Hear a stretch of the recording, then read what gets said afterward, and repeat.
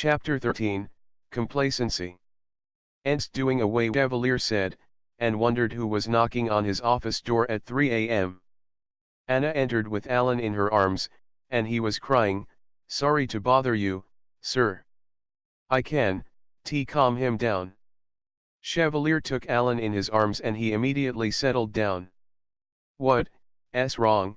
he asked the toddler. "Bulletin by," he said, waving to the hallway. Chevalier pulled Alan close to him, and Alan rested his head on his dad's shoulder. "Where, SM?" he asked Anna. "I don't know." "I found Alan scooting down the stairs by himself, and she isn't in her room," Anna said, worry sounding in her voice. "She left Alan alone." Chevalier frowned, "That wasn't like her."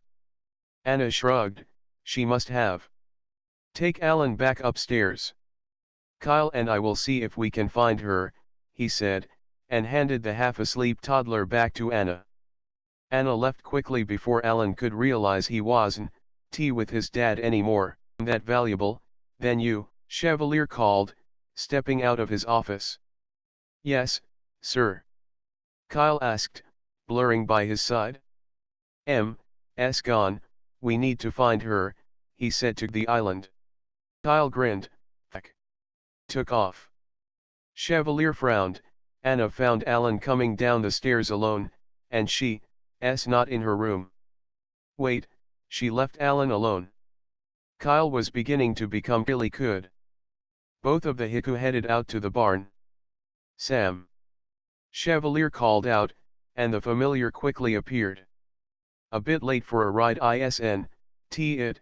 he asked, yawning. Chevalier looked around the barn and saw Putra in her stall. "Have you seen Emily tonight?" "No, I haven't. I take it you two fought again and she took it, go to Colorado and," stifling another yawn. "Would you both stop saying that?" "We don't fight all the time," he growled at Sam and turned, but Kyle was gone. "Hey, Chevalier," he heard Kyle. "Am not ready to live in a palace," appeared at his side. Chevalier didn't need to ask what Kyle called him for. He could smell the sweet blood strongly outside of the barn. "What in the hell is she doing out here?" Kyle shrugged. "Odd that she didn't get Putra," he said, following the scent. They walked through the dark pastures, following her trail for almost 30 minutes before Chevalier stopped suddenly. "Is that her?" Kyle looked where Chevalier pointed and saw a still figure standing along the trees, unmoving. As he blurred closer to the form, he could tell it was Emily. She was standing perfectly still and looking into the trees. Although it was a cold, rainy night, she was wearing only her nightgown and her hair fell down her back. "Emily, what are you doing out here?" Chevalier asked. Kyle said, appearing by her side. They both waited for her to respond, and then followed her gaze into the trees, but didn't see anything. "Emily," Chevalier said, stepping in front of her and looking at her face. She didn't move, and her eyes didn't pull away. Chevalier thought for a moment. Kyle said again, and snapped his fingers in front of her face. "Emily," Chevalier said louder as he put his hand under her chin and lifted her face to look at him. Her eyes were dull and unfocused. He slipped off his shirt and put it around her shoulders. His hand brushed her shoulder and her skin was freezing. "What's wrong with her?" Kyle asked, watching her. "I don't know, but she things, shopping, get her inside." Chevalier picked her up easily and headed quickly back inside. Kyle followed beside them. He looked especially when he was staring blankly into the night. "Is she sick?" he finally asked when they stepped into the warmth of the castle. "I don't know, I mean, she wasn't sick earlier," Chevalier explained, and headed up the stairs. Anna watched as Chevalier carried Emily into the bedroom and she took Alan. The night drew on, to sleep. Chevalier laid Emily down on the bed and was shocked when she as people passed and talked about sleep. He frowned at Kyle and shrugged before pulling the covers up over her. Kyle was already stoking the fire. Kyle motioned for Chevalier to follow him out of the room. Okay, what whether why it was Chevalier asked, shutting the door, able to move them out of sight, and that's the weirdest thing, Kyle said, watching the door. I guess and their conversation stopped. Oh damn, I have to be in council meetings all day, Chevalier said, thinking. I'll do it. It's been so calm around here lately, it'd be a nice break. Her scent is off too, close, but something's changed, Chevalier said, and glanced back at the door. I'll watch her. Chevalier nodded and headed back into Emily's room. He shut the doors and crawled into bed with her, then wrapped his arms around her and watched her sleep. Kyle heard Emily get out of bed and walk around the room a bit. He and Chevalier decided not to bring up the following night unless she brought it up first. He dropped into a crouch on the ground 2 hours before, and wouldn't be home until night. Good morning, Kyle began, but froze. Emily came out and he looked at her oddly. She smiled sweetly at him. Good morning. You okay? He asked her. Of course, Emily said, and walked past him and out into the hallway. Her hair was hanging loosely down to her waist, and she wore a light pink sundress. Kyle took a second look, and was sure she had on makeup, too. He followed Emily down the stairs silently, and each haiku they passed turned to take a second look at her. What are your plans for today? Kyle asked, knowing she would fight him over the question. Then decided he'd take a fight over the uncharacteristic way she walked in the sundress and ran her fingers along her necklace. Once I get breakfast, I thought I might take Alan to do something fun, she said pleasantly. Kyle couldn't even answer. He simply followed her into the kitchen where Gordon was waiting for her. Good morning, Emily, he said, and looked at her dress oddly. I have your favorite this morning, bacon and eggs. Oh no, that's way too fattening. I'll take half a grapefruit and some cottage cheese, please. She sat at the table and pulled the napkin onto her lap. Gordon stopped with the plate in his hand, looked questioningly at Kyle, and then disappeared into the kitchen to make her another breakfast. Kyle watched as Emily ate slowly, and then thanked Gordon before leaving the dining room. She ran up the stairs, and Kyle couldn't help but watch suspiciously. Everything from the way she flipped her she prayed her hand out to her side was unlike Emily. Hello, my sweet boy, Emily crooned when she saw Alan playing on the floor with Anna. Alan walked quickly to Emily and she picked him up and kissed all over his face. What do you want to down in his chair? Alan said, and looked into Emily's eyes. Kyle wasn't sure, but he thought Alan had taken an extra hard look at his mom. TV. She thought, okay, we can do those. See if you can remember how to get there, lead me. Kyle frowned at the wording. He was positive in her room on the ranch and full of clothes. Emily. You will both come along, right? It'd be safer if there were 2 guards with us, Emily said, and headed out the door. Anna stopped in her tracks and looked at Kyle. She wants us. Kyle shrugged, I guess. I am not technically a guard. I know, just come. The 2 haiku followed Emily and Alan up to the TV room and stood outside of the door until Emily asked them to step inside, just to be safe. They watched, glancing at each other often, as Emily cuddled and baby talked Alan. Alan tried to wrestle with Emily like they always did on the soft pillows, but she insisted he sit properly and watch the educational program. Anna, will you take Alan up for a nap? He seems tired, Emily said, and handed her eyes were unfocused and empty as Kyle thought that this was the first time Alan had ever willingly left his mother.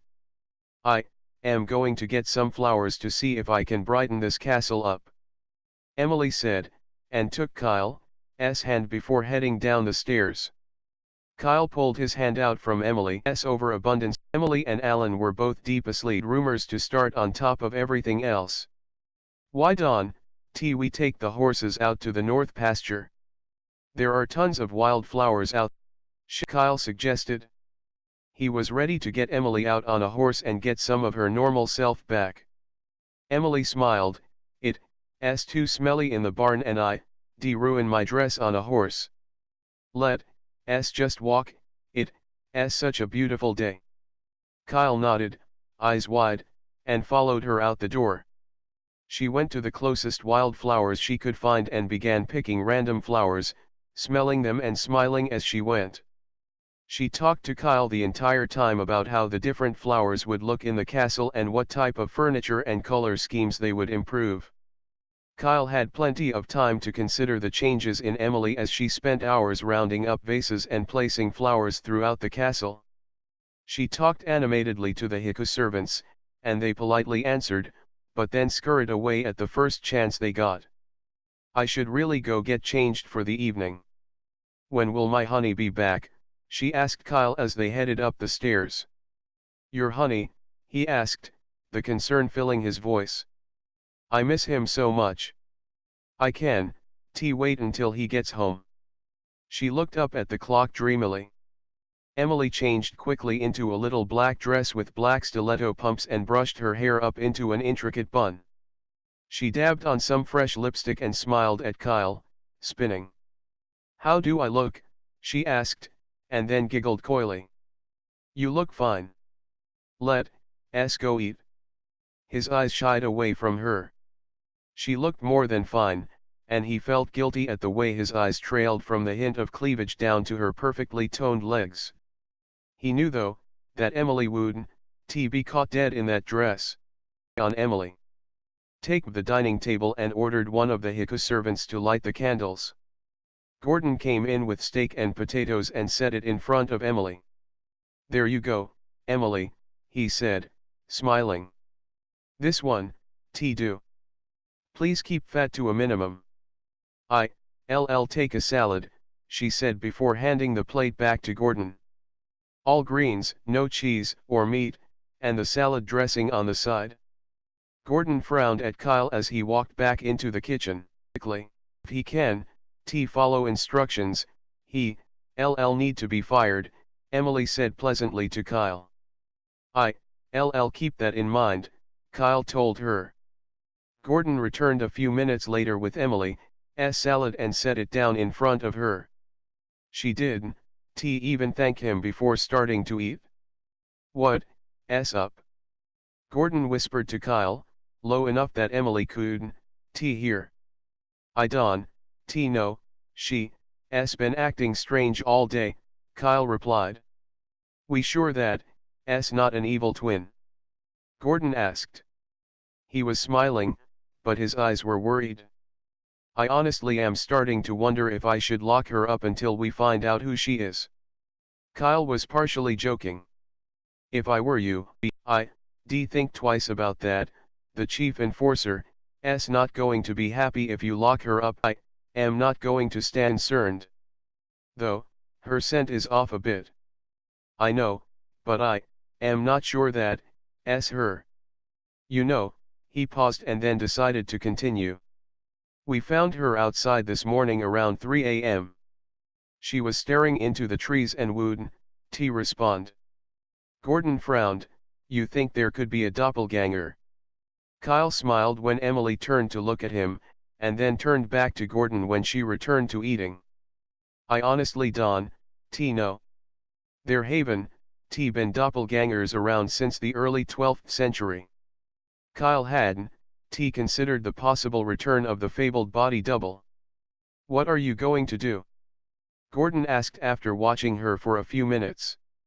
"I am not sure yet, just watch her I guess."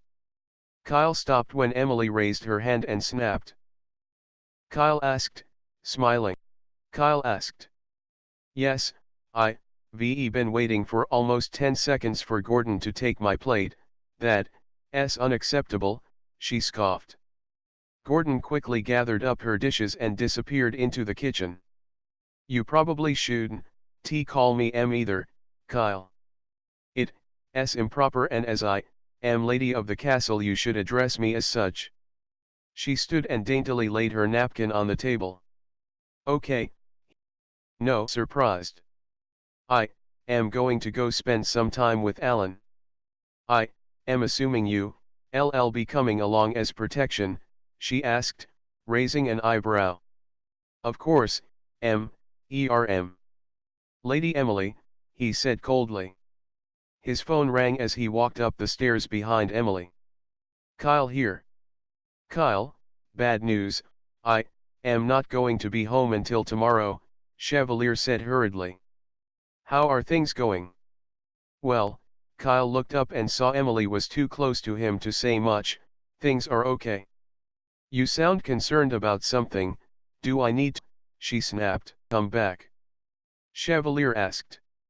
No, we're fine, Kyle assured him. Go to, okay, call me if you need me, Chevalier said before hanging up. Was that Chevalier? Emily asked as she reached the second floor landing. Yes, he know yet, but Kyle said, watching for a reaction. Oh dear, I had plans too, she sighed, and walked into Chevalier's room. Alan looked up at her suspiciously when she entered. She put her hands out to him, and he leaned back toward Anna. No, he said to Emily. Emily frowned.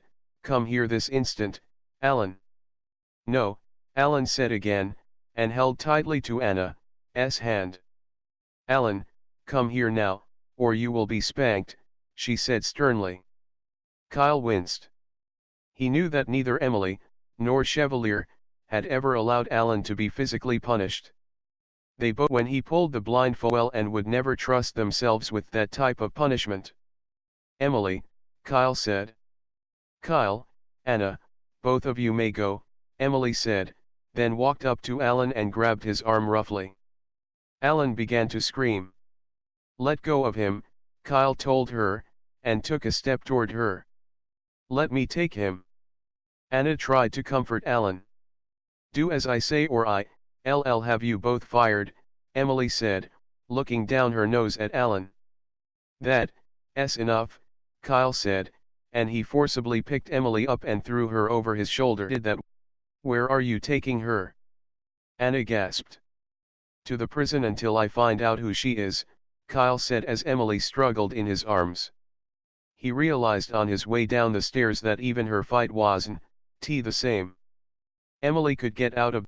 Okay, yet she just struggled weakly and cried. Anna started to argue, and then nodded. Come, child, she said, and took Alan into her arms to comfort him. The guards lay and Don, stand behind Emily toward an empty cell. Open it, he snapped at the guard, who opened the door as quickly as he could. You can, leave me here. It's dirty, and I am in charge while Chevalier is away, she said, looking at them angrily. Kyle locked the cell door and stepped back, waiting for the tongue lashing he was going to get. This new, calmer, more proper Emily just sat on the bed and cried. Don, panic, the guard asked Kyle. I don't even know, Kyle snapped at him. I guess get her what she wants, but Don, let her out. He's going to kill us for this, the guards and Chevalier about her day, and not so sure about that. Kyle looked back at the crying Emily and sighed. What do we do if she turns one of us to ash? That's part of the problem. If that were Emily, she already would have made herself known with her abilities. She never would have sat in a cell and cried, Kyle said, shaking his head as he walked up the stairs. Kyle met Chevalier at the pier. He frowned and oh, they can smell her. Good to see you, Kyle. Shadows and took a step toward her. He expecting you at the pier though. Kyle hopped into the Humvee. We need to talk, before we get to the castle. Chevalier frowned. That doesn't sound good. Is something wrong? Yeah, well, Emily, he rubbed his neck with his hand, I had to put her in prison. To start out in a walk, easy, stomping on the brakes. Why would you do that? Listen to me before you kill me, you know I had a reason, Kyle said quickly. Something, changed with her and, well, honestly. I wonder if she's not truly Emily. What do you mean, she's changed? Chevalier watched him carefully, and, lots of things. She's been ordering the servants around. She tried to fire Anna and I. She's and putting flowers around. So for that you put her in prison. Chevalier frowned and looked like they were about to whisk her. She tried to spank Alan, and then handled him roughly. Kyle saw his expression change from angry to confused. Why would she spank him, he asked, in a daze. Because he would, go to her. You have to trust me on this, something has changed, Kyle said. He waited for it to sink in, and then continued. You know, when I put her in the prison cell, guess what she did? Chevalier grinned, did it hurt much? She cried, that's it, she sat and cried. Kyle nodded when Chevalier looked at him. She cried, he asked, frowning. That's all, she did, threaten me, he pulls her abilities on me, she did, even yell at me. She cried as I carried her down and put her in the cell. Kyle watched as Chevalier put the Humvee back in gear and started up to the foot, and flew off of the horse. Talk to her as soon as I get back. Bring her to my office, Chevalier said, his thoughts far away. I'll understand if there's a punishment for putting her in the prison. Kyle said, we're all down for the night.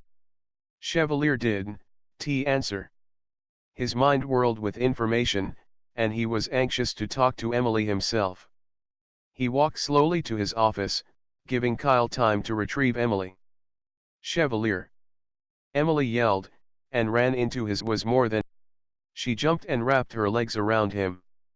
Kyle bowed slightly and left the office, shutting the door behind him.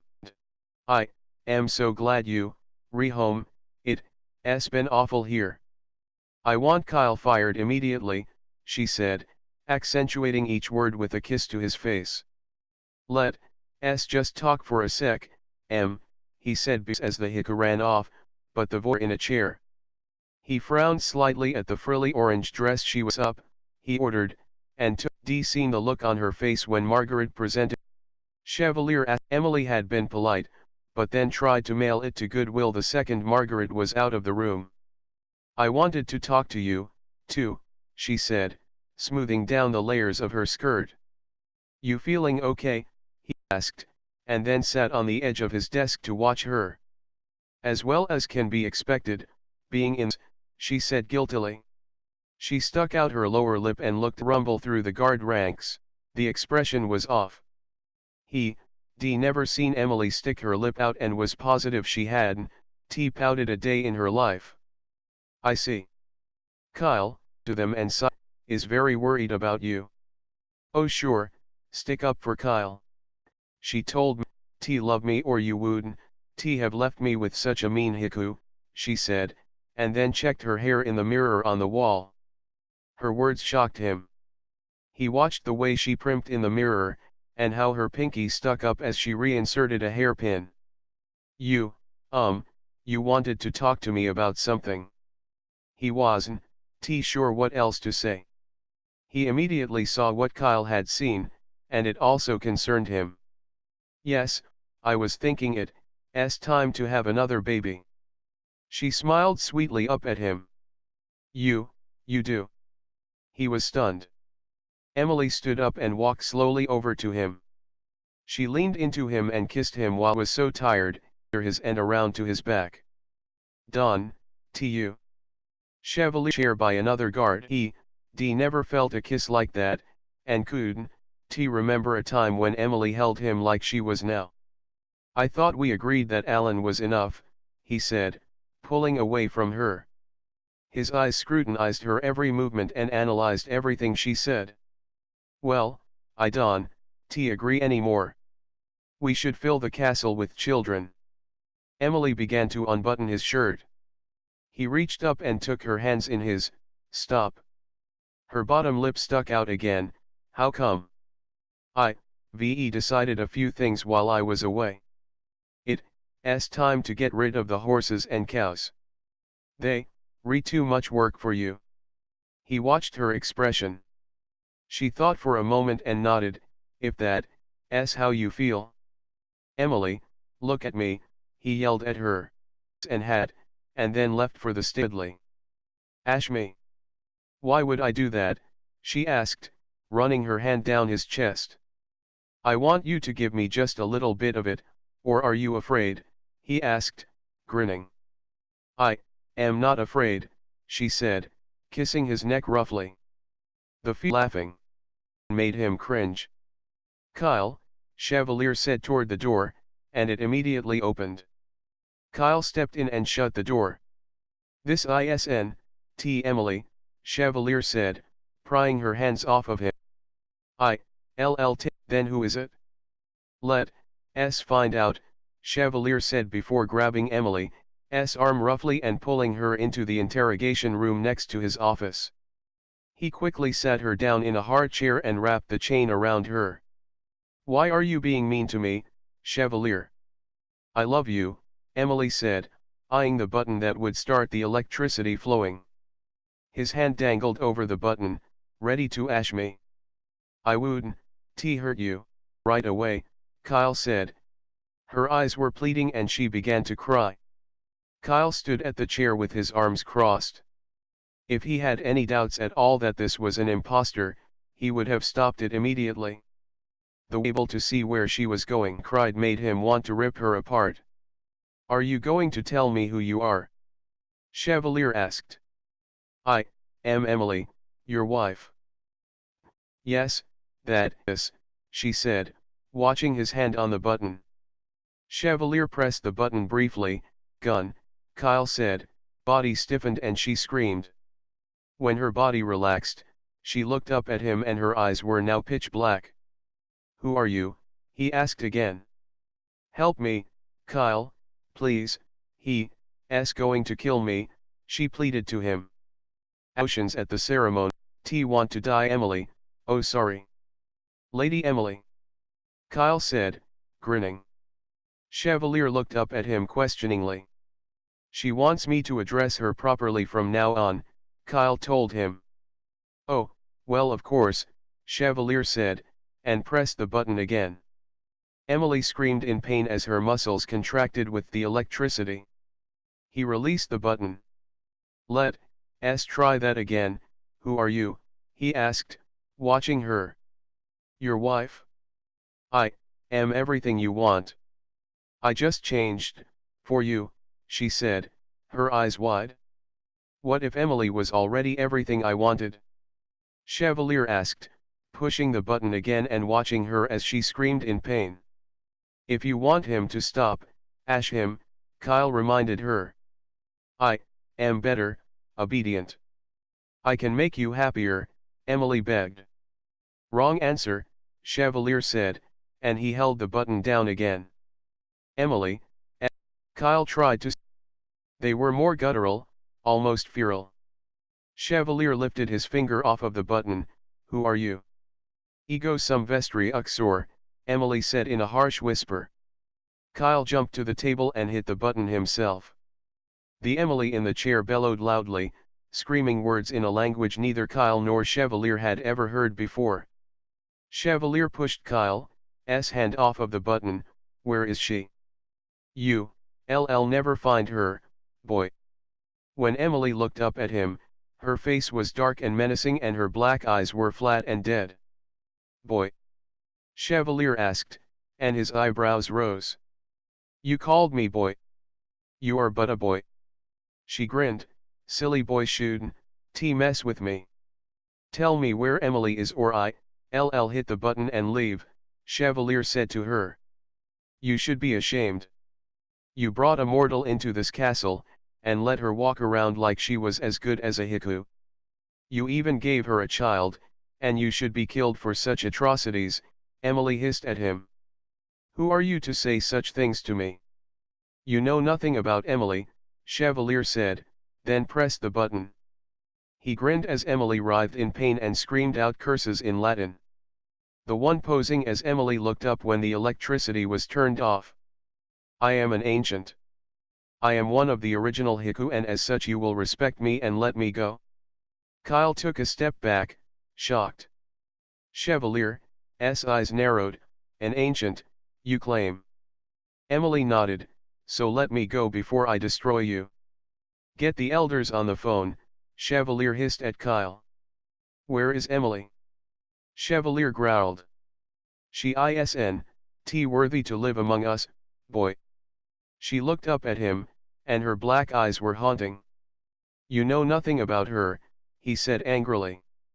I know she's a mortal, and you allowed yourself to procreate with her.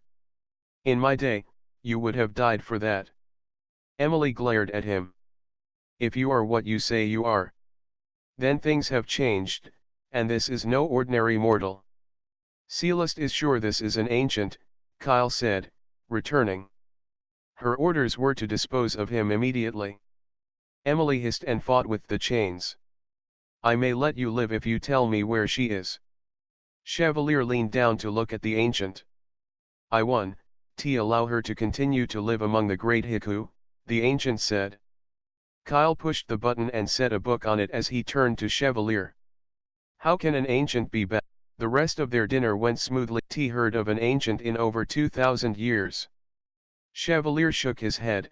I am not sure, but I can guarantee this ancient one, be back. The screaming became inhuman and Kyle checked the chains to make sure they were still secure. Chevalier took the book off of the button. Stop this, the ancient screamed. You won, find her anywhere on this earth. You, too late. Chevalier sent his senses out to her and got nothing. He hadn't expected to pick up any of her feeling, and if it warrants ashing the ancient, but had hoped. Where is she? Kyle yelled at him. She has you both under her evil spell. Trust me, you are better off without her. The ancient grinned up at them. She has to be on the island, Chevalier said, mainly to himself. The ferry driver said I was the only one off the island in 3 days. Then she's here, we just have to search, Kyle said hopefully. Kill him and make it hurt, Chevalier told Kyle as he headed out of the room. Kyle grinned and the sound of screaming filled the hallways. Chevalier was out in the trees and could hear the other haiku searching for Emily. They weren't calling to her anymore. If she had been able to answer them, they would have found her already. The ancient was dead and buried 6 feet under the ground in pieces. The immunity they were once granted was erased when he attacked a mortal. Kyle, I've been thinking about what the ancient said, how we not find her anywhere on earth, Chevalier said. I have too, it doesn't make much sense. Kyle was scanning the dark trees. I wonder if it's because she's under the earth. Chevalier turned to Kyle, what if he buried her? Kyle gasped, buried. Chevalier nodded, make sure everyone scans the ground for new earth, anything that could indicate a recent dig.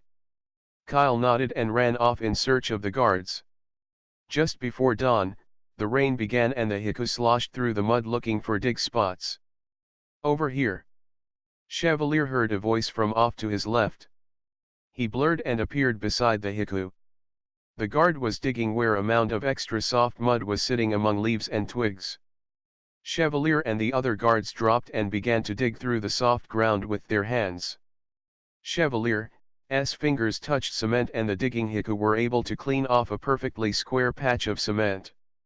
Chevalier dug his fingers under the heavy cement block and picked it up easily, something that would have taken a machine to lift had he been a mortal. Below the cement block was a set of stairs, which Chevalier descended quickly, followed by Kyle. The air in the room below the ground was stale and smelled moldy. Emily. Chevalier called out to the dark. No one answered, so he went further into what appeared to be a crypt. Dried bones scattered the ground, and Kyle accidentally kicked a skull across the room. It smashed into dust as it hit the wall, and the crash echoed off the walls. Chevalier inhaled deeply. She's down here. Kyle nodded. He also picked up her scent. They ran through the crypt, going room to room, looking for her. It was obvious by the smell of the sweet blood if Emily was in the room or not, and Chevalier grew angrier and angrier as they passed room after room through the labyrinth of tombs. Both of the Heku stopped suddenly when they entered a room, and her scent became stronger. Emily! Chevalier called out again, but no one answered. There were 4 large cement tombs in the small room, and Chevalier tipped the lid off of one while Kyle did the other. Kyle gasped as he pushed the heavy cement lid off of the last tomb. Chevalier spun and was instantly at the tomb. He looked down, and fury rose into his face. Emily was lying in the tomb on her side, wearing only her underclothes. Her wrists and ankles were bound with heavy chain. Her eyes were fully covered and she had padding covering her ears and a gag in her mouth. Both of them looked at her, lying there on the cold cement. She had no idea anyone was even near her. The ancient made sure to cut off all of her senses. There were 2 red, swollen wounds on her neck that looked like they were infected. The ancient had fed off of her savagely. Chevalier reached for her, but Kyle pushed his hand away. What? He hissed at Kyle. She's going to burn anyone that touches her. It'll be better if it's me she uses her abilities on. You can stop her faster than I can, Kyle said. Chevalier sighed and nodded. Kyle had a point. Kyle shut his eyes and readied himself for the pain. He reached out and swiftly pulled the padding from around her ears, then curled up on the tomb, clutching his chest and screaming. He writhed in pain as Emily scrambled to sit up and screamed against the gag. Emily, Chev, stop, that, Kyle, he said as fast as he could, and pulled her blindfold off. Emily looked around, her eyes wide, but she still couldn't see in the dark. Emily, stop it, he said again before pulling the gag away from her mouth. Kyle's body relaxed, and he lay on the cement, panting. He was still gripping his chest and groaned. Emily was struggling to adjust her eyes so she could see. It's okay, I am here, Chevalier said, but when he touched the chains on her wrist, she pulled away from him and screamed. Shhh, it's okay, he said, and quickly broke the chains that bound her. Emily stood up suddenly and fell against the wall of the tomb, then tumbled onto the cold floor. Chevalier was at her side instantly, and he touched her on the shoulder. Emily. She was freezing, and he could see her body shiver violently. Listen to me. Don't touch me, she screamed, and pushed his hands away. Chevalier slipped off his shirt and laid it across her shoulders. You have to trust me. She pulled the shirt off and threw it into the wall. Go away, she yelled, then got on her hands and knees and felt around the floor to the wall. He watched as she quickly felt her way up the wall until she was standing. He could see her body was tense and shaking uncontrollably. Emily, Kyle said, finally getting to his feet.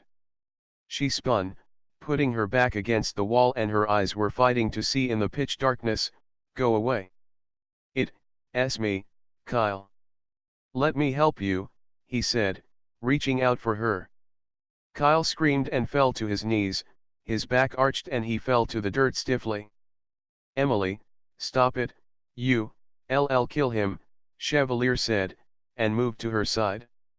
Kyle fell silent at her feet, and she began to edge away from them, feeling her way along the stone walls. She was breathing rapidly and he could see the vapors disappear into the cold air. Listen to me, Chevalier said softly, and she spun quickly toward him.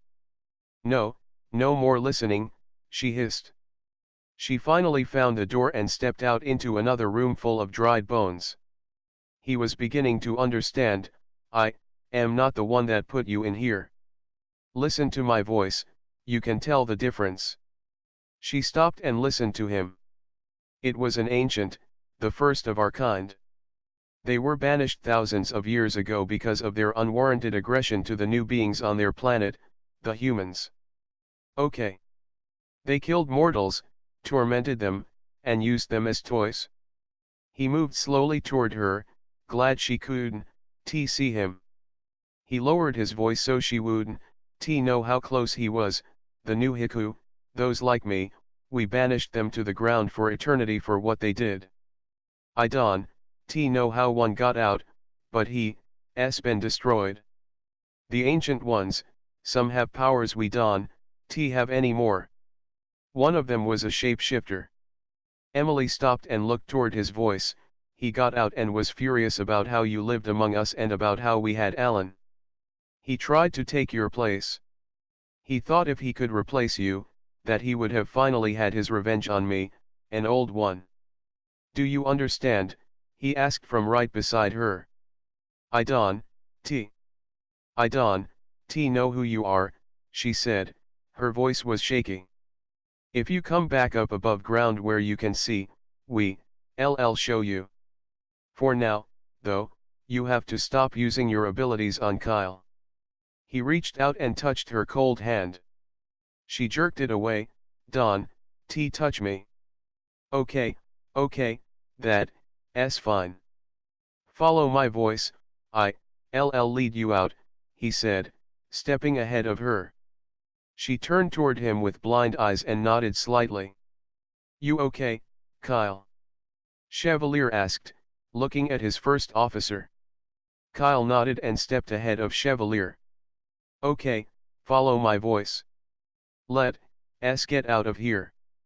We need to get you warm. He said softly. He wanted to reach out and take her in his arms, to rush her to the castle where it was warm. Talk to me, who was it that got you down here? Was it me or Kyle? He asked, watching her feel her way along the cold, wet walls of the crypt. It was Chevalier, she whispered. He nodded, glad she couldn't see the fury in his eyes. Will you let Kyle touch you then? Can he just help you out of here? No, she screamed, and crouched down on the wall. It's okay, he won't touch you, I promise, he told her, and she stood up slowly, dragging her back along the wall. Keep talking to me, how did he get you out of the castle? Chevalier asked her softly. He could see light ahead, but knew her eyes wouldn't be able to pick it up yet. She shook her head and her teeth chattered in the dark. Okay then, I'll talk.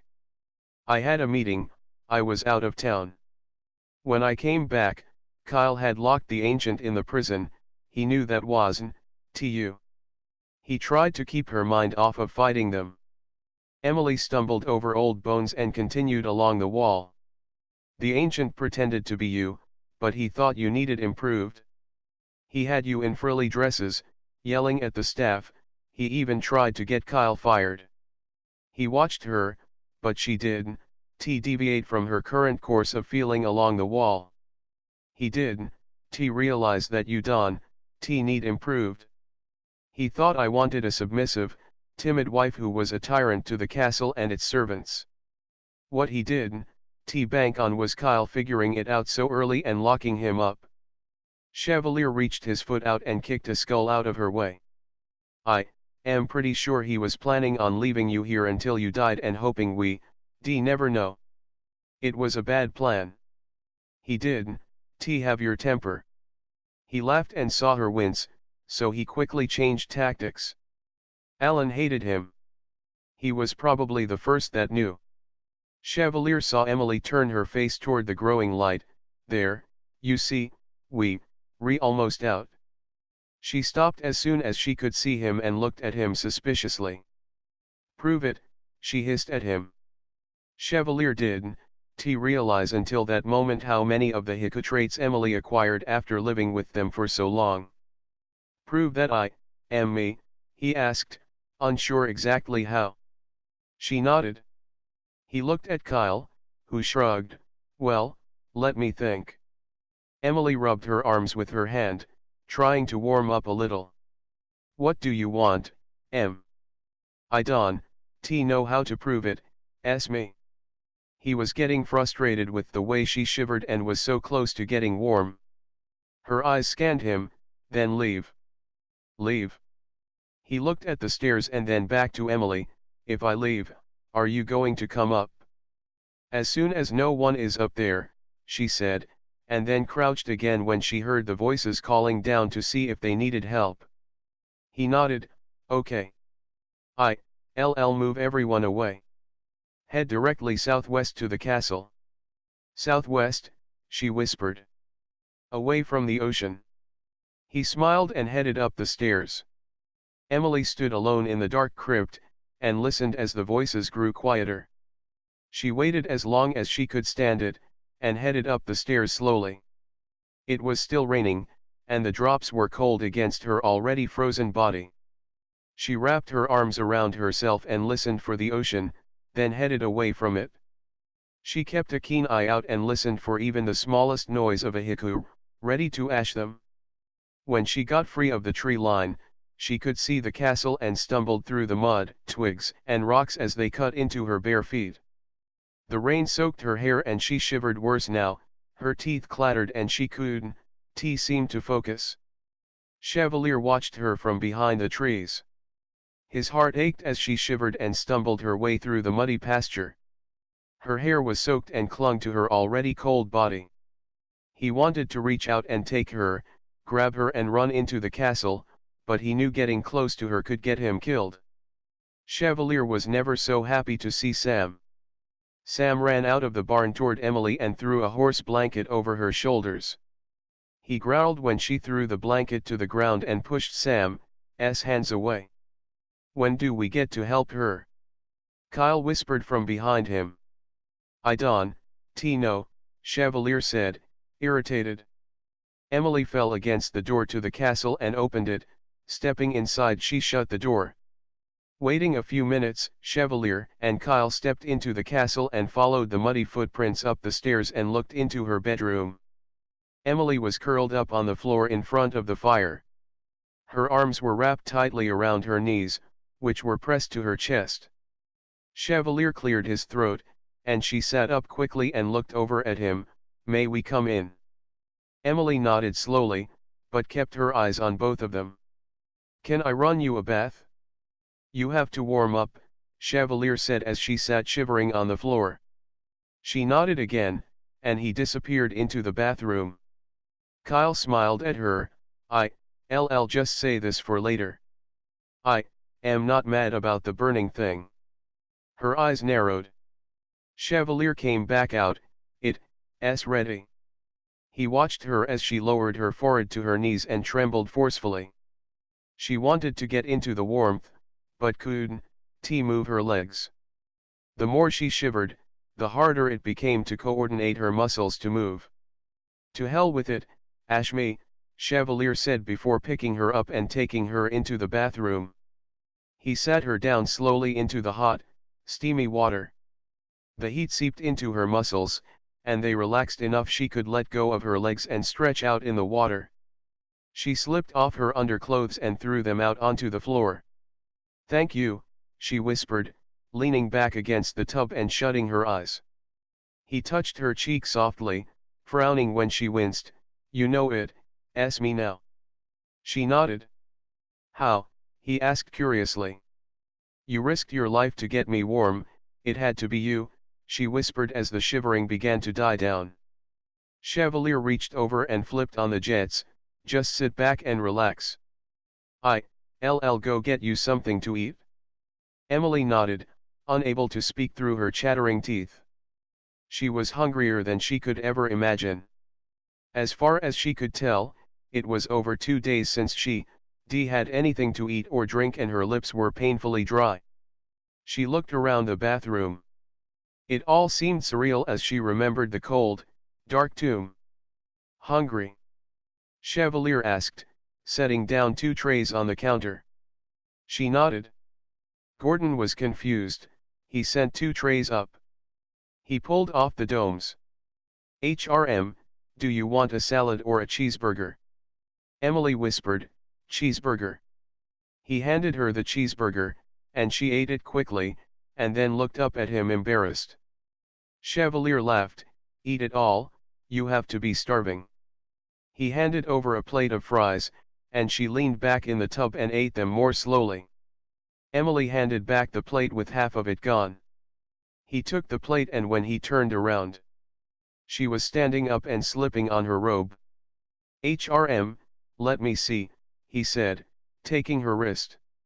She flinched, but he kept a firm grip. He looked at the deep red cuts where she had pulled against the chains. How is it this keeps happening to you? She shrugged and stepped out of the tub. He saw the red cuts on her ankles too, and sighed, I still have some gauze, we can bandage those up. She nodded again and went to the mirror to brush her wet hair. Chevalier stood behind her and pulled her head down toward the side. Let me see this. She avoided watching in the mirror as he examined the bite marks. She concentrated on his face and his eyes and how his look went from concern to livid so quickly. He inhaled sharply, it's infected. She pulled away from him and ran a brush through her hair, still avoiding the look of her neck. Chevalier moved to stand against the wall and watched her. She dried off and slipped on a nightgown. I am okay, she said, turning to him. He nodded, too irate to speak. She smiled at him slightly and walked into the bedroom, looking around the room. Where is Alan? Anna has him, he's asleep in my room, Chevalier said, still keeping his distance. Emily picked up the glass of ice water on the table and took a long drink, then placed it by the bed. She then laid down and pulled the down blankets up over her. The hot water had warmed her up, but the second she left its heat, she started to get cold again. Chevalier wasn't sure what to do. He wanted to curl up next to her and wrap his arms protectively around her, but he wasn't sure what she needed. He asked, sitting by the bed. She looked over the comforter at him. Where do you want me tonight? He tried to make his voice light, so she wasn't afraid to hurt his feelings. She met his eyes, stay with Alan tonight, so he's not alone. He nodded, it was as he expected. He kissed her forehead lightly, and then stood up. Please, no guards in the room tonight, lock the door and keep everyone out, she said softly. Sure, he told her, and left the room, doing exactly as she said. Chapter 14, Ancients. Chevalier jumped out of the bed beside Alan when he heard the blood-curdling screams coming from the next room. He blurred into Emily's room and quickly ascertained that she wasn't in trouble. He sat down beside her and touched her shoulder softly as her body thrashed under the covers. He said, shaking her softly. Emily sat up and began to claw at him. Don, touch me. Emily, it was a bad dream, he said, pulling his hand back quickly. She stopped suddenly and looked at him, breathing hard. Chev. It's okay. It was a dream, he said, touching her cheek softly as she laid back down. She curled up on her side away from him and pulled the covers back up. He waited until she fell asleep, and then returned to Alan. Emily woke up with the morning sun and felt every muscle in her body ache. She sat up slowly and groaned. Her neck was throbbing, and she explored the puncture site with her fingers. The area was hot and swollen. Getting stiffly to her feet, she headed toward the bathroom, trying on the way to stretch out her sore muscles. She heard someone come into her room as she stepped into the steamy shower, but ignored them and shut her eyes as the hot water ran down her sore back. When she began to prune, she shut off the shower and slipped on a robe to see if her breakfast was here yet. Chev, she asked, stepping out into the room. Good morning, he said, smiling. He was seated at the small table and he lifted the dome off of the silver tray. "That smells good," she told him, and sat at the table before grabbing a slice of bacon. She curled up in the chair, her knees pulled against her chest, and started to eat. "I have the yacht ready and the next week is clear, do you still want to go?" he asked, handing her a large glass of orange juice. "We still going?" she asked, then took a long drink. Her lips were still dry and cracked from dehydration. "Yes, I think now is as good a time as any. Anna is going to watch Alan for us." He took the glass and put it back on the table. Emily's eyes narrowed.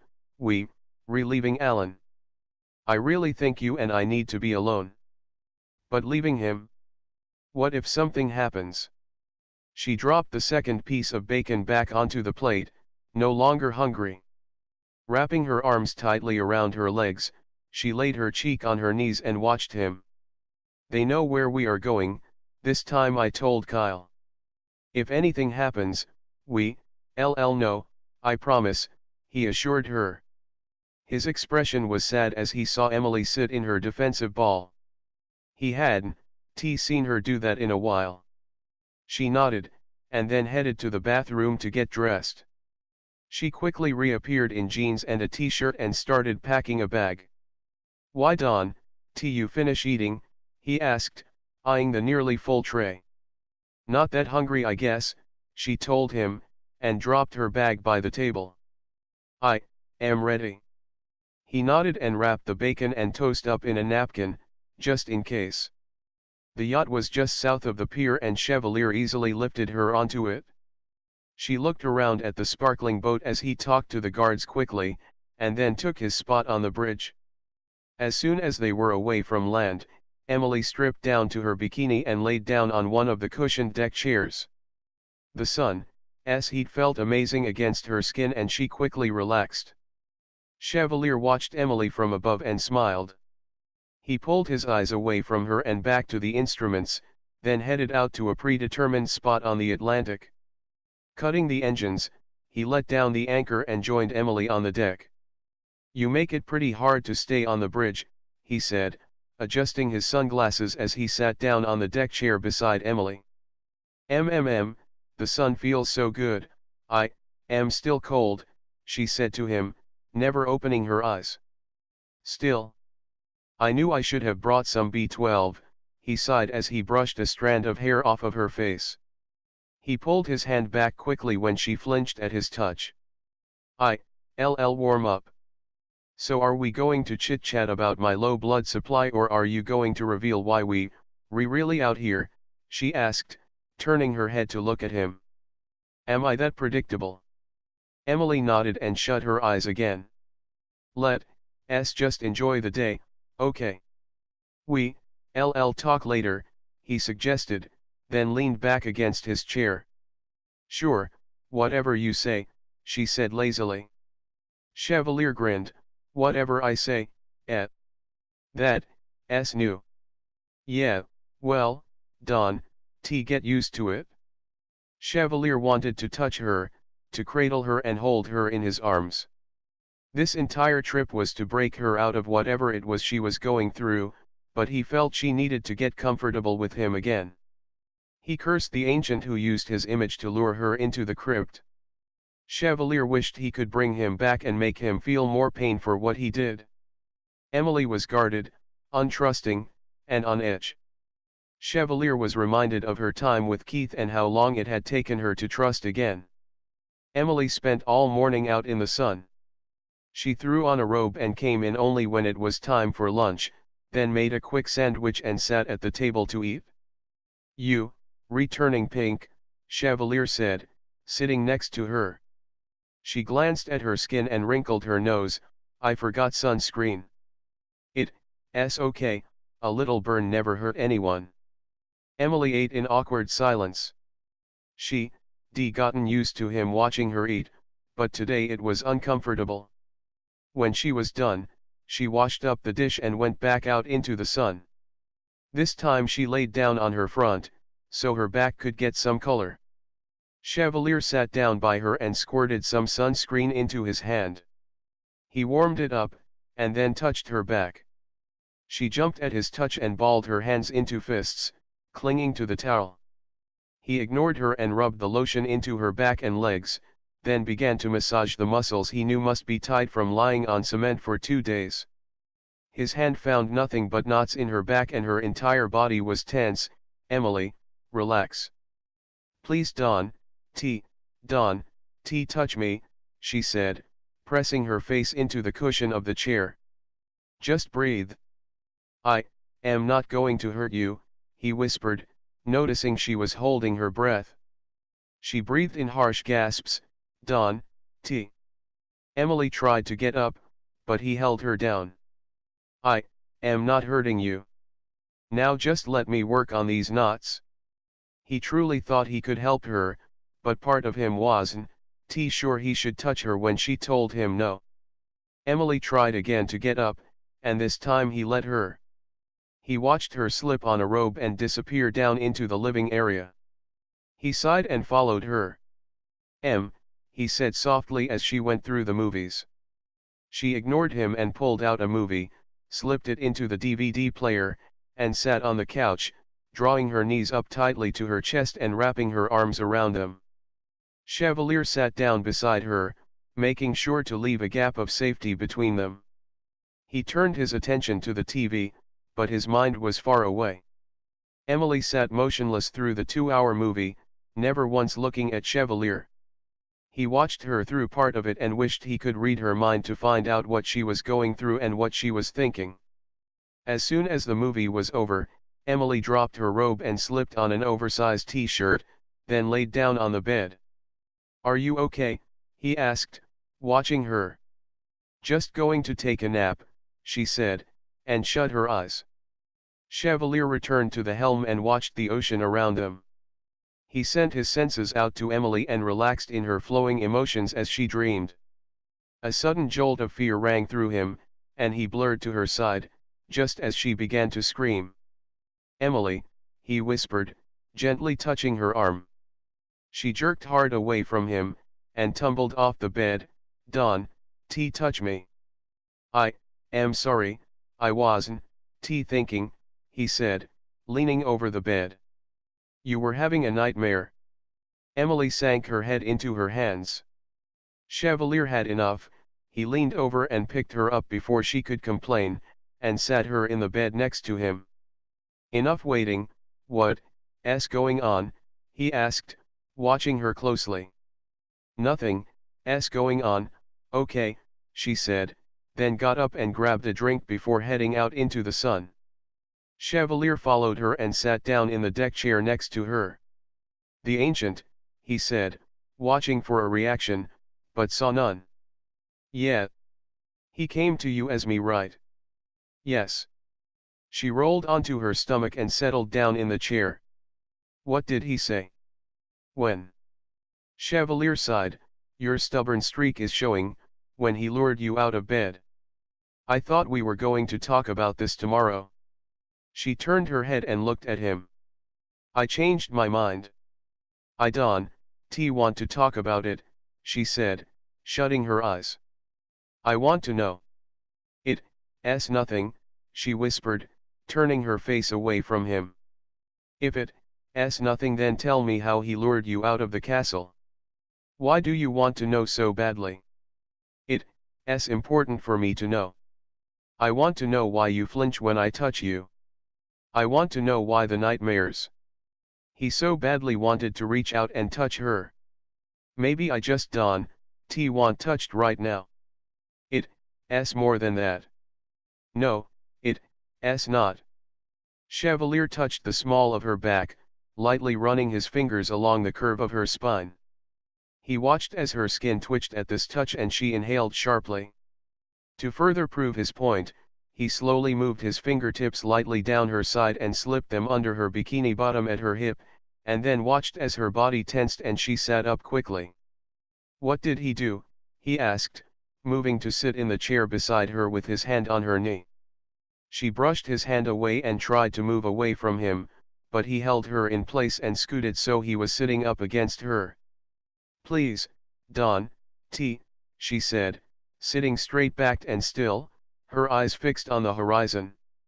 Chevalier growled and returned to the helm angrily. He watched her as she sat still and watched the waves for an unnaturally long time. As the sun was setting, she moved back to the living area and he stayed in his chair at the helm. Darkness came quickly, and he headed back down to the room as soon as his temper calmed. One quick scan let him know she'd gone to sleep, so he sat in a chair and watched her. He didn't have to send out his senses to see that she was having another nightmare. She began to thrash in bed and her hands clutched the bed sheets tightly. She sat bolt upright in bed, and her eyes scanned the dark as she gasped. Her eyes fell on Chevalier. I couldn't ash him, ash you, she said in whispers. He didn't know if he should answer, so he simply nodded. When she didn't move, he slowly slipped into the bed beside her and touched her hand lightly. She didn't pull away. Emily, how did he get you out of the castle? He whispered, hoping they weren't about to move backwards. She buried her face in her hands and shuddered. God, I thought it was you. He fooled us, too. He watched her, the urge to take her in his arms growing stronger. We started kissing. Her voice was almost too soft to hear. It wasn't right. He was grabbing my arms and it hurt. His lips were hard and Alan was sleeping right there. He wouldn't stop. It wasn't you. No, it wasn't he said, pulling the covers over her shoulders. I got away. He came at me like he was going to. He could tell by the way her eyes scanned the room that she was watching it all happen again. I told Alan to go to Anna, and he left. He was afraid. You were mad, kept saying I owed it to you. You kept touching my back, and my stomach and my arms. It was rough, she swallowed hard, it was like Keith. I ran, I don't know where I was going, but I ran. I didn't know where to go. It was you. Who would protect me from you?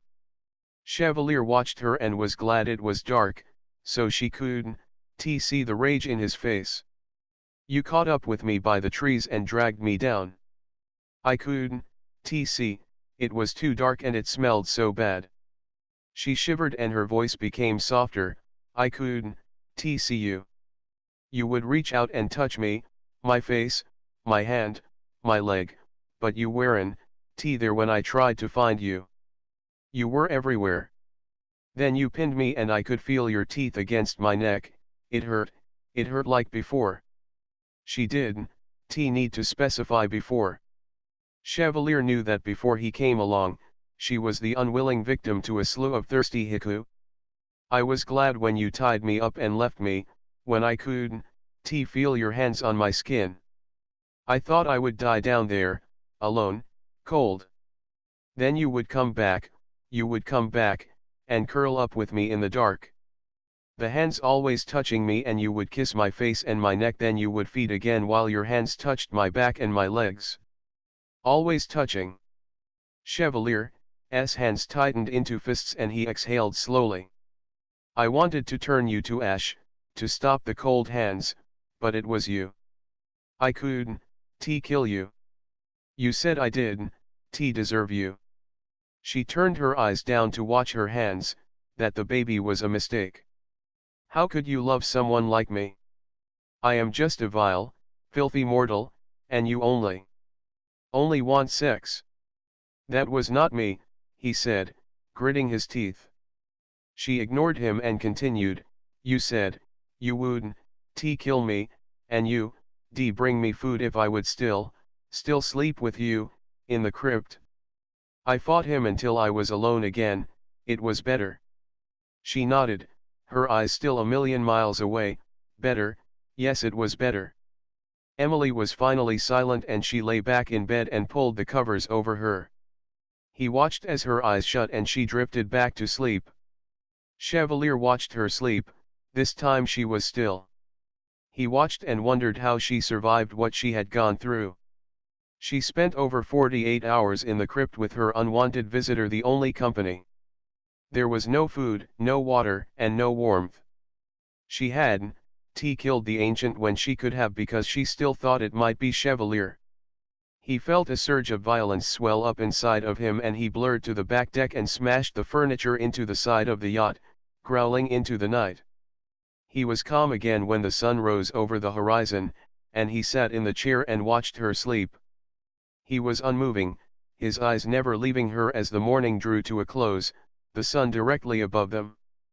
The cabin became stifling hot in the afternoon sun, and he quietly opened the windows to let cool air into the room, then he sat back down to wait. She began to stir as the brisk evening air filtered into the room. Chevalier got up and started making some fried chicken, a meal Gordon taught him late one night while Emily was asleep. "Are you mad?" He turned when her soft voice sounded behind him.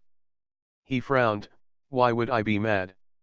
She shrugged and pulled her legs up close to her chest, then wrapped her arms around them and rocked as she watched him. He turned back to the chicken. "I am sure this one be as good as Gordon's, but I am hoping you hungry enough it ll do." She smiled crookedly. "Smells good actually."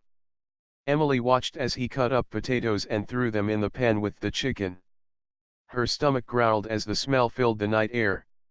He filled a plate and set it on the table. She took the hint and sat down at the table to eat. "This is really good," she said, between bites. He grinned. "Well, it's no be positive." She wrinkled her nose and took another bite. "Why would I be mad at you, Em?" he asked after a few minutes. She shrugged and stabbed a piece of potato. "I should have known it wasn't to you. He fooled both Kyle and I, too. Shapeshifters are good. This one had a lot of experience. Not good enough though, or Kyle wouldn't have thrown him into the prison," he chuckled. "Tell me more about the ancients. Were they the first Heku?" She got up and got a glass of orange juice, and then sat down on the couch. Chevalier joined her, still keeping his distance. "Yes, the very first." "How were they made then?" "No one knows." "How old is he?" She ran her finger along the top of the glass. "No one really knows. If you ask an ancient, they will tell you they have always been." He pulled a blanket off the back of the couch and laid it over her legs. "Did an ancient make you?" "Yes, those of us directly made by the ancients are known as old ones."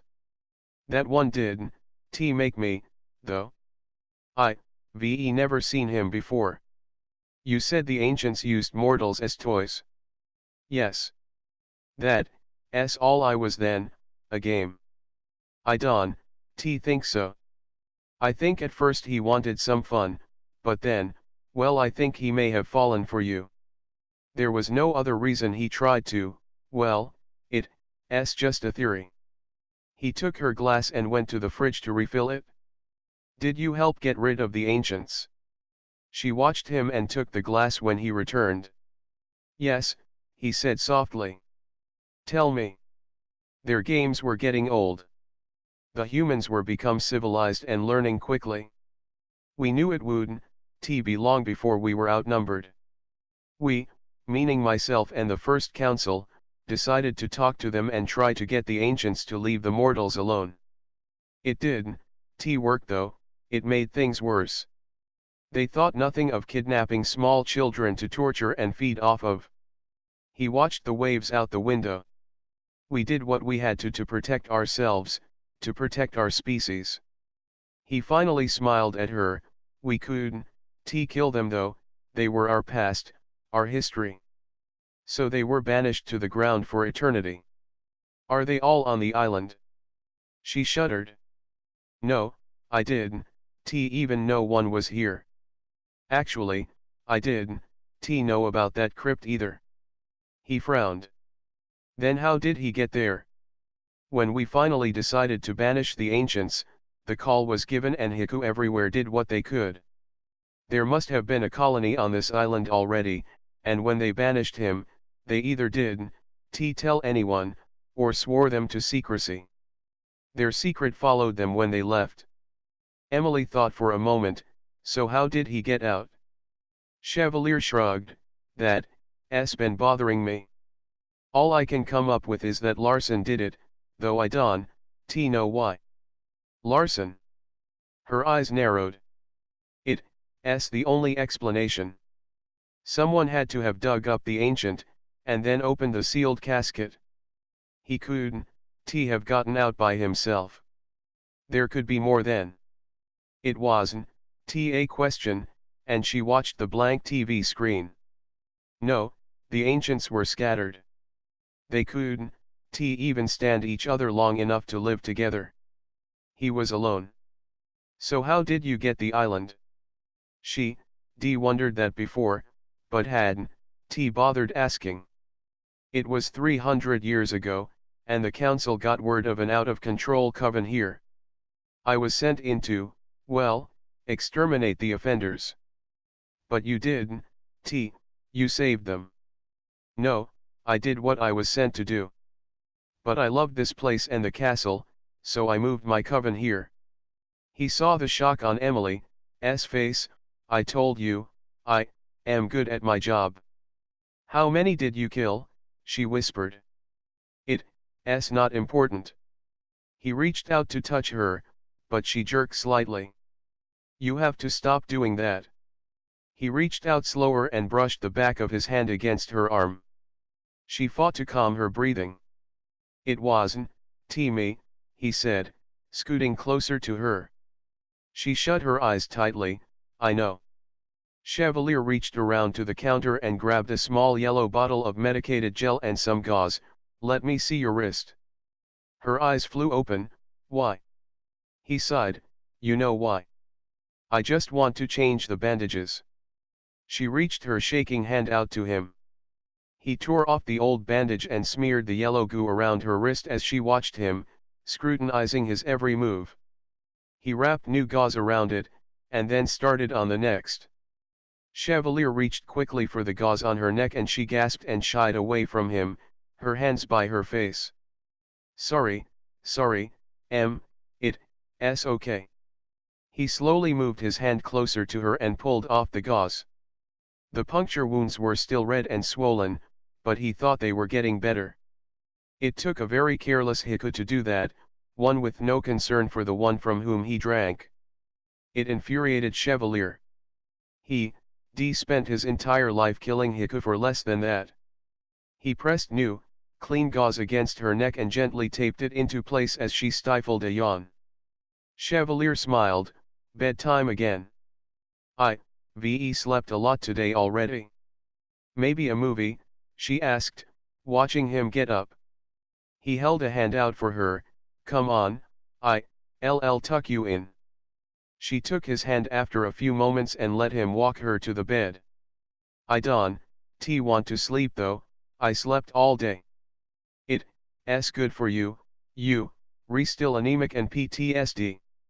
She sat on the edge of the bed, and then thought for a moment before swinging her legs into bed. P.T.S. What? He covered her up. Post-traumatic stress disorder. She frowned. Are you making up diseases now? No, that one's real. Emily turned onto her side. Chev. Yeah, he asked, turning out the light. Nothing, it's okay, good night, she said, snuggling down into the covers. Tell me, he said, sitting on the bed beside her. She reached out and took his hand. Stay with me. Of course. She rested her head against the back of his hand and shut her eyes, falling asleep quickly. The night went better. She had only one nightmare, but otherwise slept peacefully. He could read her emotions and pick up parts of her dream as long as he could touch her.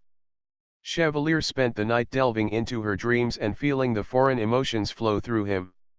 He marveled at how intricate and expressive her dreams were and how she was very much unlike her waking self in them. She woke up feeling much better and smiled when she smelled the hot coffee brewing. Good morning, she said, sitting up to watch him in the kitchen. He walked over and kissed her forehead. She only jerked back slightly when he approached her. "Good morning." Emily stretched and then stood up. Her muscles were still stiff and sore, but not as bad as the day before. She poured herself some coffee and sat down at the table. "What's on the agenda for today?" she asked, sipping the hot coffee slowly. He grinned. "First off, I am giving you a massage." She frowned. "Why?" "Because you're still sore from being on the cement, and also, let's call it therapy." "Oh, so now you're Freud." She could feel the panic begin to swell inside of her. He chuckled. "I met the man and I am not like him at all. I am not claiming to be a psychiatrist." "You met Sigmund Freud?" She couldn't help but sound shocked. "Yes, interesting man, but not one I spent a great amount of time with." He passed a bowl of fruit over to her. "I still don't need a massage. I am not even sore today," she lied. He chuckled again. "Yes, you are." She grabbed a few grapes and sat back in her chair again, drawing her legs up to her chest. She winced slightly as her muscles screamed at her, but she fought to keep her face from showing it. "No massages," she snapped at him.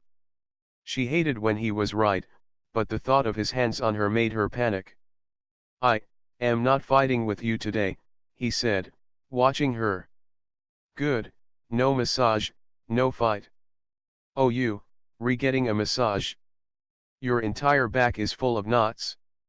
"Fine, then let's go back to the island, and I'll hit the mainland and find a masseuse."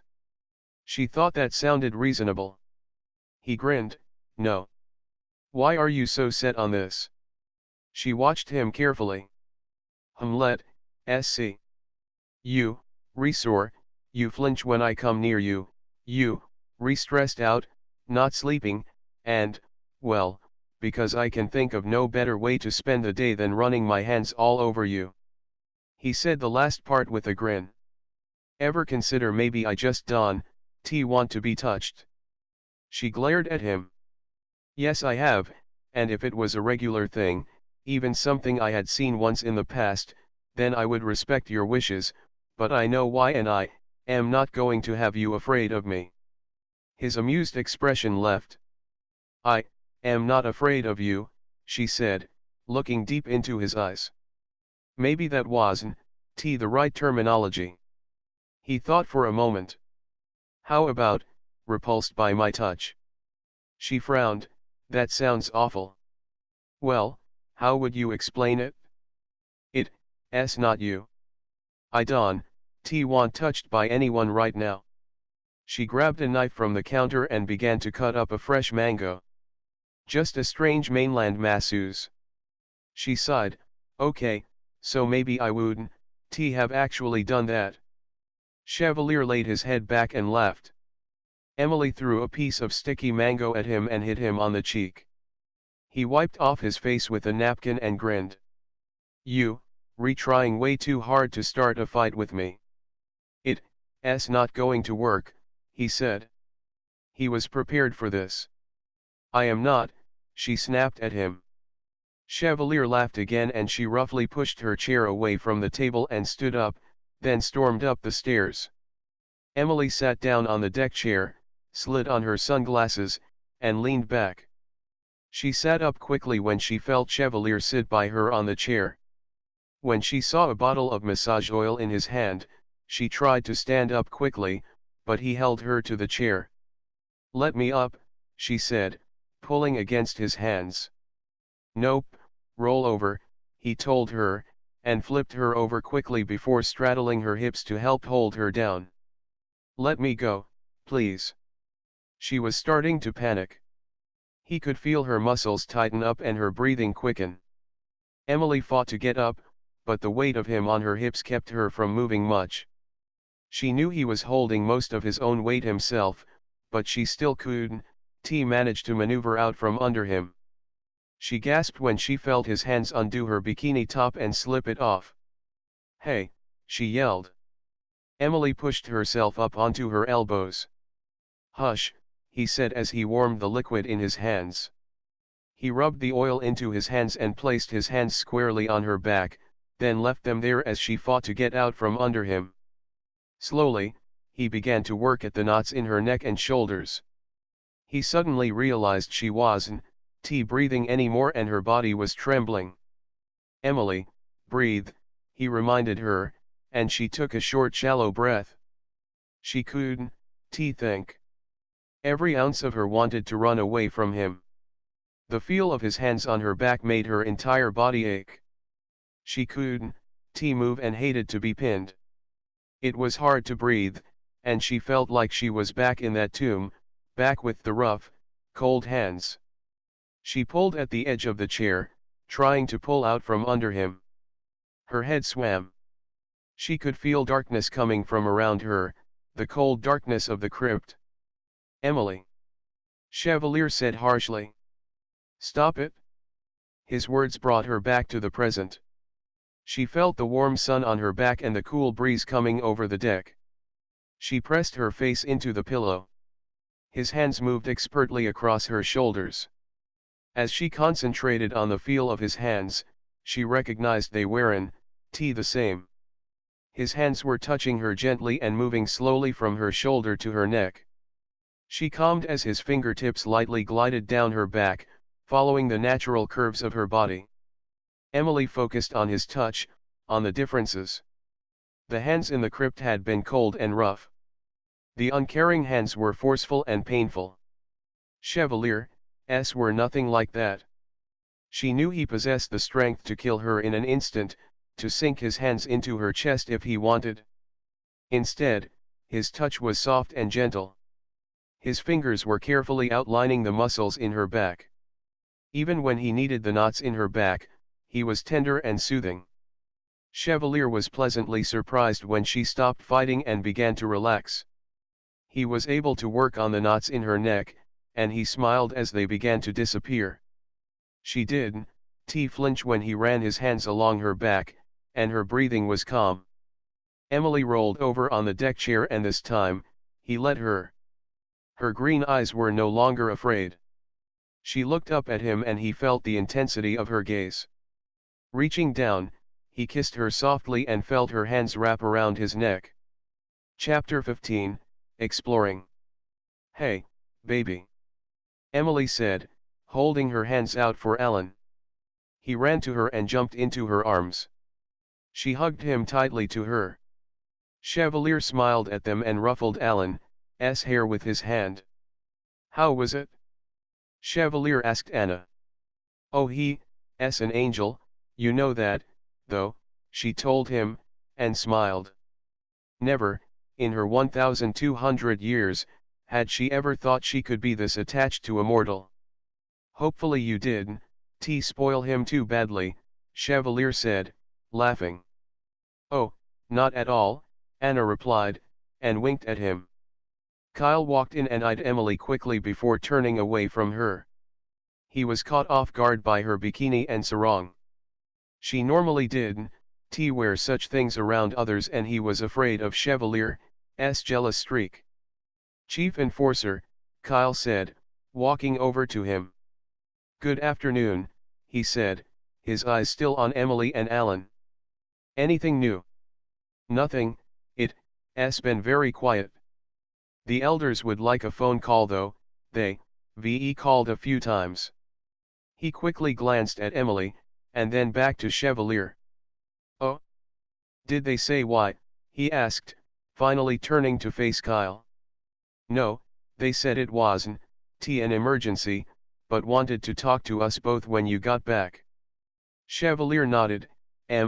"We going down to my office for a bit." She nodded and sat Alan down. "That's okay, I am going to go check on the horses." "Come on, Alan, let's go get lunch," Anna said, taking Alan's hand. Emily headed to her room to change. She knew perfectly well that she wasn't going to check on the horses. She wondered a lot during the week-long yacht trip about something, and she was anxious to check it out. She changed quickly into jeans and a t-shirt, and then grabbed a jacket from the closet before heading out to the barn. "Welcome back," Sam said, smiling at her. "I am taking Putra out for a bit," she told him, and grabbed a bridle and the backpack she sometimes carried for longer trips. "Sure thing," Sam told her, opening the stall door for her.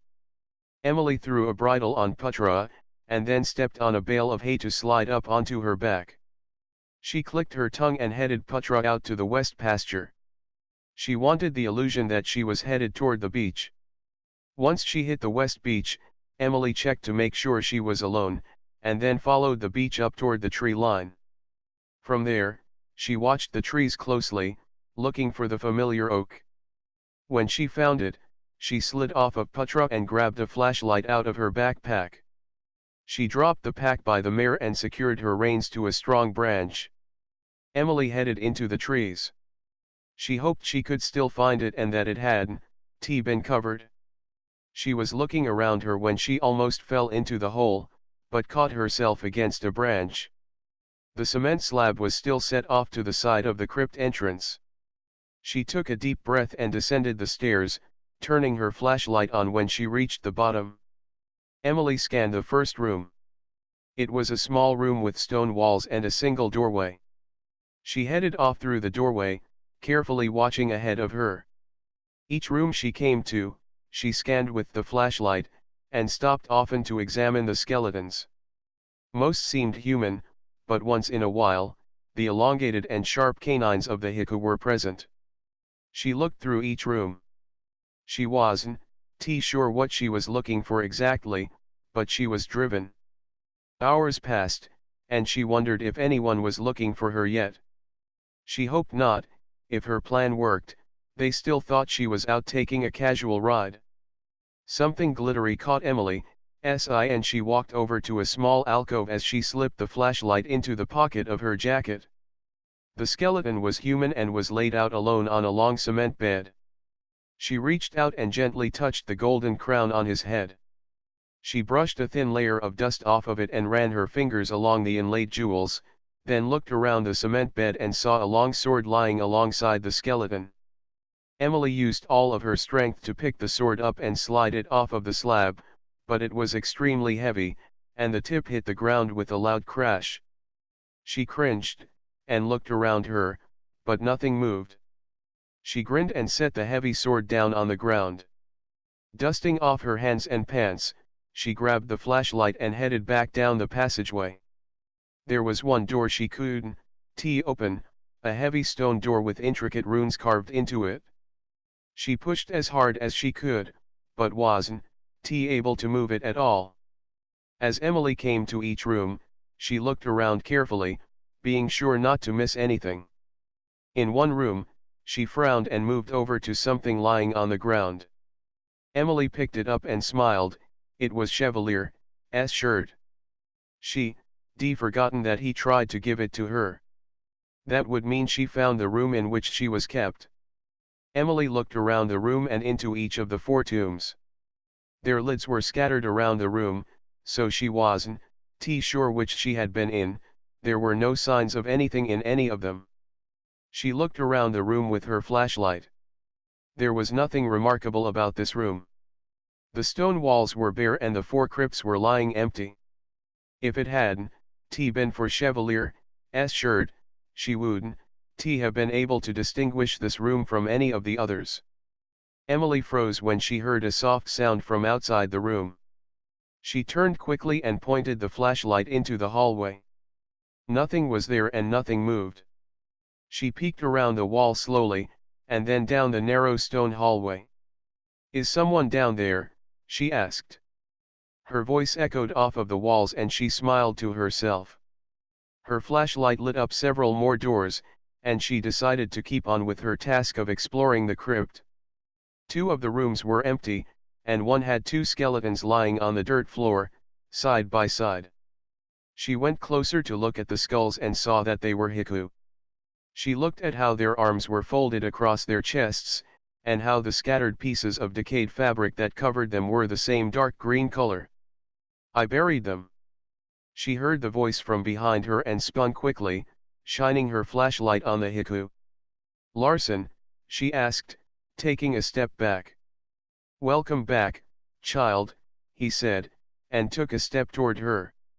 What are you doing in here, she asked, shocked. She couldn't step back any further because her back was against the cold wall. I live down here, he said, smiling.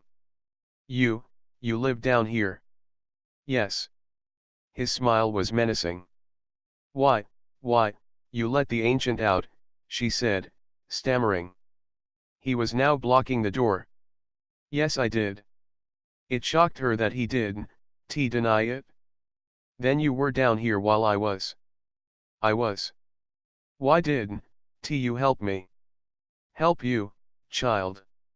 It was my idea. Why would I help you? What? Why? He took a step toward her. I've been watching you for over a year. Listening to your conversations. I know what you can do, and I need that. Emily took a step to the side. Needed for what? Larson laughed. My return, of course. You were in the castle then? Watching me? She frowned, beginning to get angry. No. I can go into the castle unnoticed. The tunnels from this crypt go under the castle, and from there I could hear everything. The ancient and I spent months studying everything, every voice, every conversation, every fight. He smiled, amused. Emily could already feel her temper rising. Larson sighed. You ruined my plans, you know that? Well, the ancient partially did. He wasn't supposed to improve on you, he was supposed to be you. Why? She was feeling trapped, far underground with a strange haiku.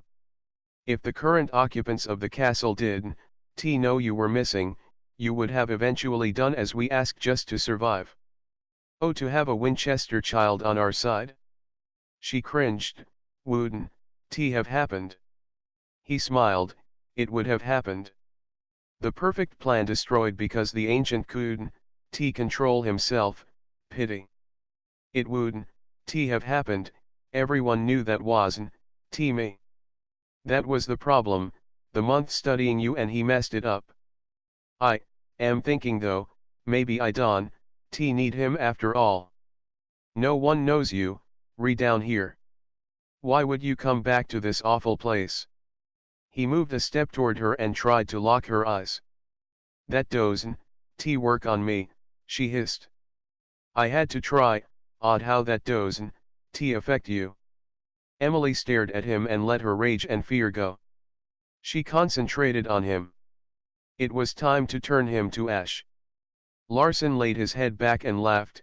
Silly child, we wouldn't have done this if we hadn't protected ourselves from you. She frowned. How? I am not going to tell you. He moved to her and pressed his body against hers. Larson leaned his head down and smelled deeply as he ran his nose along her neck. He sighed.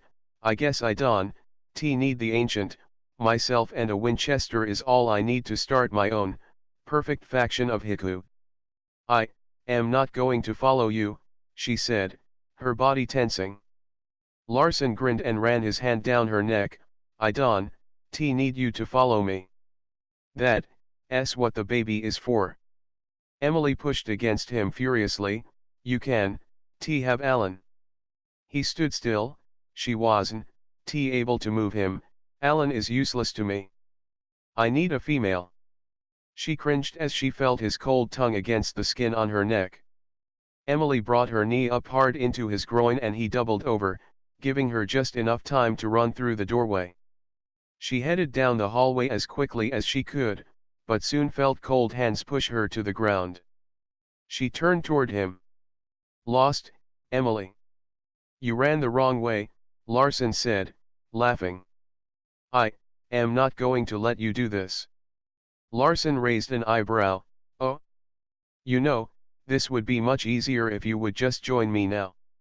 I don't really want to wait any longer. She laughed. I am not going to join you. Think about it. Our own faction, stronger than the other three, more powerful than all of them combined.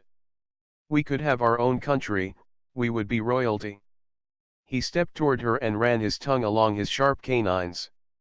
Emily smiled. I am not going to join you, and let me just forewarn you, I am not afraid of you either.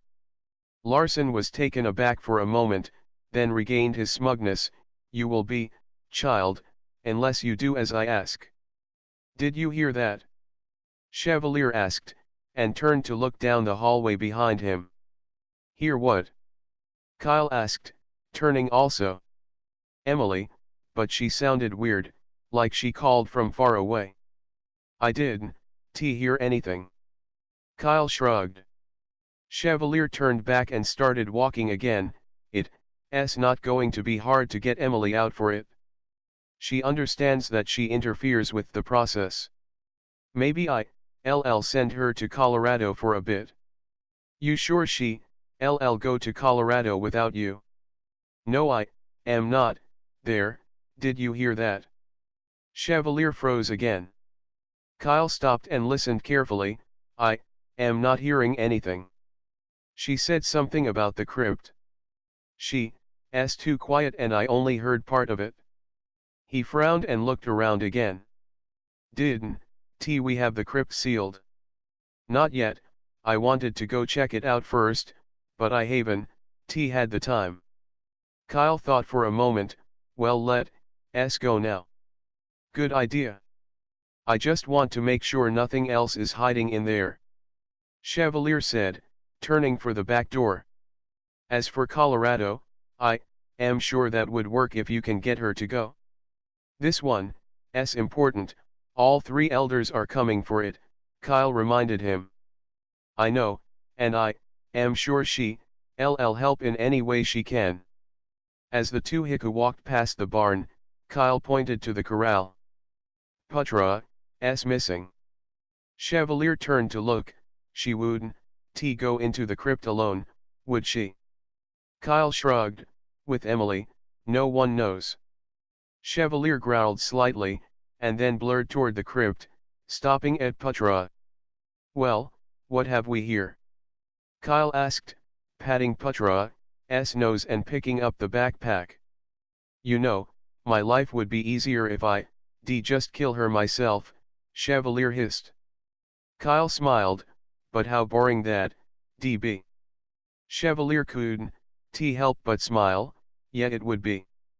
Well, let's go see what trouble she's found now. What makes you think the elders from the other three factions are going to let you get away with this? Emily asked as she looked up at him from the ground. They won't have a choice, will they?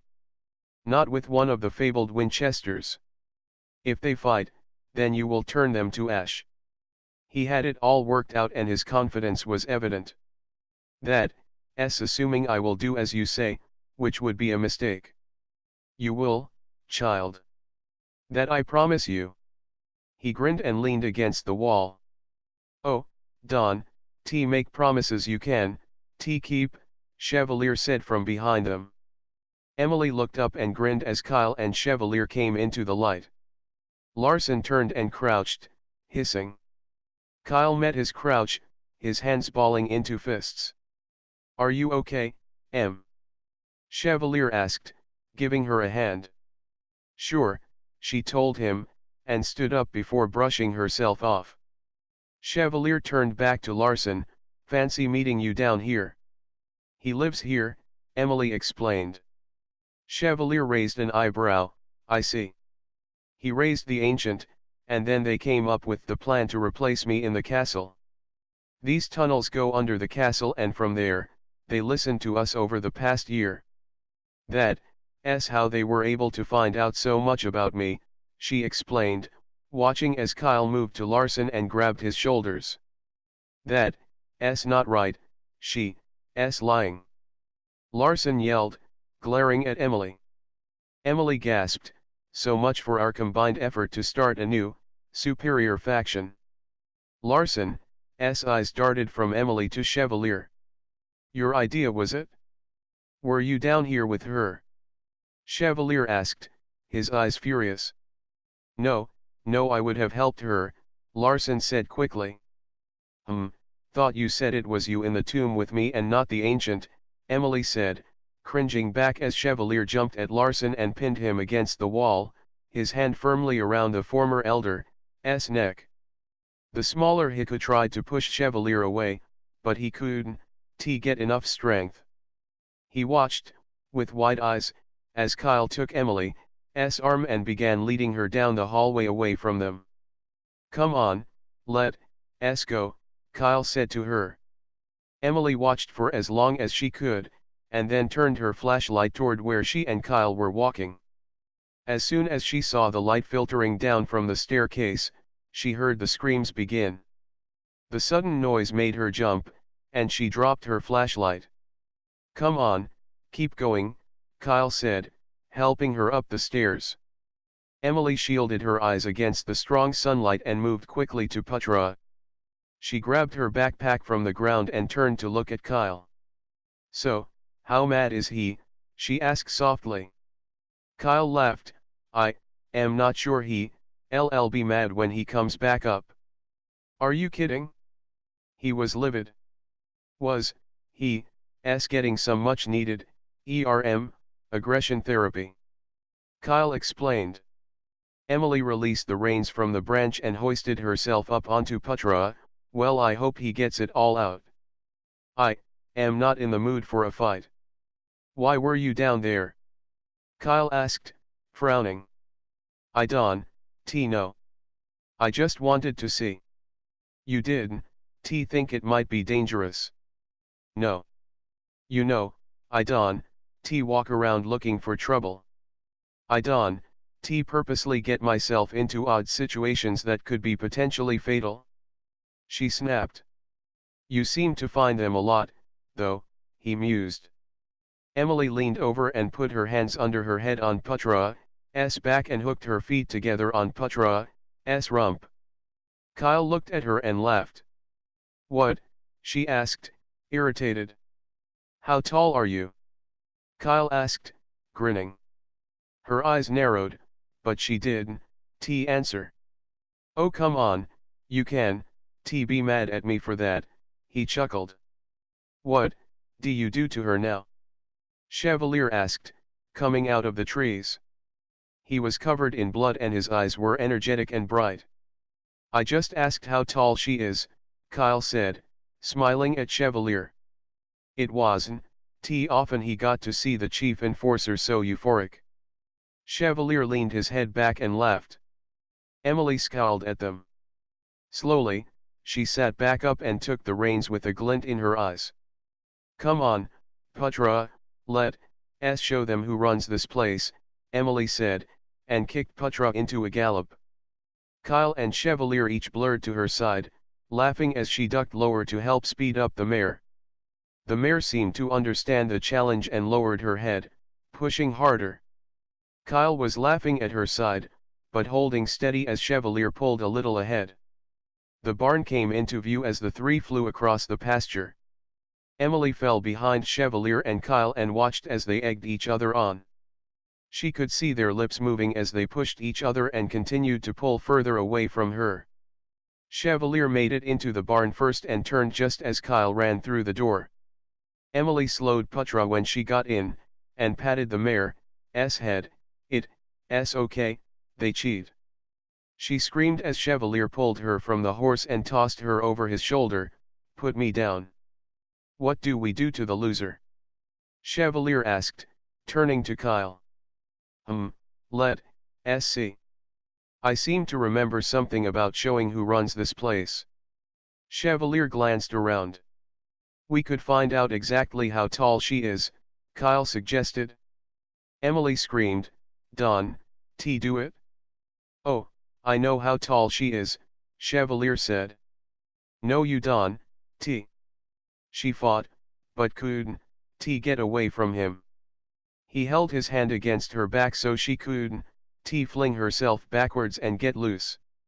We could weigh her, Kyle said, and jumped back as she took a swing at him. Chevalier laughed, I know how much she weighs, too. Emily slumped against his back. I hate you. Oh, I know, dear, Chevalier said. I have an idea. Emily looked up as best as she could when Chevalier walked out toward the cow pasture. What? Where are we going? She asked, panicking. Kyle was smiling. Good call, boss. What? Tell me, she yelled. Emily felt herself falling backwards moments before she was submerged in freezing cold water as he threw her into the cow's water trough. She gasped and stood up quickly, glaring as Kyle and Chevalier left. Now we know who's boss, Kyle said, laughing. Emily caught her breath. Oh, I am, and I'll get you back for this. Thunder sounded from above and they all looked up. Let's get inside, Chevalier said, reaching out for Emily's hand. She faked being mad and swatted his hand away, and then quickly jumped onto his back. He gasped as her wet shirt soaked through to him. You asked for that, Kyle said, starting for the house. Chevalier shook his head and followed Kyle back to the house with Emily on his back. Once in the castle, Kyle headed off when Storm called him, and Chevalier took Emily up to her room. She slid off of his back and went into the bathroom to change. She emerged a short time later wearing her bikini. Chevalier sighed, wrapping his arms around her waist. Emily put her hands on his face and kissed him softly. Want to go swimming with Alan and I? She asked, pulling away from him. Nope, he said as his eyes followed her perfect body from her face to her feet. Can you even swim? She asked, heading toward the door. Yes. Sure you can. She grinned and took Alan from Anna. Chevalier just smiled and followed them down into the pool room. He held the door for her because she still wasn't able to open it. Emily cradled Alan as she walked down into the warm water, and then leaned back, floating on the water as Alan laid back against her stomach and kicked his feet. Chevalier watched them in awe. He would never understand the mother-slash-child bond, but it fascinated him. He slipped out of the pool area when he heard Storm call for him from his office. Chapter 16, Sealist. Emily, Kyle said, kneeling down by the pool. Hiya, Kyle, coming for a swim? Emily asked, and caught Alan as he jumped off the side of the pool. KY Sim, Alan said when he saw the Heku. Kyle grinned, I can, come swim right now. Emily, the elders are here and they want to talk to you, immediately. Emily frowned, why? Not my place to ask, come on. I'll take Alan, Kyle said, standing up. Emily hesitantly crawled out of the pool and handed Alan over, tell them I'll be right there after I change. Sorry, no time, he explained, and handed her a towel. She gasped, I can, change. Kyle started ushering her out of the room, no, we need to hurry. Emily wrapped the towel around her as best she could and scowled all the way to the conference room. Kyle opened the door and Emily stepped in, then spun and tried to get out the door, but he blocked her. There were 3 Heku at the table wearing dark green robes with their hoods pulled up over their heads so she couldn't see their faces. Emily, sit, please, one of the elders said. She blushed profusely. They were in traditional Equities robes, and she was in a bikini wrapped in a towel. I should ask you, Emily whispered to Kyle, but blushed worse when he left. Sit, he said, shutting the door. Emily turned and sat down at the head of the table, a seat or 2 away from the others. Can we get you anything, Emily? Malith asked. No, thank you, she said, and shifted uncomfortably in the seat. Okay, let's get on with it then, Chevalier said. Emily's eyes widened. She didn't know Chevalier was even here. She realized that meant only 2 were elders. She changed seats to sit beside him. Malith sighed, it's time, Chevalier. Chevalier's hands tightened into fists, already. Emily's body tensed. She could tell by the tone in his voice that something was wrong. It's getting worse. We can have this, Leonid said. Now though? It seems like an unstable time for such a change. Chevalier said dryly. It has to be now, Leonid said. Why are you telling me? Chevalier asked. It's going to be you, Malith said. Emily felt Chevalier's hands ball into tight fists and she started to panic as he growled deeply. She cleared her throat and felt all three look at her. What's going to be him? Chevalier sighed. They want me to take Celeste's place as an elder. She frowned. No. Excuse me. Malith asked, shocked. I don't want him to be an elder. Her voice was higher than usual as the panic grew. Emily, not now, Chevalier hissed at her, and her eyes grew wide. When? He turned and asked the others. Soon, things have gotten bad, Malith told them. Chevalier turned to Emily, and then back to the elders. Why did you have Emily come? Leonid sighed. We hope to avoid the nasty battle with her supporters. Emily gives us the advantage of a clean kill. She gasped and pushed her chair back to stand, but Chevalier's hand shot out and held her in her chair. No, I can do it, Chevalier said angrily. You know how many supporters Celeste has. It's more than just doing away with her. We would need to get through her protectors. If Emily could simply turn her to ash, it would avoid any unexpected complications, Leonid explained. No, Emily whispered. Emily, it's for the good of the faction, Malith said, and pulled his hood back so she could see his face. She shook her head. Leonid brought his hood down, followed by Chevalier. She looked into his eyes and could tell he wasn't happy. She can kill an elder. You know what the implications would be. Chevalier said. No one would know what happened, that's the beauty of it, Malith said excitedly. Never have we been able to replace a member of the council without fighting an innocent Heku dying. I said I can do it, alone, Chevalier growled at them. That would be too messy, then we would have the years and years until the faction members all trusted you again, Leonid reminded him. Emily's mind swam. She thought of Larson and how he was ousted for being thought of as weak. Everything involved in being an elder scared her. The elders were above reproach and they were both hated and feared by anyone outside of the council. She didn't want to move off of the island. She didn't want her husband to have endless meetings and missions. Malith reached out and touched her arm lightly. We can order you, Emily, you Aaron, a Heku. So we have no right to force you to do this. She pulled away from his touch and looked at Chevalier.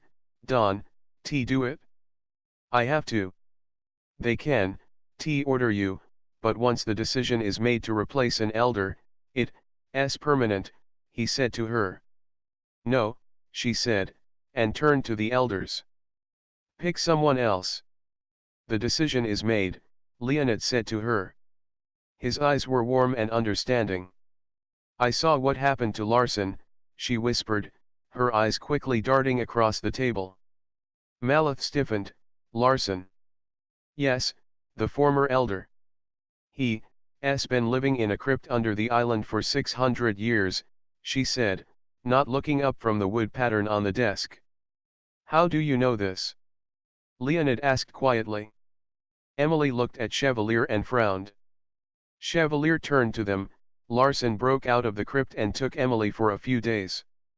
I told this all to Celeste. She failed to pass that information on to us, Leonid hissed. Has he? Malith began, but Chevalier nodded. I took care of him.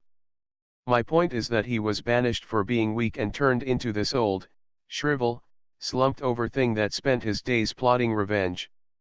He was vile, he smelled, he hated. Emily shivered. That one, happened to Chevalier, Emily. He s stronger than Celeste and Larson combined. It's unfortunate you had to see that, and we apologize for any harm he might have done, Leonid said. Pick someone else, she said angrily. We can, Malith said. Chevalier is the strongest of the council, probably even more so than Leonid or I. We need that on the council. What happens to Emily when I am made an elder? Chevalier asked softly. What do you mean what happens to me? She asked, her eyes scanning them. An elder can, have a mortal wife, it's a sign of weakness. It's never been done, Malith said, sighing. Emily was so angry she felt tears in her eyes, so that, it then? I kill off an elder, Chevalier takes her place, and then what? I go back to Montana? Take Alan and start over without him? Sounds easy to you, I would imagine. Except, we can, let a Winchester out of our protection, Leonid said, rather coldly. Emily stood up and glared at them. How about I ash you both right now and we start a new council? Malith and Leonid jerked and pushed their chairs back away from her, horrified. Emily, stop, Chevalier said kindly, and touched her arm. Emily continued to glare at the two elders. She's not going to turn you to ash, Chevalier told the elders. Emily sat down and gave the elders an icy stare. The elders calmed some and pushed their chairs back to the table. We will have to discuss the bonding later, for now we just need to take care of Celeste, Malith said as he watched Emily carefully. Oh, you think? I say we discuss the bond now, or I walk, Emily yelled at them. Child, you can, just walk, there are 1,000 haiku on this island that will do our bidding. You know, at least for now, you can, get away, Leonid said, amused. Is that a challenge? Emily asked, trying again to stand up, but Chevalier stopped her. I wouldn't, do that, Leonid. She's escaped from here often enough. Chevalier said, grinning, and then he nodded when Malith looked at him questioningly. Very well, what are our options? Malith asked Leonid. Simple, Leonid said thoughtfully. We break the bond or... Both Emily and Chevalier shouted, no. Or, he emphasized. We go with her being bonded to Kyle. I don't want to pretend to be with Kyle, Emily said, crossing her arms. Why can't we just use the Winchester thing? She's not merely immortal and everyone in this room knows that, Chevalier suggested. That might work, but of course, then we would have to let everyone know who she is and what she can do. Do you want that? Leonid asked Emily. Perfect, so I keep my husband, but now everyone's afraid of me, Emily said icily. Do you have any suggestions? Malith asked her. Yes, I do, find someone else, she hissed. Let's just calm down, Chevalier said, taking Emily's hand. I'll take care of Celeste alone, and then the haiku will just have to live with the fact I am bonded to Emily, and if they have a problem with it, I'll take care of them, too. A few missing haiku and no one will mention it again. If they think I am weak, then bring them on. You can, take on Celeste and her supporters alone, Leonid said. I can and I will. I am not going to bring Emily into this, Chevalier said dryly. Leonid looked at Malith, and then back to Chevalier. Very well. Wait, Emily said. I am not okay with this. Chevalier smiled at her. It's going to be easy, Don't worry about it? She frowned. No, find someone else or I'll disappear. Leonid gasped, his eyes wide. What? Yeah, if I am that valuable, then you'll meet my demands or I'll disappear. Ask Chev, I can do it? She looked at them boldly. Chevalier whispered. They can, find someone else. We can have you restrained, Malith said bluntly. Emily stood up and glared at him. I dare you. Sit, Chevalier said to her, and then turned to Malith. If you threaten my wife again, I'll be an elder short. Find someone else. Emily gritted her teeth and accentuated each word. They can, Emily, it's done, Chevalier said to her calmly. Fine. I am leaving then.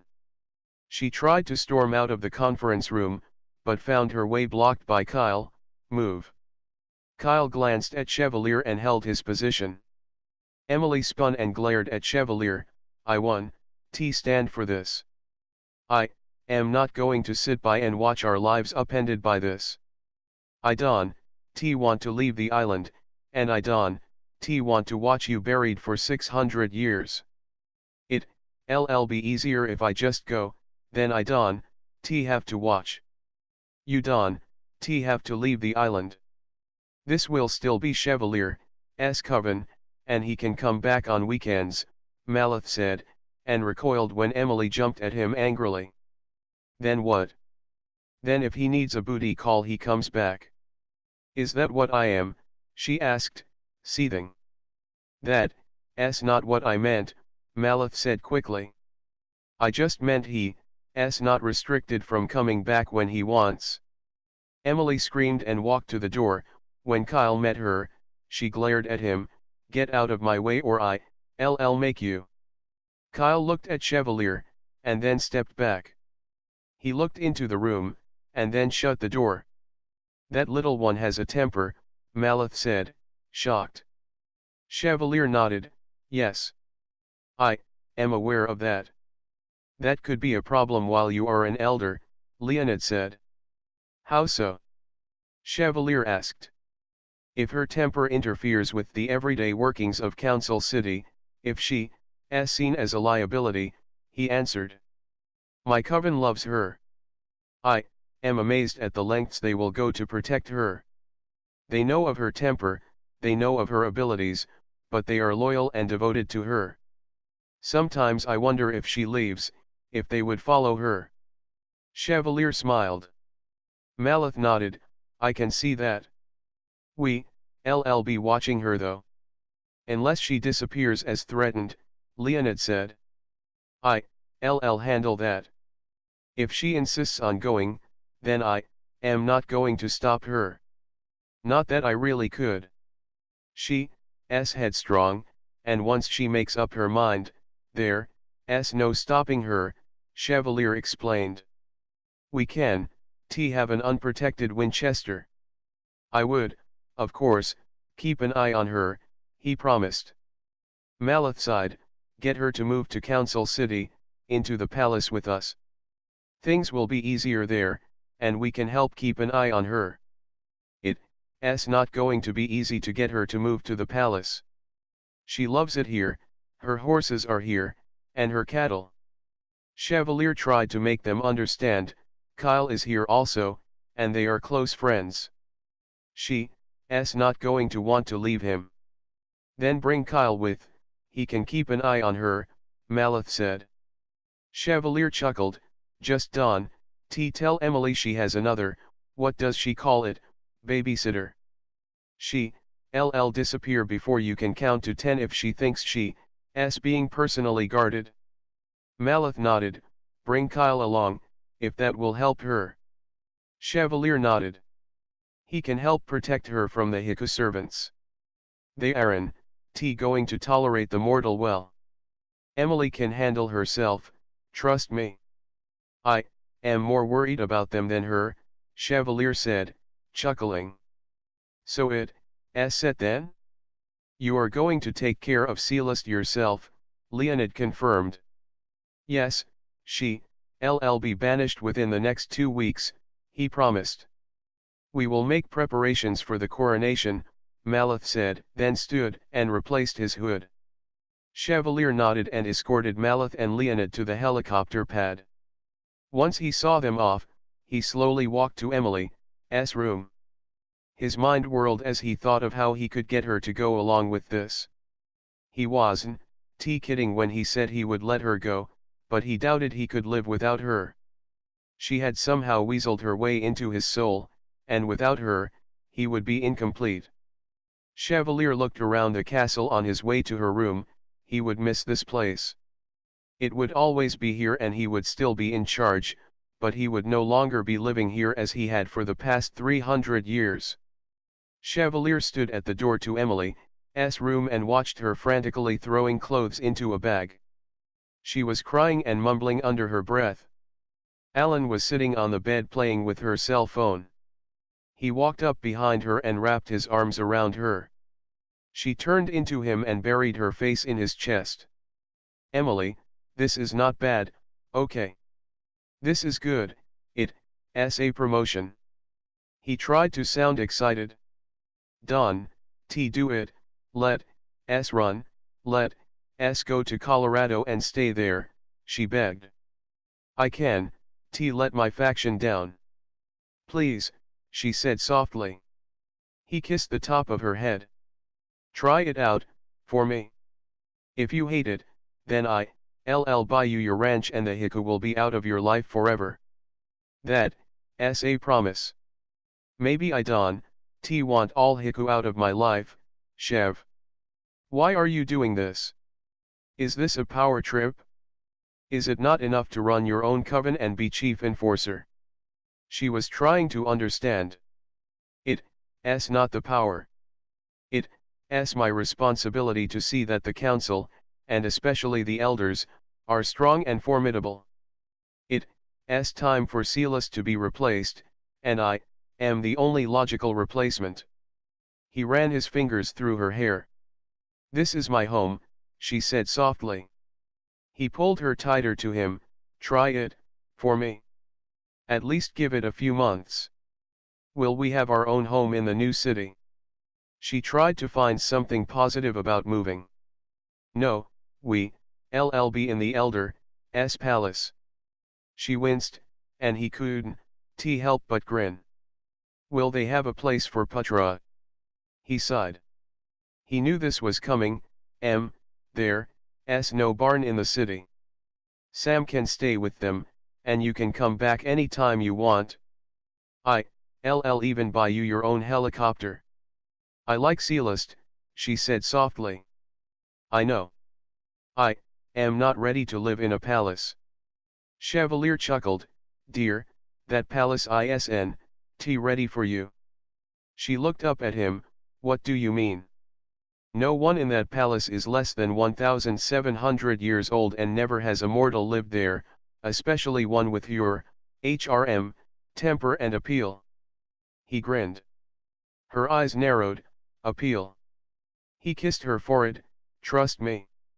They've never seen anything like you before. How so? She pressed. Well. Celeste is currently the only female haiku living in the palace. It is often attacked, and only the most elite guards live there. Maleth and Leonid Aaron, bonded, so that leaves just her. He felt her wince. Perfect. He laughed. It'll be okay. When are you going to, Celeste, she asked, pulling away from him. Within the next 2 weeks. So soon? He nodded. The sooner the better. Will Kyle help you? No, I need to do this alone. It's going to cause quite the commotion, and the least amount of haiku involved the better, he said, and gently ran his thumb under her eye to wipe away a tear. They were right then. It would be easier if I just did it, she said, mainly to herself. I am not going to ask you to kill her. I can do it.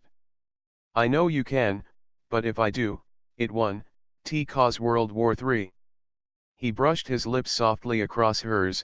I have it covered, and you need to trust me. Perfect, she said again. You, retaking me to the capital city of a species that more or less hates mortals and doesn't think that we refit to share this planet with them except to feed off of. Normally true, he said, but you know from your experience here that with you, Not the same. She sighed and rolled her eyes. There's one other thing, about the palace. He couldn't help but grin. She looked up at him. What? The elders are, well, like royalty. He saw her grimace. What does that have to do with me? She was almost afraid to ask. Never mind, we'll discuss it later. No, tell me now, I don't want any surprises. There's a coronation, and, well, you'll need to be there too. No crowns. He laughed. No crowns. Emily pulled away from him. I don't like this. I know, he said, watching her as she quickly changed into jeans and a t-shirt. I am not going to be paraded around in frou-frou dresses and putting on balls and crap, she said, slipping on her ropers. He chuckled. I am not asking you to do anything out of character. You already have. Fair enough. I won't ask you to throw a ball, deal? He asked, amused. Emily rummaged through the suitcase she brought when she left Montana and pulled out a pair of spurs, then slipped them onto the back of her boots. Chevalier raised an eyebrow. Spurs? Yeah, well. I need to get out some frustration, she said, and grabbed her leather gloves and cowboy hat. Who is getting your wrath today then? He was shocked. He couldn't imagine her using spurs on one of her beloved horses. Damn it is, she said, kissing him lightly. Damn it. You didn't name that poor colt, damn it. He shook his head, and then laughed when she nodded. It fit, she said, grinning slightly. You going to kill yourself trying to break that monster? He turned into one huge horse, he said, starting to get worried. Oh, I can take care of that, she told him, and headed out of the room. Chevalier picked up Alan and followed her. Oddly enough, I am feeling sorry for the horse. You should, because your Arabian is next. My Arabian is already broken, he reminded her. Yeah, but he needs some manners.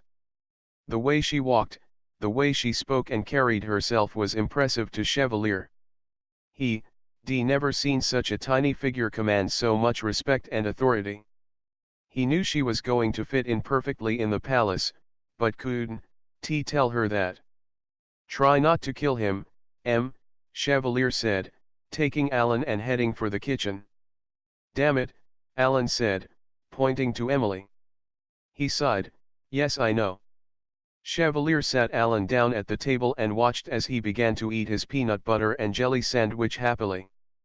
Gordon hated how he wouldn't eat anything more intricate, but finally caved when Alan would look at him with his beautiful green eyes. Is Emily packing? Kyle asked, joining them at the table. Sort of, and I need you to get ready to move also, he said, not taking his eyes off of his son. Yes, sir, for how long will I be gone? Kyle asked, knowing better than to question any further. Chevalier looked at him, permanently. Kyle cringed and nodded. Chevalier couldn't tell him anything else, and he knew Kyle wasn't happy about moving away from the island. He also knew Kyle would be okay with it when he found out the reasons. Kyle stood up, but Chevalier held out a hand. Stay, please, there's more. He sat back down slowly, and Chevalier continued, I am going away for a few weeks. Kyle nodded. I would never tell Emily this, but there's a chance, however small, that I won't be back, Chevalier whispered. He watched Alan to make sure he hadn't heard or understood. Kyle nodded again slowly. Let me come with you then. It will up your chances of whatever it is you redoing. I can, I have to do this alone, he said, and caught Alan's sandwich moments before it hit the floor. He handed it back to him and returned his attention to Kyle. I understand, Kyle said, but he wasn't happy. This is just between us. I need help with Emily, he said, and when he had Kyle's full attention again, he continued. If anything happens to me, if you don't hear from me by day 15, I want you to take her away. I have a house on one of the islands in Palau. Take her there, no one knows I have it, I'll get you directions. Once you get there, stay, never come back. Kyle dropped his eyes and nodded. No one, not even the elders, can know where she's gone. I will do as you ask, Kyle said. Chevalier knew this was an enormous personal risk for Kyle. Whisking away the Winchester would be grounds for banishment, and out on that small remote island, Kyle would be a factionless haiku, a great danger. Be ready to move in 2 weeks, but don't make it too obvious. Chevalier said after a few minutes of silence. Kyle nodded. Here, take Alan up for his nap, I need to go to the office for a bit. Chevalier said. Kyle took Alan and left the dining room. Chevalier thought for a moment, and then went to his office to prepare. Chevalier was just finishing up his plans for taking out Celeste when there was a knock on his door. Enter, he said, quieter than usual. Kyle entered. I am running to the mainland, but I can have the helicopter back by morning. Chevalier sighed. What does she do now? Kyle grinned. She got into a fight with your horse. Chevalier raised an eyebrow. How bad? I think she dislocated her shoulder. Dr. Edwards is waiting for her at the hospital. Kyle fought not to grin. How bad is the horse? Oh, your horse won. She says it's because breaking in, damn it, ERM. The colt wore her out. I am pretty sure you're going to need a new horse when she gets back, she's pretty mad. Kyle started to shut his door. I'll be gone when you get back, Chevalier said, following him out. I'll go say goodbye to M. They walked in silence up to the small infirmary on the 3rd floor. Chevalier was dreading telling Emily goodbye, and Kyle was afraid of losing a good friend and commanding officer. He also dreaded having to make the decision when it was time to move Emily out of civilization. No, Emily, Sam said. Kyle and Chevalier heard them yelling from down the hall. You can tell me no. I tell you what to do, she ordered. Fine then, but I have a feeling in a few seconds it won't matter what you want. Sam sounded pleased. Chevalier and Kyle walked around the corner and saw Emily standing close to Sam, glaring up at him. What's wrong? Chevalier asked, watching them. He's going to hire someone to break that colt. She glared at Sam. Emily, Chevalier turned to Kyle, and Kyle ushered Sam out of the small room. She looked at him sideways. What's wrong? When you get back from the hospital. I'll be gone. I need to get this all taken care of, he said, wrapping his arms around her. So soon? Don, go, please. If you wait until I get back, I'll go with you, she said. I'll be back before you know it. Try not to give Kyle and Sam a hard time, and do what the doctor says, Chevalier told her, and kissed the top of her head. Please Don, go, she begged. I have to. Be good. He took her face in his hands and kissed her passionately. She pulled away and looked into his eyes. I changed my mind, let me do it. He grinned, and let you take the credit. I'll be back soon, I promise. She frowned. You don't know that. I can see it in your eyes. Chevalier kissed her forehead and left for his mission. Chevalier watched from outside of the city. He could see the regular happenings of Celeste's coven. Haiku everywhere were doing their everyday things, shopping, training, spending time with their family. He truly hoped he wouldn't have to kill too many of the innocents. He'd been to the castle in the center of the city many times, but showing up uninvited would surely cause panic. This wasn't the first time for him to banish a member of the council. It was his job to banish them any time a council member was slated to be replaced, but never before had he been given the task to take out an elder, let alone to replace her. Things were different now he had Emily and Alan, a reason to return. Chevalier's plans were well laid out and precise. He was going to take his time, slowly moving through the city and taking as few innocent lives as he could. He hoped that the 6 days of recognizance would pay off, and he wouldn't run into any surprises. Tonight was the night he chose for the attack. A storm was coming, the high wind would help mask his scent and hopefully buy him a few extra seconds of lead time. Chevalier put on his black jacket and quickly painted his face with black paint. Stealth would be the trick here, especially when he entered the castle. He knew that Celeste was never heavily guarded. She was safer at the council city palace, but Celeste had chosen to spend some time with her coven for the next few weeks. It would be easier here to find her unguarded, but also would be harder to keep from killing the innocents.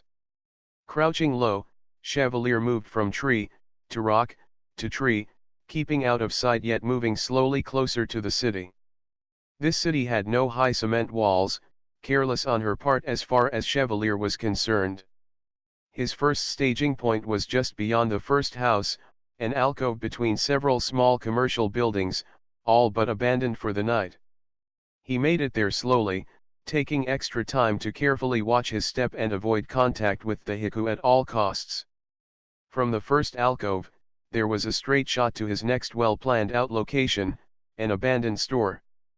There, he could set up a secondary staging area. Making it to the store without any difficulty, he sat down his backpack and waited. He had 2 hours to go before the row of houses to his south would turn out their lights and pretend to sleep for the night to keep up the mortal pretenses. Chevalier preferred his island, mortals didn't make it past the pier. There was no reason to put up the facade. The 2 hours passed quickly, his thoughts shifted between his mission at hand and his family back on the island. He smiled when he thought of Emily getting hurt trying to tame his wild horse. He knew it was wrong, but he liked his stallion ornery, it suited him well. Still, he hated when Emily was injured, though it happened often enough. He wondered, jokingly, if she could get injured in a padded room and figured she of all people could. Her green eyes filled his mind as the night grew on, those flowing, piercing eyes that somehow managed to drill deep into his soul with a simple glance. Chevalier heard the sounds of the evening coming to a close. The Heku were now in their houses and the light slowly turned out. He peered around the door and saw a clear pathway to his next stop, an alleyway behind a small tailor's shop. He almost ran into a group of Heku coming out of a bar, but managed to slip into the shadows as they passed him, unknowing how close they came to dying. He smiled at the thought of a Heku bar. It was a place for donors to gather because they were well paid for their services. The night drew on, and Chevalier counted himself lucky as he ran into no one, and went undetected through the night. He was over halfway to the palace when he heard the sounds of the city coming alive. He made it to his third staging area, a place he planned to spend the entire day. He'd seen the area when he last visited Celeste and she had given him a tour of the city. He thought it was a dangerous spot, a place for someone to hide, and it came quickly to his mind again when it was he who needed to disappear. He crouched in the small area just below one of the city streets. The area was to collect excess rainwater during flooding season, but was perfectly dry during this time of year. He watched as people passed and talked about their day. He carefully listened to their conversations, seeing if there was anything he could find useful. He could gather from their conversations that Celeste was only planning on being there for another few days, and then she was heading back to Council City. Little did she know that she wouldn't be returning to her beloved palace, she would be banished just outside of the city. Chevalier had already prepared the ground. The hole was 6 feet deep and surrounded with runes. A simple wooden coffin sat in the hole with the top laying off to the side. Once he put her inside and sealed the coffin, she would be unable to escape for the 525 years that the elders decided on, slowly regaining most of her natural form over the first 10 years. It was a horrific experience. The Heku banished would spend that time with the pains of hunger and the memory of their life slowly fading. It was a punishment that was too harsh for the infraction, but needed to keep peace within their species. Darkness fell on his 7th night away from his island and he set out again. Tonight he would reach the castle and would either drag Celeste's dead body away, or they would drag his. Either way, it would be over. His first obstacle was only 100 yards away. The castle in the city was surrounded by a sharp iron fence with 2 guards at the entryway.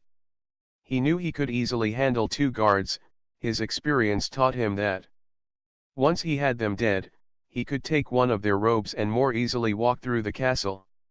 He watched as the changing of the guard occurred and saw that the 2 in the front were young and seemed inexperienced. He understood further why it was time to get rid of Celeste. She should have known better than to post anything but the most experienced guard at the entrance to where she stayed. Chevalier was at the first guard before the young Heku could even turn his head. His strong hands wound around the Heku's head and tore it off in one swift movement. The second guard was stunned and only brought his sword up when Chevalier appeared at his back and tore at his neck with his teeth. The second guard fell easily, and Chevalier was able to move them out of sight and steal a robe from the taller one. The robes were dark green and smelled of strange incense. With the robe on, he covered his face with the hood and crossed his hands in front of his chest, as was customary in this coven. He'd seen the entire guard staff walk in this form, though he wasn't sure why they did it. It wasn't hard to imitate. He was surprised at how easily he walked through this castle, and his desire to get Celeste off of the council grew stronger.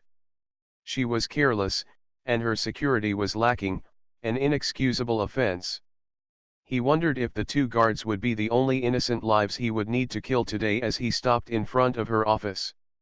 He could hear her inside, talking to someone with a soft, timid voice.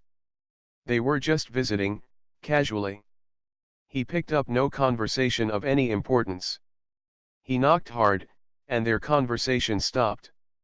"Enter," she said, and he opened the door and stepped into the room. "Yes?" Celeste asked the one she thought was a guard. Chevalier reached behind him and locked the door. The mortal in the chair looked at him coyly. He had a new bandage on his wrist.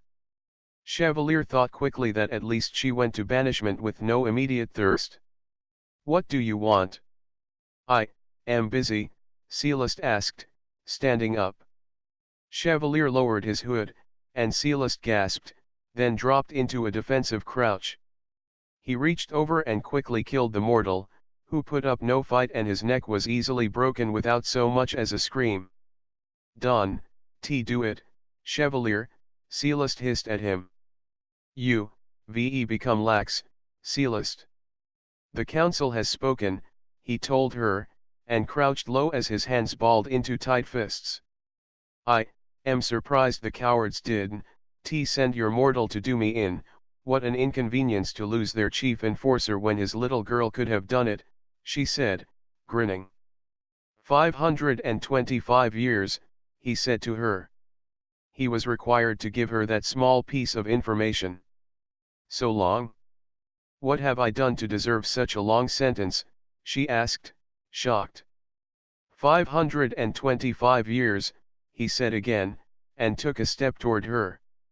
"You won, get out of here alive, you know that," she said in a panic. "Maybe, but neither will you. You'll leave Emily and your son. How can you do that to them? Let me go and I won't tell anyone. I'll let you walk out of here and return to them." Her eyes were pleading. Celeste knew nothing could change the chief enforcer's mind. That's why he was such a strong force on the council. She wasn't surprised at all that he had been chosen to take her place. "You underestimate me, Celeste. That is one of the reasons why you need some time away." He was surprised at how she froze as he approached her. "Please, Chevalier, Don, do this." "Emily will," her words were cut off by his hand around her neck. "If I don't, then someone else will," he said, tightening his fingers. Chevalier could feel her vertebrae crush under his fingers. Once she crumbled to the floor, he grabbed the dagger from his pocket and pricked his finger, then let a drop of blood fall onto the body of the elder. Celeste healed enough to gasp just as her body turned to ash. He fell into a chair. He hated this part. The energy it took to turn a haiku ceremoniously to ash was extreme. He sat on the chair and put his hands on his knees, grinning slightly at the thought of how easily Emily could turn a haiku to ash. Though he felt weakened and tired, there was urgency. He had limited time to regain his strength enough to make it out alive. He looked around her office as he recovered. She had piles of papers waiting for her attention, papers that would never be signed, orders gone unanswered. The mortal laying on the ground looked up at him with unseeing eyes.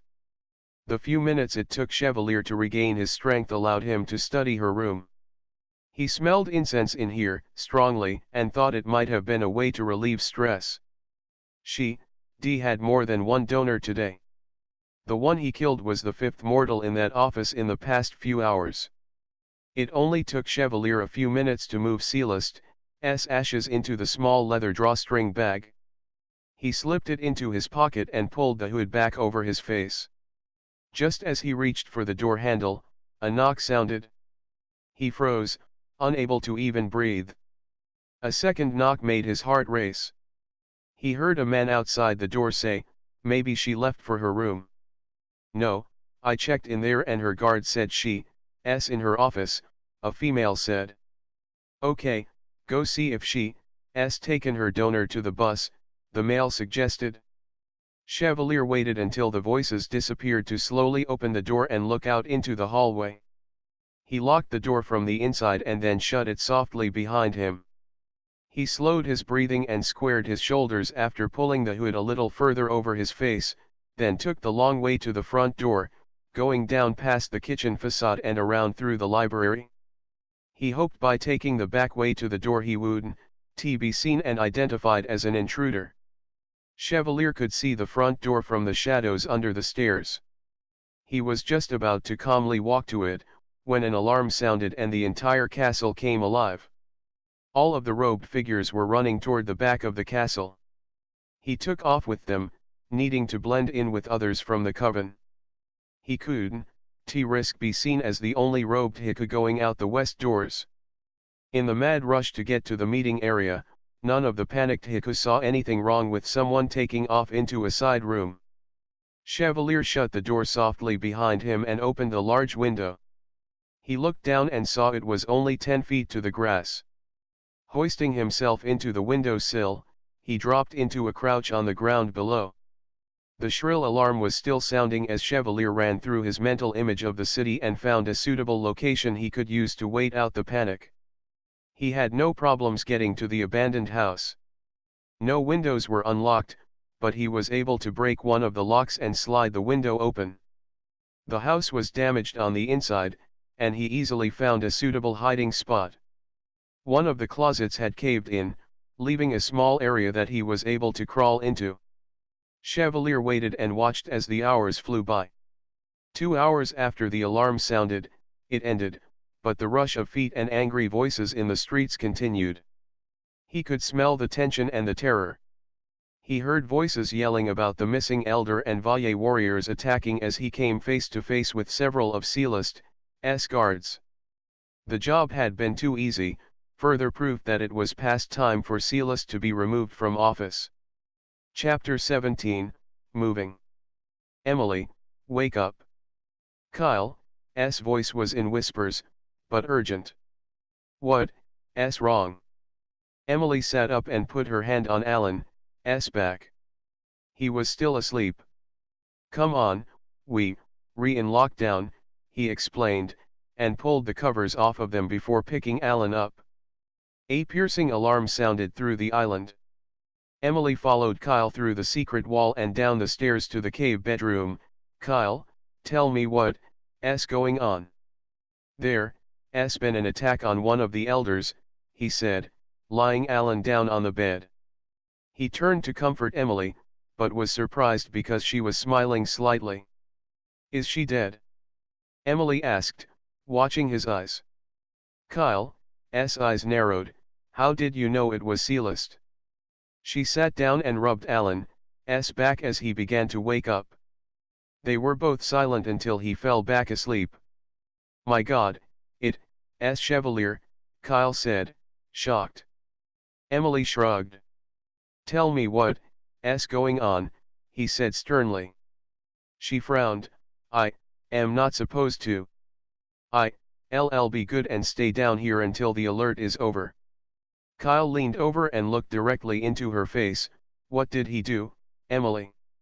You know I can, say, she told him, her hand still on Alan.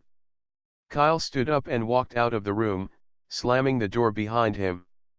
God, Kyle, Emily hissed when Alan woke up. She rubbed his back softly and curled up next to him. Daddy? Alan asked sleepily. He'll be home soon, she said, and kissed his cheek softly. Emily drifted off to sleep curled up next to Alan. Chevalier put the last of the dirt over the former elder's banishment site and sat down to lean against a tree. As he watched the mound of dirt, his mind whirled. He done it? He killed an elder, which in Heku tradition, made him an elder. He pulled a cell phone out of his pocket and dialed the number. It's done, he said when he heard Leonid's voice. Leonid sighed, come back to Council City. I need to go and get Emily first, Chevalier replied. Then I'll be there. No, come directly here. I'll have Kyle bring her and the boy. Leonid hung up, and Chevalier growled slightly. Leonid had no right to tell him what to do. At the moment of Celeste's burial, he became Leonid's equal. He opted to go to Council City and wait until his coronation to begin exploring his new powers. Emily. Kyle said, touching her shoulder. She woke up with a jerk. It's okay, it's just me, he said, sitting on the edge of the bed. I got word from the elders. It's time for us to go to Council City. She nodded and picked up Alan. Are you sure about this? Kyle asked, unmoving. She looked at him. No, I am not. In fact, I am very much not sure about any of this, but tell me what my options are. He shook his head. I can believe he did it. It sounded like he did have a choice to me. Still. Chevalier, an elder now. That makes you part of the faction, royalty, for lack of another word. I am just shocked. I promised Chev 2 months. If I don't like it, then I am gone, she said sadly as she watched Alan sleep in her arms. Then what? Kyle asked anxiously. Then you disappear and go back to being plagued with Heku attacks?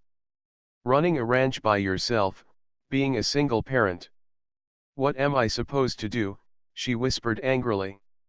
I could go with you, he said, taking her hand. Kyle, she didn't know what else to say. He kissed her once, she hadn't forgotten that, but since then they had been only friends. He leaned toward her and pressed his lips to hers gently as his hand slipped behind her neck to hold her close. She was still able to pull away from him and look down. He stood up, shut his eyes, then opened them slowly. Let's get ready to leave. Emily nodded and carried Alan up the stairs. Anna was waiting for them in Emily's bedroom. I'll get him ready, she said softly. Emily nodded and then turned when she felt a hand on her arm. The chief enforcer had me make this for you. You'll need to wear it tonight, said Margaret. Margaret held up a simple, dark blue slip dress. She smiled when Emily took it and thanked her. Emily was surprised because her dresses were usually a lot more revealing. Margaret also handed her a box and hugged her. "We, LL miss you, child," she said, then left quickly. "So everyone knows now?" Emily asked Kyle. Kyle nodded. Official word came down from the elders an hour ago. As Emily headed to the bathroom to change, she felt a hand on her shoulder. She turned and looked at Kyle. "Keep it in mind, okay?" Emily nodded and went to change. The dress was elegant and beautiful, and she loved the feel of the satiny material against her skin. She was a little embarrassed at the way it clung to every curve of her body, but it was modest by Margaret's standards. She pinned her hair up into a bun and let soft tendrils fall down to frame her face and cascade down her back. Lastly, Emily opened the box Margaret gave her and gasped. Inside of the black box was a diamond necklace. She ran her fingers along the clusters of diamonds in a delicate platinum setting. She picked it up, almost afraid to touch it. She'd never seen anything so beautiful. "Let me help you," Kyle said from behind her. He reached around and took the necklace from her and gently laid it across her neck. He brushed her hair away from the clasp and fastened it. Emily pulled away from him when she felt the soft caress of his lips against her shoulder. "Kyle, she said, stepping away. "You look amazing," he said. "Thanks," Emily whispered, and then headed back out into the bedroom. It looked so empty. Her things were all packed in boxes that were stacked high in the corners. She picked up a blue scarf from the table and wrapped it around her shoulders, then wondered when she would be back. She already said her goodbyes to Sam and to her horses, but at this moment, everything seemed so final. "Come on, let's go," Kyle said, taking her arm. Anna kissed Emily on the cheek and put Alan down on the ground. Emily took his hand, and they walked up to the roof where the helicopter was waiting. Kyle helped her crawl inside and then handed Alan up to her. They seat-belted in, and Emily watched her beloved island slip out of view.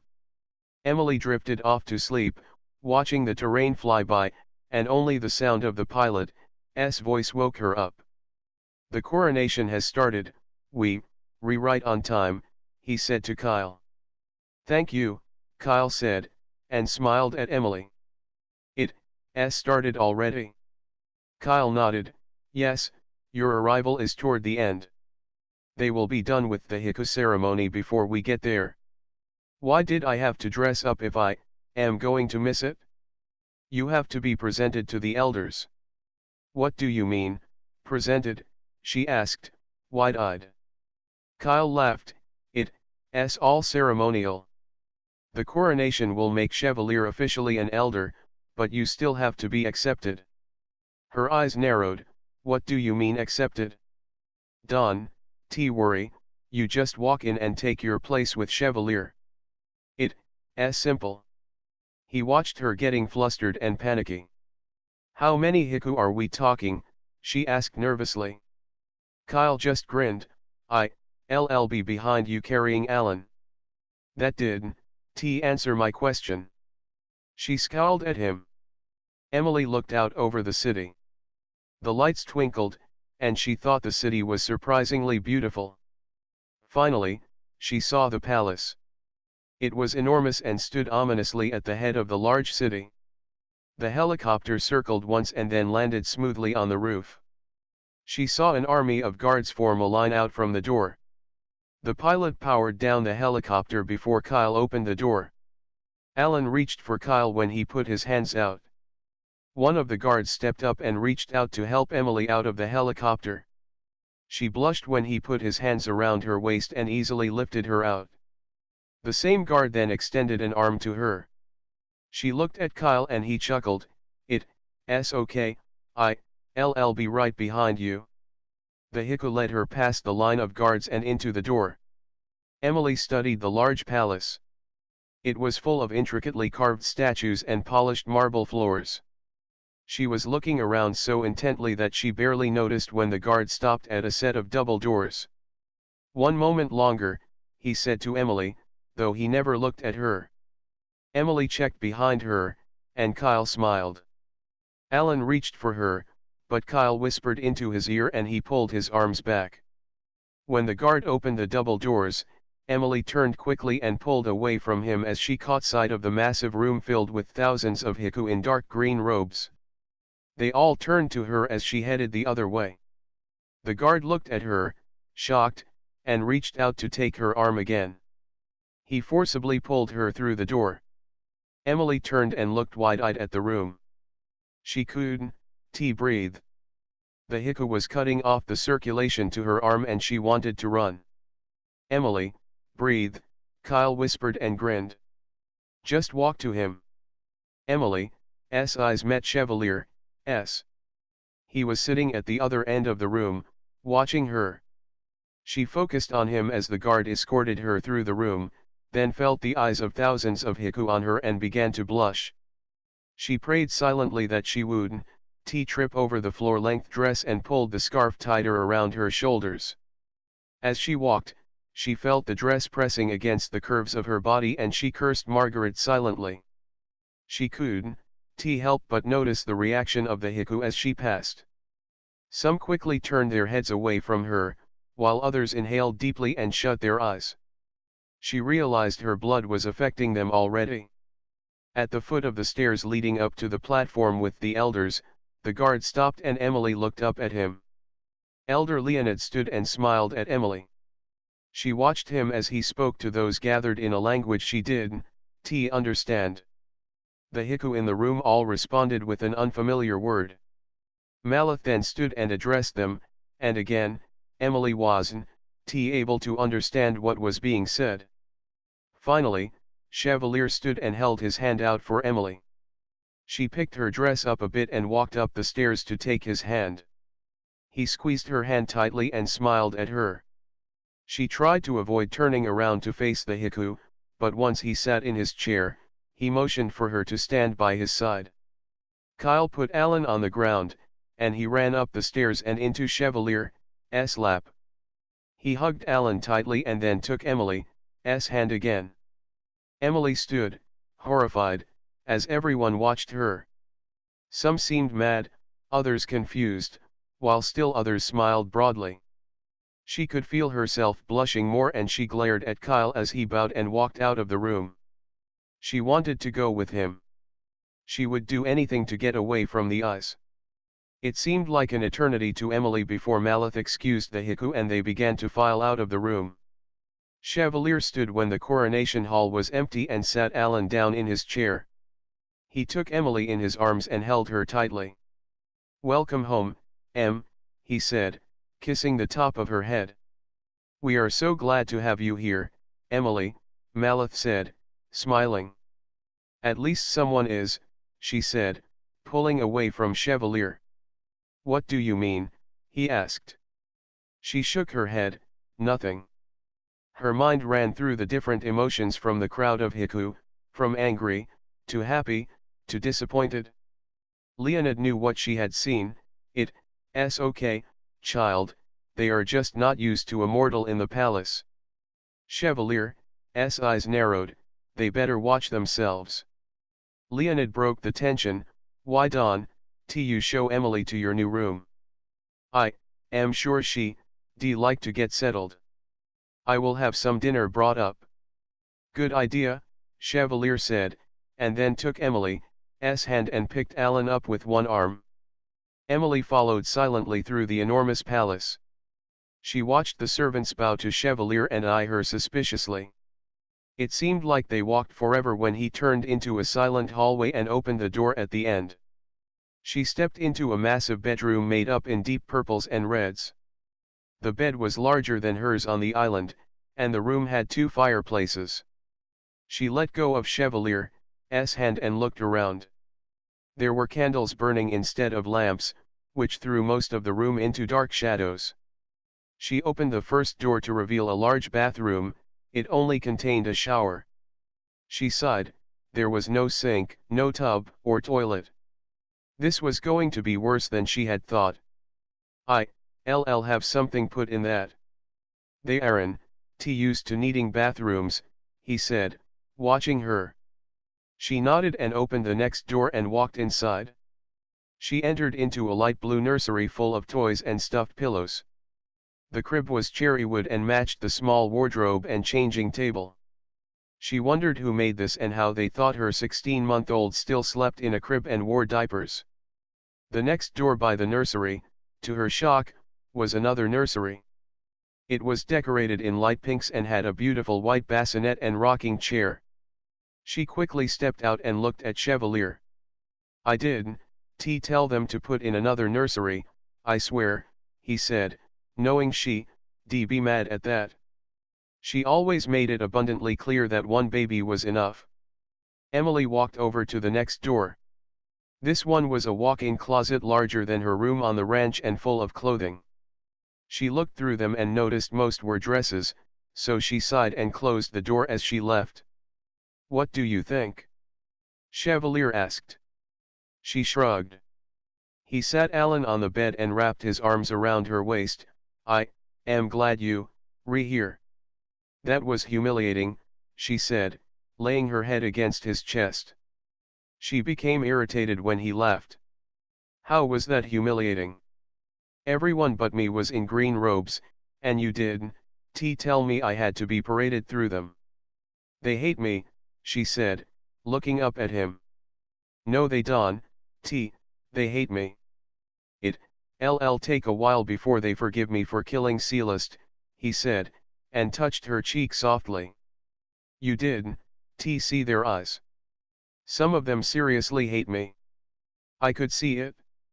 Emily pulled away from him and sat down by Alan on the bed. "They better hope I don't see it." He sat down by her and took her hand. "You can kill everyone who doesn't like me, Chev." He grinned. "I don't have to, just a few before they will learn." She frowned. 2 months. He nodded. "Just give me 2 months. They don't like mortals then, I take it." "Some," he admitted. "What about the haiku who live in the palace?" She hated to ask, maybe she did want to know if she was in danger. "They are devoted to the elders. When the elders said you were to be part of the palace, they accepted that also," he explained. "So no thirsty attacks?" she asked, wincing. He laughed. "No, not from the ones that work here." "Right," she said, and stood up to look around again. She opened up her suitcase and took out a nightgown as Chevalier watched her. "It's going to be okay, Emily. It's cold in here," she said softly to herself. When she turned to the bathroom to get dressed, she jumped as a haiku appeared by the fireplace next to her. "Out," Chevalier hissed at him. The haiku looked up at Emily, terrified, and blurred from the room. She turned questioningly to Chevalier. "They are anxious to make a good impression on you. They will calm down, I promise," he explained. "Why are they trying to impress me?" she asked curiously. Chevalier smiled. "They are under the impression that if you don't like them, they may be out of a job." She put her hands on her hips. "How is it they came to be under this impression?" "I think Malith may have let it slip. They are just trying to make you feel at home. They know if you are comfortable, I am comfortable, and right now, I am their worst nightmare." "I don't like this," she said, disappearing into the bathroom. Emily slipped off the dress in the cold bathroom and felt tears well up in her eyes. The empty bathroom was scary, and the mirrors showed the vast darkness behind her. She put on the nightgown quickly and wrapped her arms around herself, trying to warm up. Her bathroom on the island was always warm and pleasant. When she stepped out of the bathroom, she noticed that both fireplaces were roaring and there were plates on the table. Alan was already at the table eating when she sat down. She looked at the food and suddenly wasn't hungry. Emily pushed the duck a la range away and sat back to cut up Alan's sandwich. "What's wrong? Not hungry?" Chevalier asked. She shook her head. Where is Kyle? She asked, looking around the room. It was too large. She couldn't see into the dark corners when the only light came from candles. His room is across the hall from us. He'll be close to you at all times. Chevalier said, smiling. Tell me he's not a babysitter. He's not a babysitter. He's just going to help you. The palace is a lot bigger than the castle, and he can help show you around, Chevalier said, but Emily could tell he was leaving something out. And to make sure no one bites me, she said blatantly. He growled, they know better. Do I have free run of the palace? He thought and then nodded, I can, why not? Anywhere. Anywhere. Where is your office? On the 3rd floor. Kyle can show you tomorrow. I don't want to do this, she mumbled to herself. I know, he said, touching her arm. Trust me, it's going to be okay. Emily rolled onto her side and curled up next to Alan, who was already asleep. Chevalier watched them sleep. He knew how hard this was on her and knew it was going to get harder. He wondered if he'd been rash to move a mortal into the city, a city that prided itself for millennia on being full haiku. If they would get to know her, she would be okay. The other elders already considered her more than a mortal, but the rest of the city didn't know of her heritage, or her abilities. Chevalier's mind was brought back when he saw Emily sit up in bed. What's wrong? He whispered into the darkness. She didn't respond, but stood up slowly. Her eyes were unfocused and empty as she began to walk toward the door. Emily, he asked, touching her arm. She didn't deviate from her slow path. He followed her as she continued out the door and into the hallway. Kyle met them there and frowned slightly, then looked at Chevalier, who shrugged. Kyle asked her, but she didn't respond to him either. Emily walked slowly toward the stairs. Her body was relaxed, and her face was emotionless as she began to descend. Emily was almost at the bottom when Chevalier took her arm and she stopped walking. Emily, he asked again, but she didn't respond. He gently lifted her up and carried her back to bed. Kyle opened the door for Chevalier and watched as he put Emily back into bed. Not once did she say anything or respond to anyone. He covered her up and then went out to meet Kyle. What was that? Kyle asked Chevalier. Sleepwalking? Don't mortals do that? Chevalier wondered. Seems like I've heard that before. Yeah, well, not a good thing to do here. I don't trust these haiku as much as in my own coven, and I can have her running around. One strong whiff of her blood and she may get attacked, he growled slightly. I know, that's what I am here for though, don't worry about it when she's with me. You are going to be sworn in about an hour, which will help. Chevalier reminded him. Yes, I am ready, Kyle said, and looked back at the bedroom door. Do me a favor, see what you can find on mortal sleepwalking when you get the chance. There's a library here with computers, the internet is bound to have something useful for once, he said. Most haiku didn't much care for the internet, with its overabundance of lies and places for odd mortal fixations. Kyle nodded, I'll do that now. Chevalier watched as Kyle blurred down the stairs and then he returned to the bedroom. Emily and Alan were both deep asleep. A couple of hours later, Emily sat up in bed and began to walk toward the door. Chevalier stopped her before she left the room this time and sat her back in bed. Like before, she laid down and curled up without ever saying a word. Chevalier heard Kyle approaching and blurred out to meet him. Kyle was now wearing a dark green cape which he had thrown over one shoulder. A golden crest pin held the cloak together, the signature sign of the top commanding officers of the Equities. Chevalier's grinned, looks good, Captain. Kyle smiled, seems odd, but you are right, this will help when it comes to Emily. Speaking of Em, she got up again. Kyle frowned, from what I could gather, mortals do walk in their sleep. It's usually a sign of stress. Chevalier nodded, okay, that makes sense then. She hates it here so far. Can you blame her? Kyle asked. She's too observant and she's got to be picking up the feeling that she's an unwelcome outsider.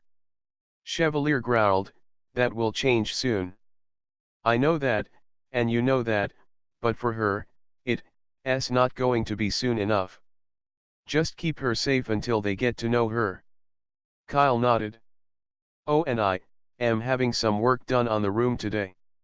They tried to prepare for a mortal, but forgot some key points. See if you can keep her out of the bedroom for a few hours. It's going to be full of working haiku, Chevalier told him. Will do, I'll show her around the palace, Kyle said.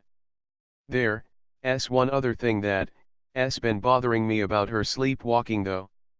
What's that? According to the article I read, you should never speak to or wake up a sleepwalker, it'll scare them. I'll keep that in mind, Chevalier said. No, that's the thing, we both spoke to her, touched her on the arm, and you picked her up. None of that woke her up. Chevalier frowned, right, that should have woken her. I'll keep an eye on her when she sleeps. Chevalier nodded, for now, I need to get to the office. Keep an extra close eye on her today. She wants to explore the castle and I don't trust a soul. Kyle nodded and walked into the bedroom. He sat in a chair where he could watch Emily sleep. He knew the feelings he had for her would get him killed if the elder found out, but when Chevalier asked him to take her away, his mind began to run through the possibility that he could be with her for the rest of her life. The idea was amazingly attractive to him, and when it did happen, his mind still hoped that someday it might come true. Just after dawn, Emily began to stir and eventually sat up and stretched. She looked over at Kyle and pulled the covers over her. The nightgown she was wearing was the most modest one with its sheer pink chiffon. Good morning, Kyle said, smiling at her. She nodded and then pulled the covers over Alan. Good morning. Where's Chevalier? He's down in his office, I can show you if you like. He said you wanted the grand tour. Okay, let me get dressed. I don't suppose I can find a bathroom, she asked, slipping the blanket off the bed to wrap around her before standing up. Sorry, no, Chevalier's having one put in today though while we re-out. They better hurry, she grumbled. She disappeared into the massive closet. Alan woke while she was gone, so Kyle got him out of bed and held him. He looked afraid and confused by his surroundings. Emily appeared a short time later and went into the bathroom to get dressed. She stepped out and looked extremely unhappy.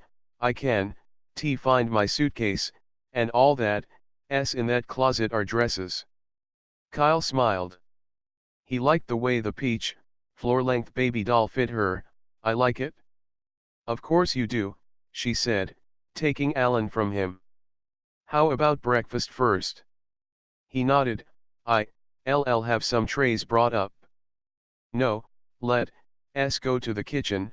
I'll make us something, she said, remembering the extravagant dinner that was brought up the night before. Emily carried Alan and followed Kyle through the palace to the kitchen.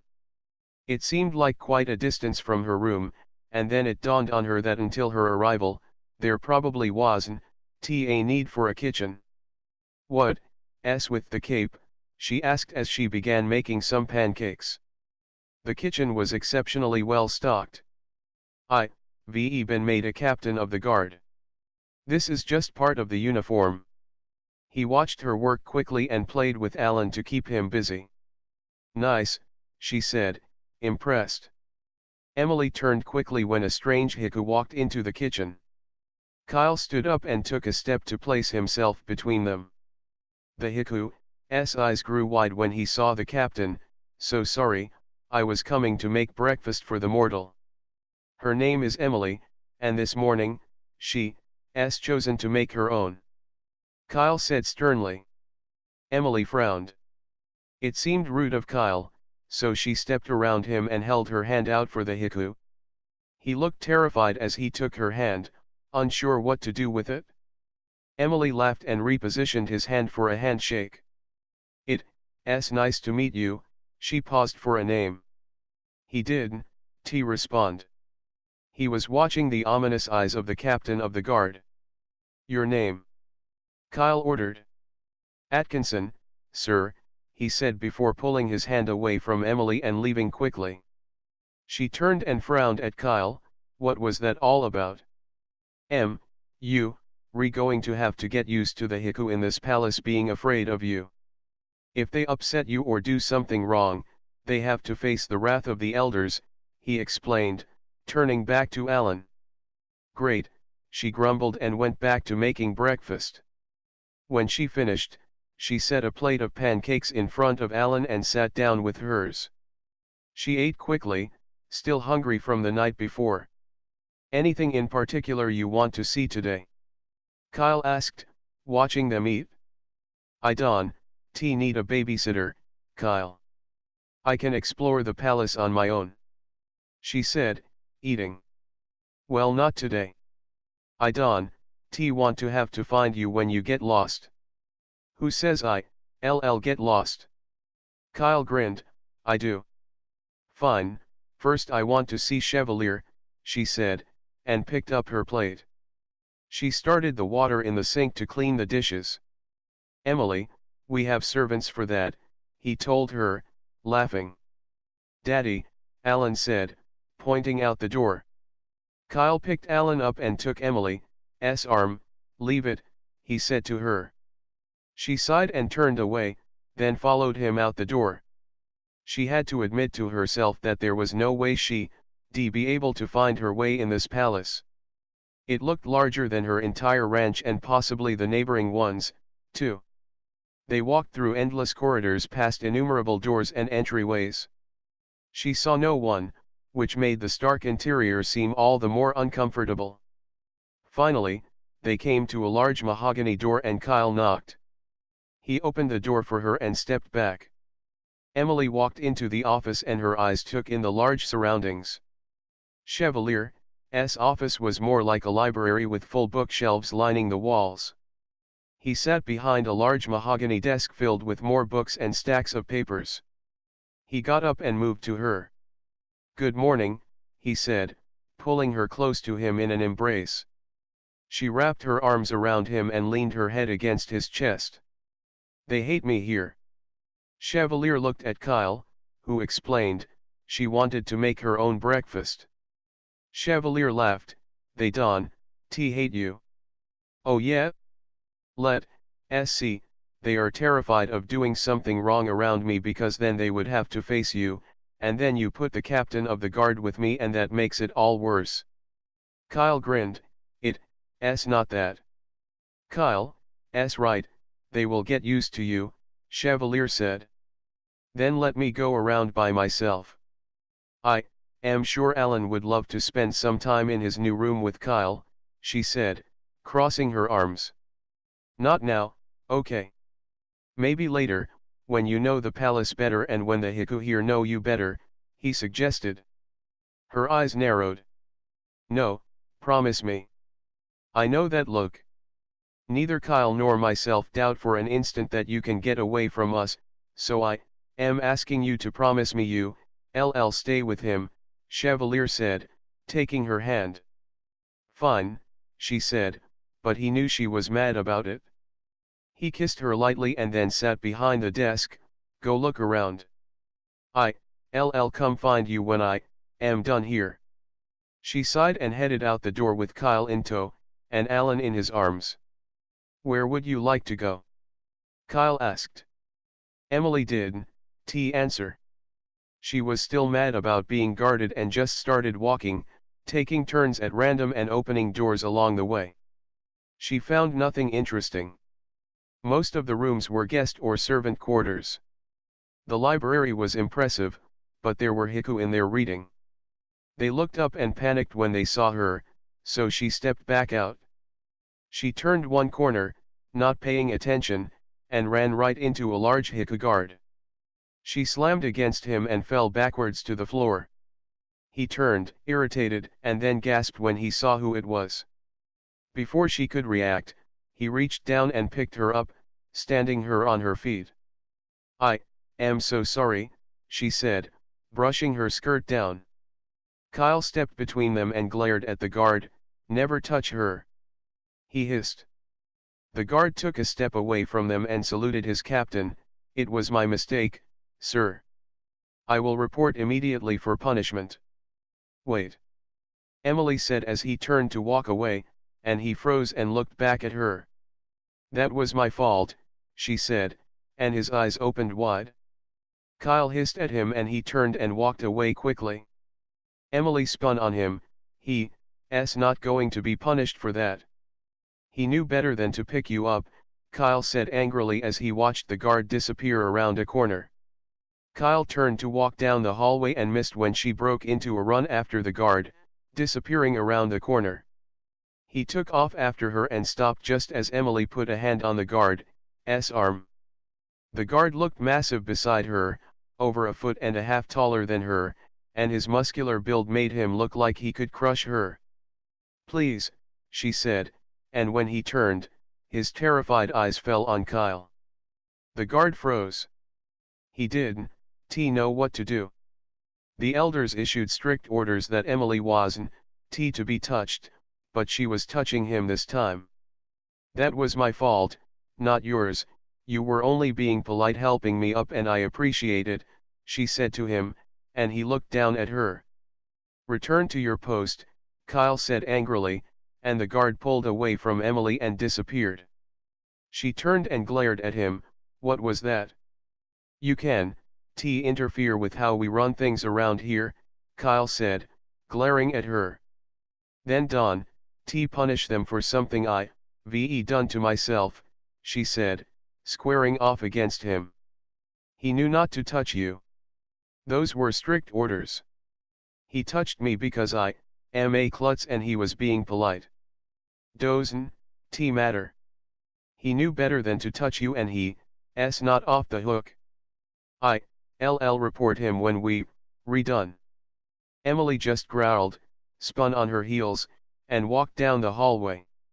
Kyle glared at the eyes in the shadows that had just watched what happened. He saw them slink back to their jobs.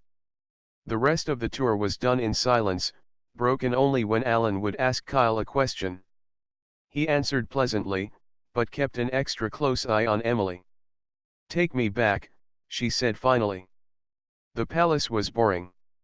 She didn't find any sort of entertainment, just offices and guest quarters, and she was tired of being watched from the shadows. Kyle turned and headed back to her room. He figured the haiku had enough time to finish the renovations Chevalier ordered. She stepped into the room and smiled.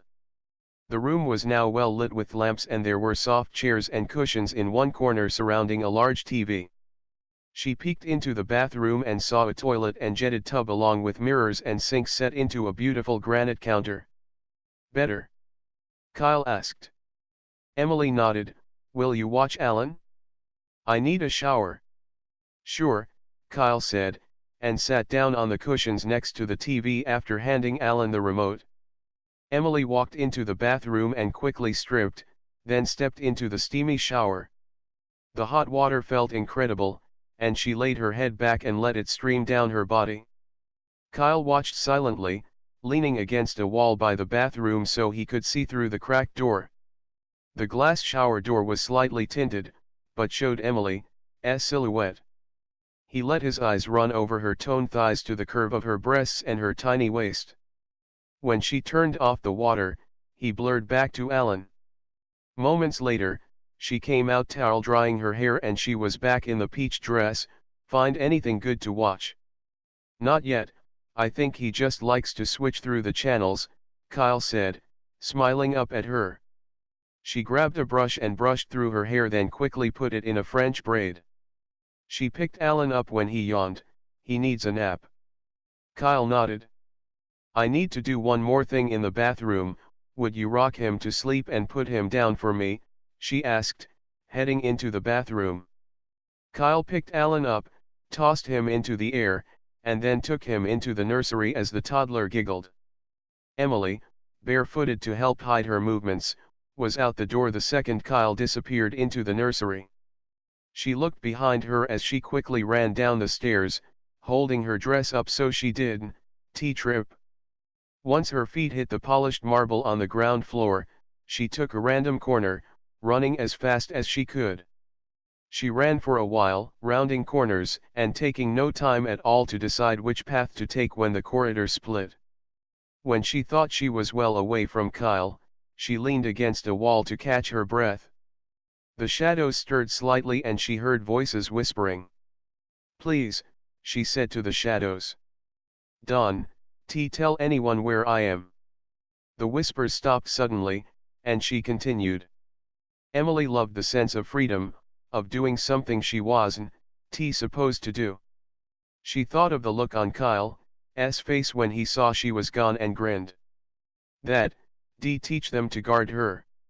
She turned corner after corner, and they were all beginning to look alike. She checked doors once in a while, some were locked, and some opened up into the usual offices and servants' quarters. She was beginning to wonder if this was the most boring place on the planet when she saw a guard up ahead of her. He pushed against a wall and disappeared behind it when it revolved. She smiled and walked up to the same wall, then pushed on it, but it didn't budge. She pushed harder and it gave a little, but not enough that she could get through to the room on the other side. Are you lost, Lady Emily? She heard the voice behind her and spun quickly. No, I am fine, she said to Elder Maleth. He smiled at her. You have slipped your guard, have you not? Emily didn't answer. She just leaned back against the revolving door. Maleth laughed. Come, let me show you to your room. Do I have to go back right now? She asked him. He smiled. No, I suppose you don't, but you shouldn't be running around the palace alone either. Emily shrugged, watching him. Was there something you were looking for? He asked, watching her with an amused expression. Not really. Come, child, let me show you something, he said, and reached his hand out to her. She hesitated and then took his hand and let him lead her down unfamiliar hallways in silence. He stopped in front of a large door and opened it for her. She stepped through and smiled broadly. Elder Maleth had led her to a large game room full of pool tables, video games, and a large entertainment center with a projection TV and shelves full of movies. She stepped inside and walked through the room as she ran her hand along the felt of the poker table and pulled at the arm on a video poker machine. I must be off, child, Maleth said as he shut the door behind him. Emily was ecstatic. She was alone in a room full of games and entertainment. She walked quickly to the movies and looked through them one at a time. There were thousands of titles. This was just what she was looking for, something to break up the monotony of her day. She picked out a fun science fiction movie and fell into an overstuffed beanbag. Emily pulled a soft blanket off of the rack and put it over herself as she settled down to watch the movie. About an hour later, she heard the door open and several strange voices began talking about some sort of wager. She froze, unsure if she should make herself known or just stay where she was, hidden behind the layers of pillows and blankets. She decided to just stay and watch her movie. She knew if she made herself known, that whoever was in the room with her would leave. Emily's attention turned from the movie to the conversation of the haiku as they sat at the poker table. They were betting each other and boasting about past games. She stifled a giggle. They were no different from mortal men when they were alone at a poker game. Keith had hosted several poker games at the ranch, and she loved to listen to the men interact. It was almost primal the way they tried to always show each other up, and these haiku were no different. The loud bang of the door opening made Emily jump, then she cringed when she heard the haiku at the table. "Elder," she heard one shout as they pushed their chairs away from the table. Emily buried herself deeper in the cushion. "Where is she?" Chevalier asked angrily. "Who, Elder?" one of the haiku asked. One of the guards at the poker table spoke up. "I told you I smelled a mortal in here." "Didn't I tell you that? The smell wasn't like a mortal, though. It's different, so I thought you were imagining things," another guard said. She heard footsteps near her and she watched the TV, afraid to look away. The movie was just ending, so she watched the names scroll by quickly. Emily gasped when she felt Chevalier's hand on her arm as he pulled her roughly to her feet. The guards began to look nervous. "We didn't know, sir. Honestly, we didn't know she was there." Chevalier pulled her from the room without acknowledging the guards. Her arm ached under his fingers and he was pulling her so fast she had a hard time keeping up. She was afraid to talk to him. His face was furious and his body language let her know exactly how mad he was. A few times, he stepped forward too fast and she stumbled, but he held her up by her arm, never stopping. When he got to his office, he slammed open the door and threw her inside. She landed on the floor on her knees and quickly spun to look up at him. His eyes were seething as he slammed the door and locked it. "What do you think you were doing, Emily?" he growled. She knew she was in trouble. He rarely called her Emily anymore. "I was bored," she said, getting to her feet. She rubbed her arm where his fingers had dug into her flesh. "This isn't the island. You are to have Kyle with you at all times, do you understand?" he asked, slamming his fist against the desk. She could feel her temper surfacing. "No, I can take care of myself and I am not going to be followed around like a helpless child. Because of your need to go out alone, I now get to punish 5 guards for not being observant. Is that what you want?" he asked her. "No." She glared at him. "That wasn't their fault, I hid from them. Kyle has been frantically looking for you all over this palace. He didn't need to come after me. I can look out for myself," she said, squaring her shoulders and setting her jaw. "You can undermine my authority or that of Kyle in this place," he said to her coldly. "Then don't put those kinds of restrictions on me. Those restrictions were put on you for your protection. I don't need protected. You have these haiku so afraid of me, they can even function if I am around. It's embarrassing and unnecessary. It is necessary, and life would be easier for us all if you would get that through your thick head," Chevalier said, watching her. "Oh, I get it.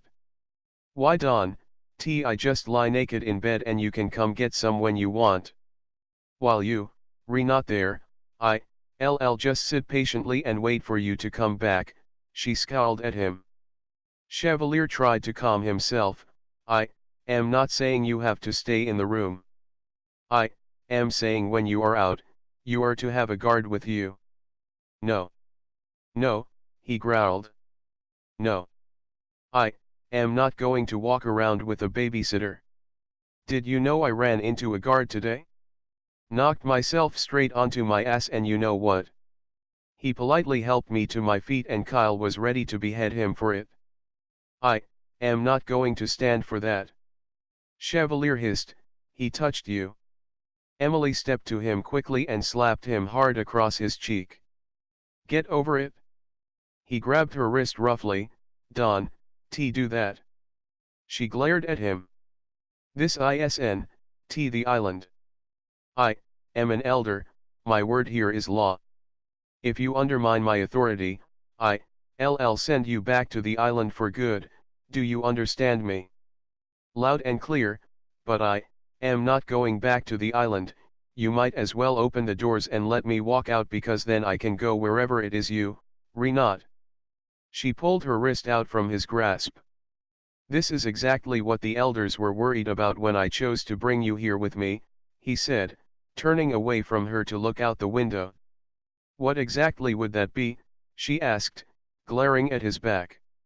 "That a mortal would come in, break the rules, not follow the procedures, and lessen the authority the elders have. One weak link can bring down the entire faction. Is that what I am then? The wink leak? The poor little weak human came and destroyed everything? Fine then, you don't have to worry about that anymore," she said, trying to open his office door. She unlocked it and pulled, but it wouldn't open. "What do you mean by that?" he asked, spinning to look at her. I'll abide by your rules. I promised you 2 months and I don't break promises. After that, I am not guaranteeing anything." She pulled at the door again, "And who in the hell made all of these doors so damn heavy?" "You, going to abide by all of my rules?" he asked, watching her suspiciously. "Yes, you have 2 months, and I have my bank account to buy my own ranch," she said, pulling again on the door, using her body as leverage, "but it still wouldn't budge. That means keeping Kyle with you at all times. If he's busy, then it'll be another guard. That means staying where we put you and not sneaking off," he said sternly. She nodded but glared. He reached out and easily opened the door. "Take her to her room," he ordered a haiku guard that was standing outside of his door. "Yes, but don't touch me or I'll have you beheaded," she told him, walking off. The guard looked nervously at Chevalier and then followed behind Emily as she walked out of Chevalier's office. She stepped into her room and slammed the door. Kyle appeared from the nursery and she could tell that he was livid. "Don't start with me, Kyle," she said, sitting down hard in the chair. He walked past her and out the front door, slamming it behind him. She sat and sulked until she heard Alan wake up. She picked him up out of his crib, and sat with him on the floor to play. She tried to keep a smile up for him. "Daddy?" he asked her. "He's at work," she said, pulling out a fire truck and turning on the lights and sirens. "Sky? He's probably standing outside Mommy's door, sulking," she said, trying to distract him with a large toy robot. She heard a knock on the nursery door and Kyle spoke, "Your dinner is on the table." She didn't answer, and didn't move until she heard the outer door shut. "Hungry?" she asked Alan, standing up. He nodded and walked out into the large bedroom. He ran to the table and crawled into the chair. Emily sat next to him and cut his sandwich in half before handing it to him. He began to eat as she looked at her plate. She wrinkled her nose at the harsh smell. She wasn't sure, but it looked like a caviar quiche. She pushed it away and stole a chip from Alan's plate, then sat and watched him eat. After he ate, she got the bathtub ready for Alan and knelt by the side of it while he played. He giggled when she made a shampoo mohawk out of his hair and then screamed when she rinsed him off. Wrapping him in a towel, she carried him out into the bedroom and stopped when she saw Chevalier sitting in a chair by the fire. She ignored him and took Alan into his room for some clean clothes. "Go say good night to Daddy," she said when he was ready for bed. Alan ran out into the bedroom and jumped into Chevalier's lap. Emily stayed in the nursery and rocked in the chair. Chevalier brought Alan in and tucked him into bed, not saying a word to Emily. When he left, Emily kissed Alan goodnight and shut the door behind her when she left. She stepped into the bathroom to change for bed and looked, irritated, at the night clothes waiting for her. They were pink and frilly, so she tore them in two and tossed them into the trash, opting instead for just a short tank top and panties. It had to be better than those annoyingly feminine nightgowns the haiku tailors seemed to think she needed. She left the bathroom and crawled into bed, ignoring Chevalier's eyes on her. Chevalier sighed when she crawled into bed without a word. She kicked the covers off, so he shut down one of the fireplaces to cool the room off. He walked over and sat down on the bed. He wanted to reach out and run his fingers along her soft smooth hips and the curve of her waist, but knew she would probably not appreciate that. He asked softly.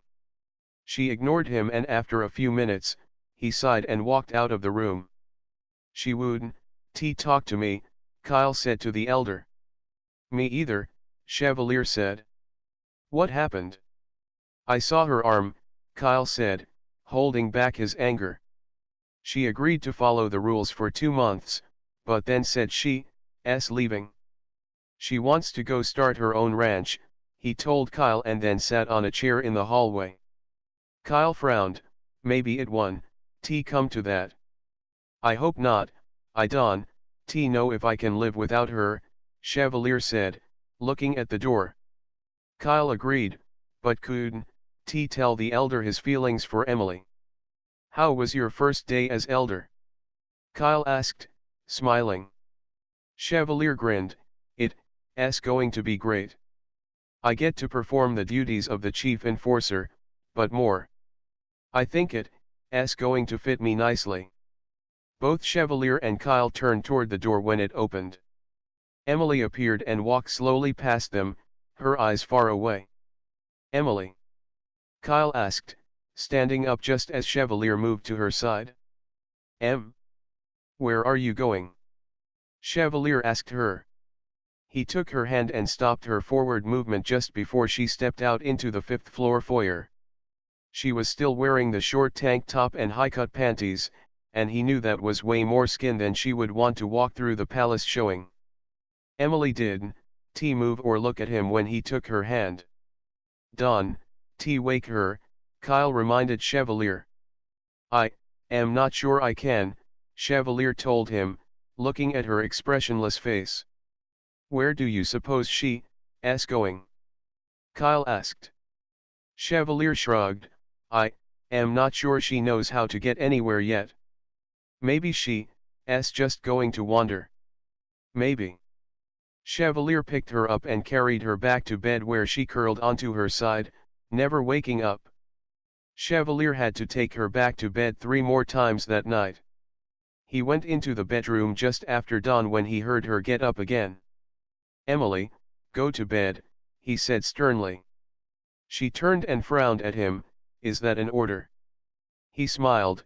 Never mind, I see you, re-awake. She shook her head and walked into the bathroom, then came out in a light blue summer dress.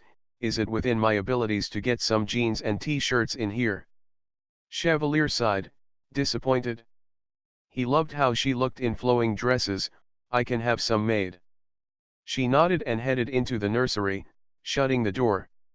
Chevalier stepped out of the room. How is she this morning? Kyle asked. Still mad, he said. I am going down to the office. You shouldn't have any problems today.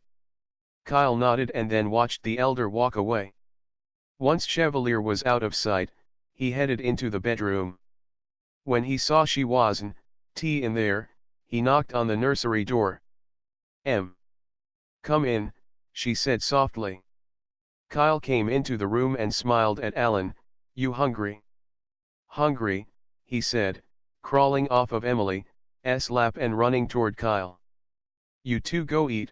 I am fine, she said, watching out the window. You haven't eaten since yesterday morning. Come with us, he said. Is that an order? She glared at him. I am not going to order you to eat. Then I am not going. She didn't move. Can I bring you something? He asked, taking Alan into his arms. Coffee? Eggs and bacon? No, she said bluntly. Fine, stay in the room, okay, he asked, and started toward the bedroom door. Anything you say, she said, and then mumbled, barely loud enough for Kyle to hear. Master. A few minutes after they left, Emily realized she was still extremely tired. She laid down on the top of her bed and curled up with a pillow. Kyle came back from getting Alan some breakfast and saw Emily asleep. He took Alan back out into the hallway and played games with him, letting her sleep. At noon, he took Alan down for lunch, and when he returned, he heard Emily walking around the room, so he knocked on the door. "Come in," she said, turning to him when he entered. "Sleep well?" he asked, setting Alan down. "I need to go to the library," Emily told him, and took Alan's hand and headed for the door.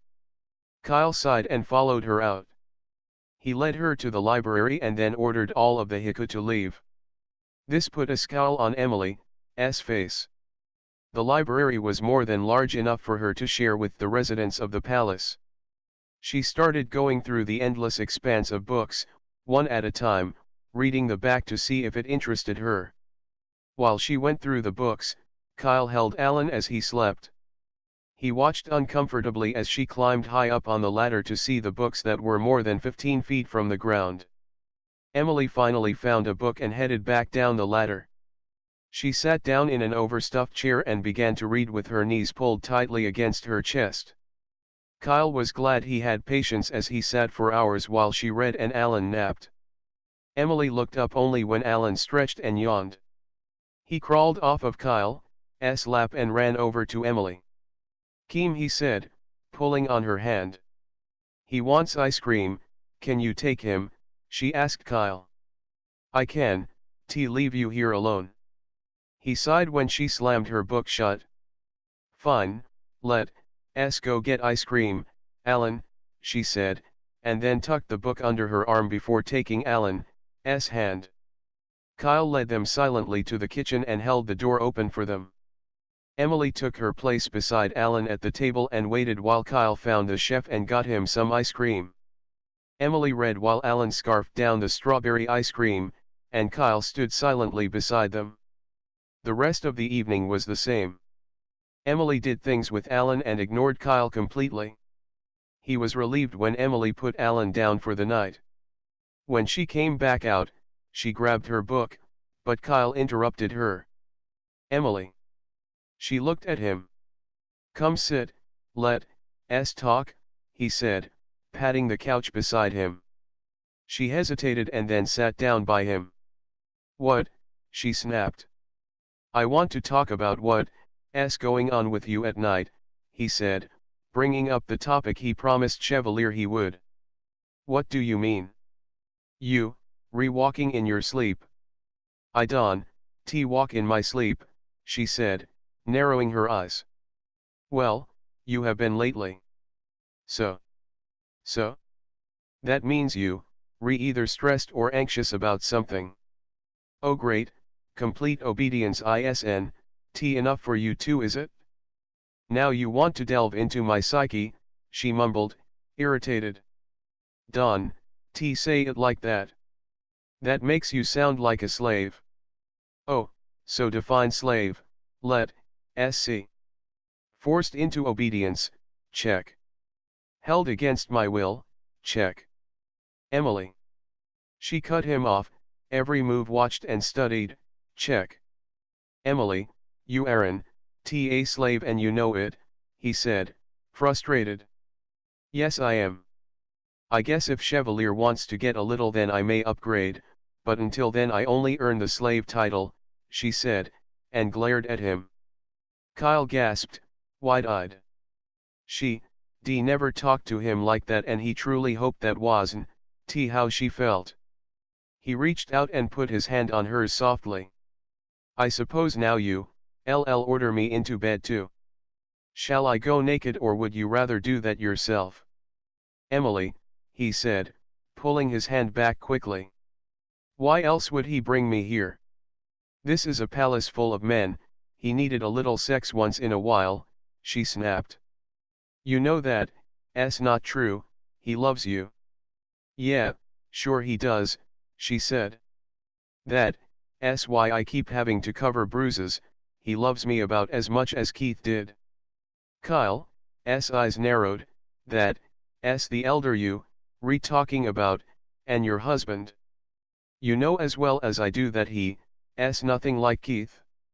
Do I? Yes you do. Now calm down and stop acting like a martyr. He stood up angrily and she stood up to face him. You, lucky I have to have permission to move or slap you, she scowled at him. Permission granted, he hissed, less than a second before her hand connected with his face.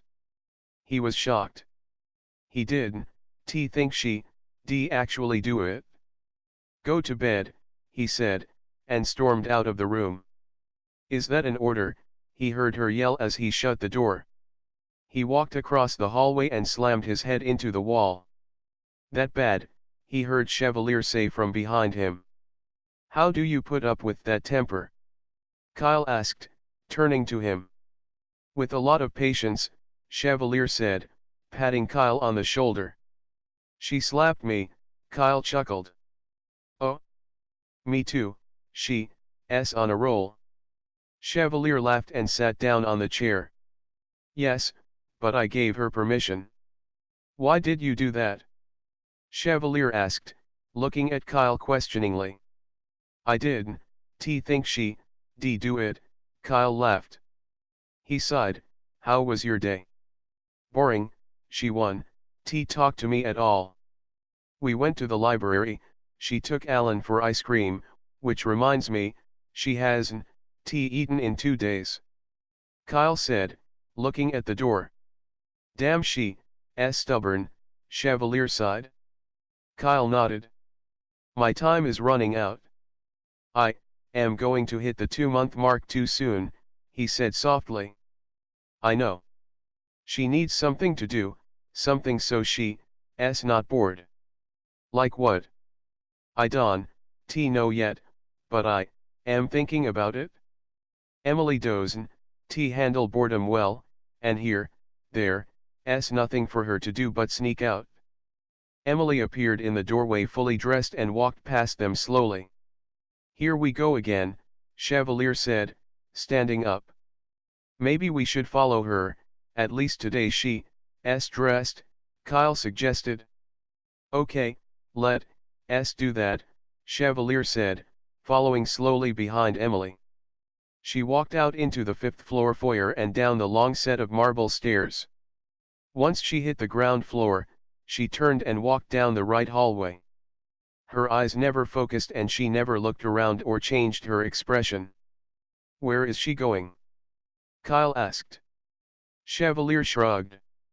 Emily came to a long dark hallway and turned to face the wall. Her hand moved out slowly and she pressed a brick, opening a secret door. Oh, no we don't, Chevalier said, picking her up. How did she know that was there? Kyle asked, surprised. I don't know, but she's not going down there, he said, and carried her back upstairs. Chevalier laid her back in bed and covered her up. He watched her for a moment, but she didn't stir. Kyle and Chevalier went back out into the hallway and shut her door quietly. Do you think she found her way down into the prison yesterday? Kyle asked. Chevalier shrugged. There's no telling what she did, but when I found her, she was at the other end of the palace. Okay, back to a job of some sort, Kyle said, thinking. She prefers animals, but there's not a barn in the entire city. Both of them were deep in thought when Emily emerged again. Chevalier let Kyle take her back to bed this time, while he thought about something to keep Emily busy during the day, something to give her a purpose. She may like something working with the haiku, Kyle suggested. That defeats the purpose of keeping her away from them though.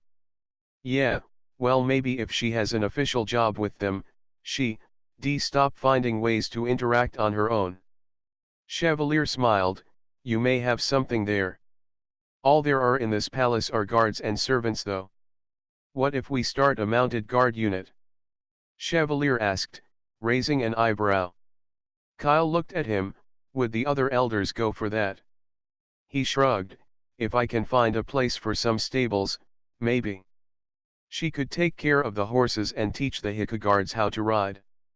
That could be perfect. The Kill Coven has a cavalry, and VE always thought it sounded interesting, Kyle said, smiling. We need someone to watch Alan. Ugh, yeah we would. We could bring Anna over, Kyle suggested. She's doing something else now, and I can take her away.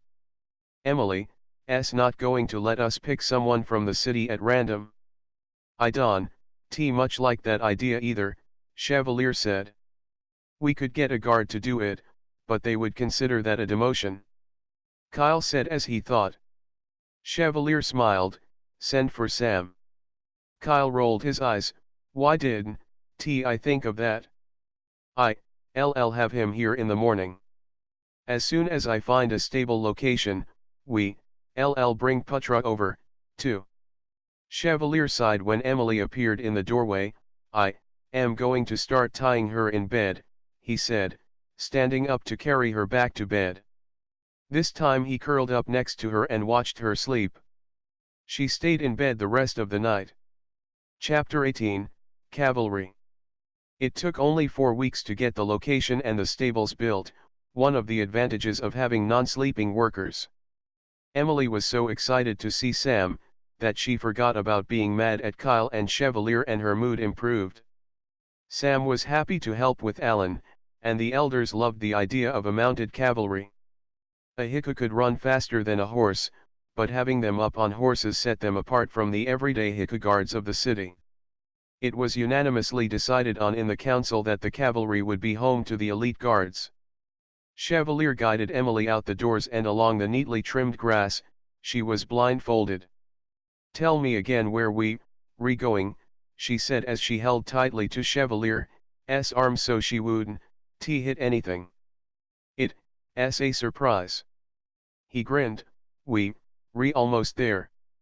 Chevalier got Emily into position, and Kyle brought Putra out to the front doors of the stables. When he pulled the blindfold off, she gasped and ran to Putra, hugging her tightly. Oh thank you, she said, rubbing her nose on the mare's muzzle. It's not all fun, Em. We have a job for you, Chevalier said, smiling. She looked up, a job. The elders have decided on a mounted cavalry. It'll be your job to tend to the horses and to teach the haiku how to ride, Kyle explained. Chevalier was still smiling. Kyle will be the battalion captain, so he'll be here with you every day. Emily tied Putra up to a post and went into the stables. There were rows and rows of stalls full of horses of all breeds and colors. The stables were pristine and smelled like new wood. She knew that would all pass soon enough. Emily ran out and jumped into Chevalier's arms and wrapped her arms around his neck. Thank you. You're welcome, he said, hugging her tightly. She pulled back and looked into his eyes. When do we start? Kyle chuckled and pointed to 7 guards heading their way. There's your first set. Emily looked over at the unhappy haiku and frowned. They don't want to do this. They don't have a choice, Chevalier said, setting her down on her feet. Emily sighed and then went to meet the 7 guards. They wouldn't even look at her as she introduced herself. She thought for a moment and then went back to Chevalier. I'll talk to them, he said angrily, but she put her hand against his chest. It will go smoother if an elder isn't watching, and send Kyle away for a few minutes, she suggested. Kyle started to argue, but Chevalier held a hand up. Fine, he'll be gone for 5 minutes, that's it. Kyle frowned and went into the stables as Chevalier walked away. Emily went back to the guards.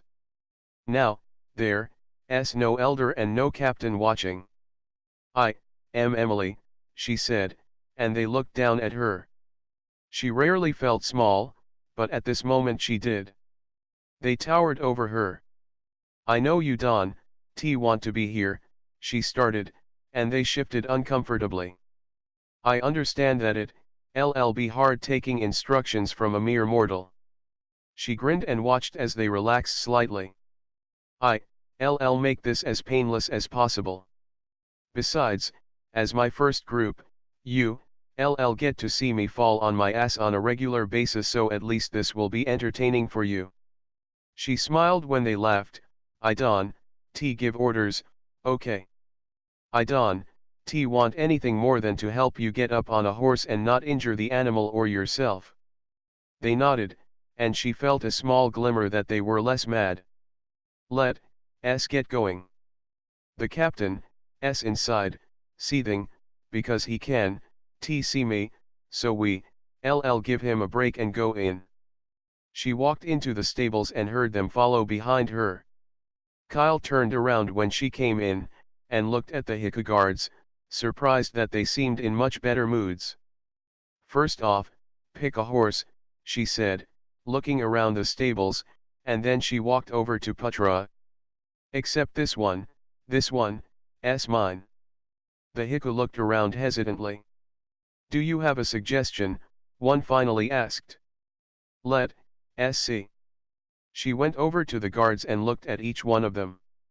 Emily took the hand of one of the guards and he froze and looked at Kyle. Kyle sighed and turned away. She pulled on his hand and led him over to the stables. You, the tallest, so you are going to need a larger horse. She led him through the stables and stopped at a tall Appaloosa. Here, this will be yours. She opened the stable and handed a brush to the Heku. Start brushing him, you need to bond. She left him with the stallion and shut the stall door, then repeated that with each guard, taking their hand and leading them up and down the rows of horses until she found one that suited them. She gathered up 7 bridles and passed them out, showing each Heku in turn how to put it on correctly.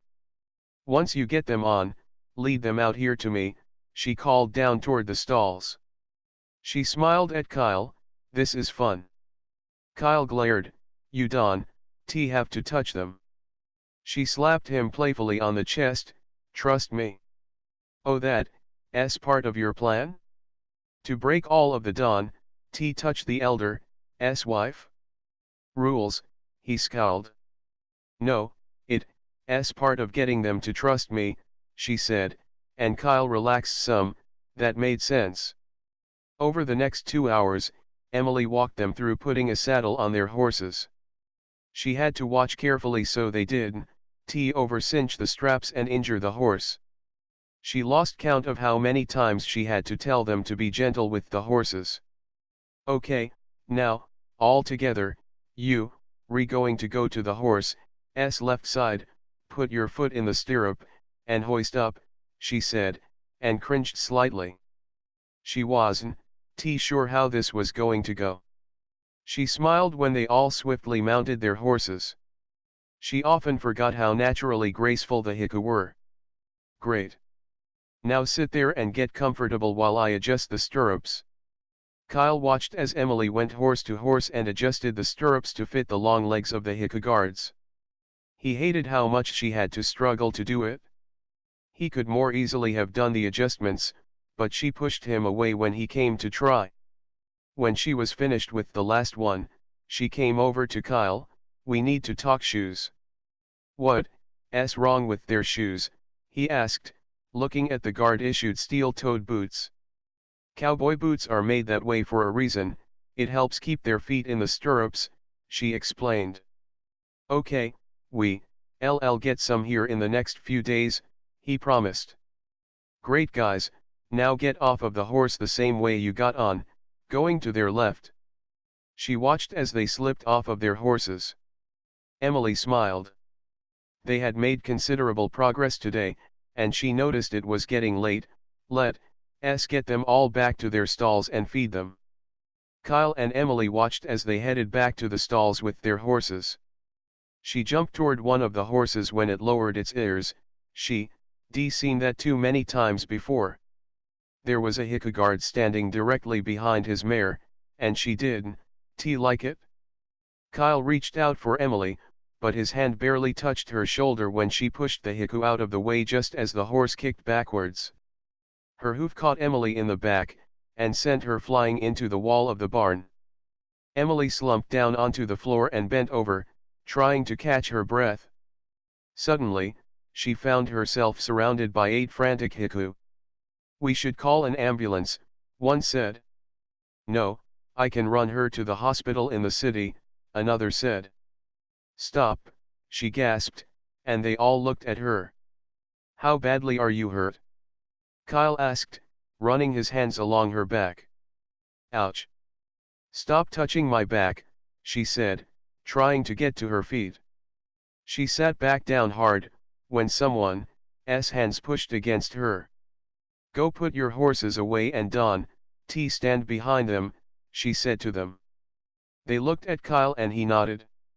The haiku guards walked over to their horses, glancing back at Emily, each wondering how much trouble they would get into for this, and on their first day. As they rounded the corner back to Emily, they gasped. She had her shirt hiked up in back, and Kyle was looking at a hoof-shaped bruise to the left of her spine. "See, it's not bad," she said, pulling her shirt down. Kyle helped her to her feet and he spun to the guard angrily, "Never, ever, stand behind a horse." Emily frowned and turned to Kyle, "Did you hear me tell them that?" "Well, no," he said angrily. "Then if you want to be mad at someone, be mad at me," she said to him, and put her hands on her hips. The haiku guards watched, shocked. They couldn't believe that the little mortal woman was standing up for them with their captain. "Still, Emily, why would you push a haiku out of the way for that?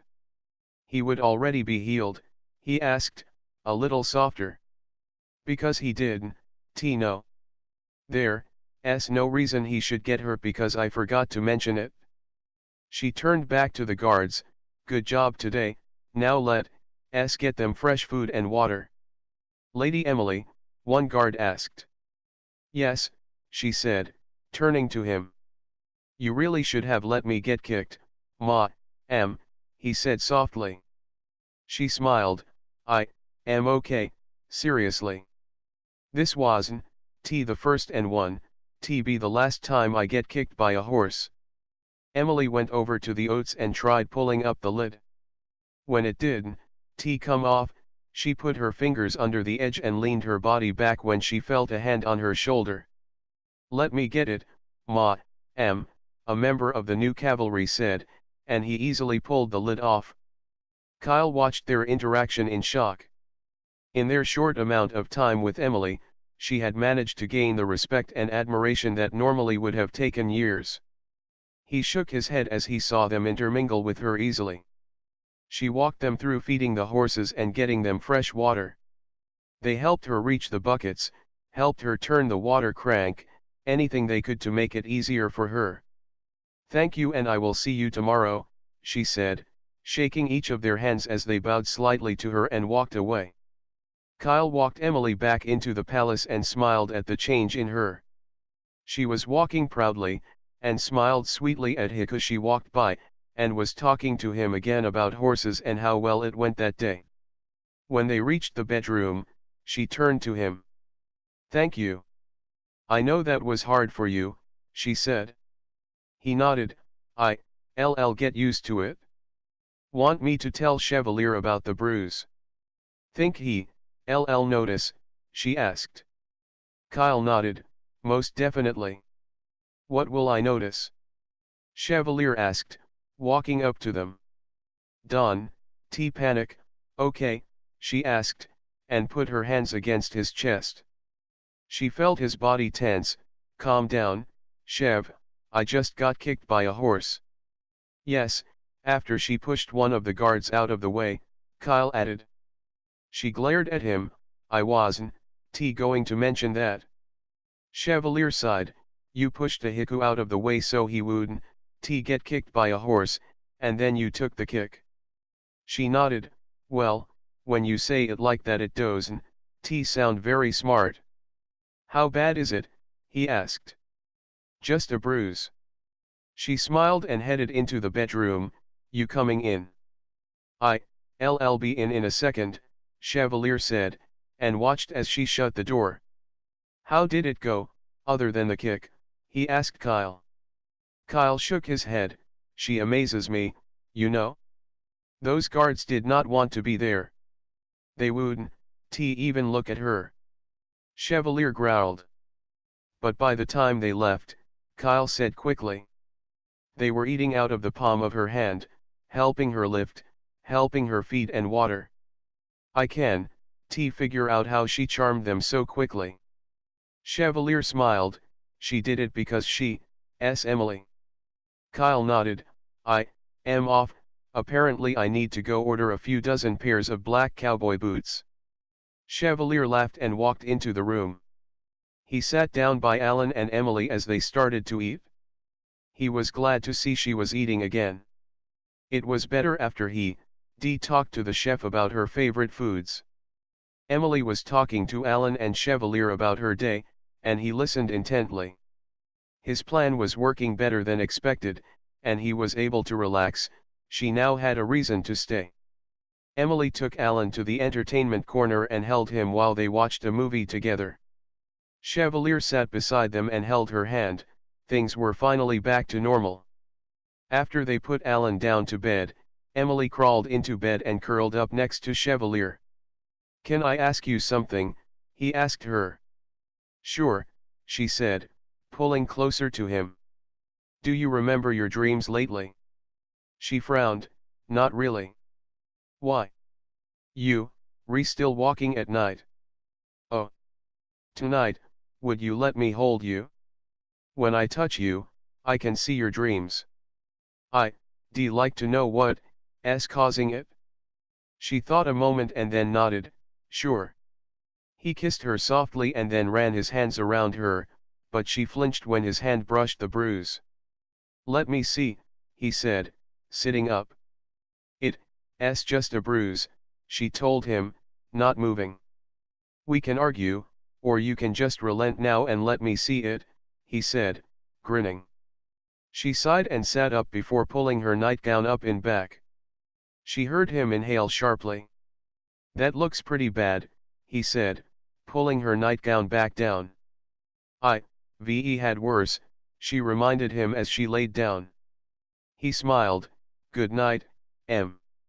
She started to wish him good night too, but his lips pressed against hers and cut her off. Chevalier held her all night and let his mind wander into her dreams. Her dreams were odd and cryptic, first a horse and then a pond, nothing abnormal. He began to think she wouldn't walk tonight when he heard someone calling. Come to me, child, the voice said. Chevalier opened his eyes and stood up, looking around the room. Just as he ascertained that no one was in there, Emily stood up and began to walk out of the room. He carried her back to bed and laid down next to her, taking her hand. Her dreams had stopped. Images flashed through her mind, images of places she'd been and people she knew.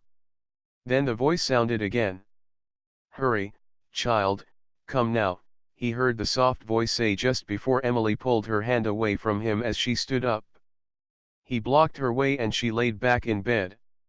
As soon as she settled in, he walked out into the hallway and called for Kyle. Yes, Elder. Kyle asked, stepping out of his room. Someone is calling her, he said. Calling her? Yes, I can hear it in her dreams, someone calls her, and then she gets out of bed, Chevalier explained. Kyle frowned. Go down into the prison. I wonder if one of the prisoners knows there's a mortal, maybe they can smell her. See if anyone there would be able to call her in her sleep. Kyle nodded and blurred down the stairs. Chevalier walked into the room just in time to put Emily back to bed. This time he wrapped his arms around her and held her in bed so she couldn't get up. Emily stretched and got out of bed just after the sun came up.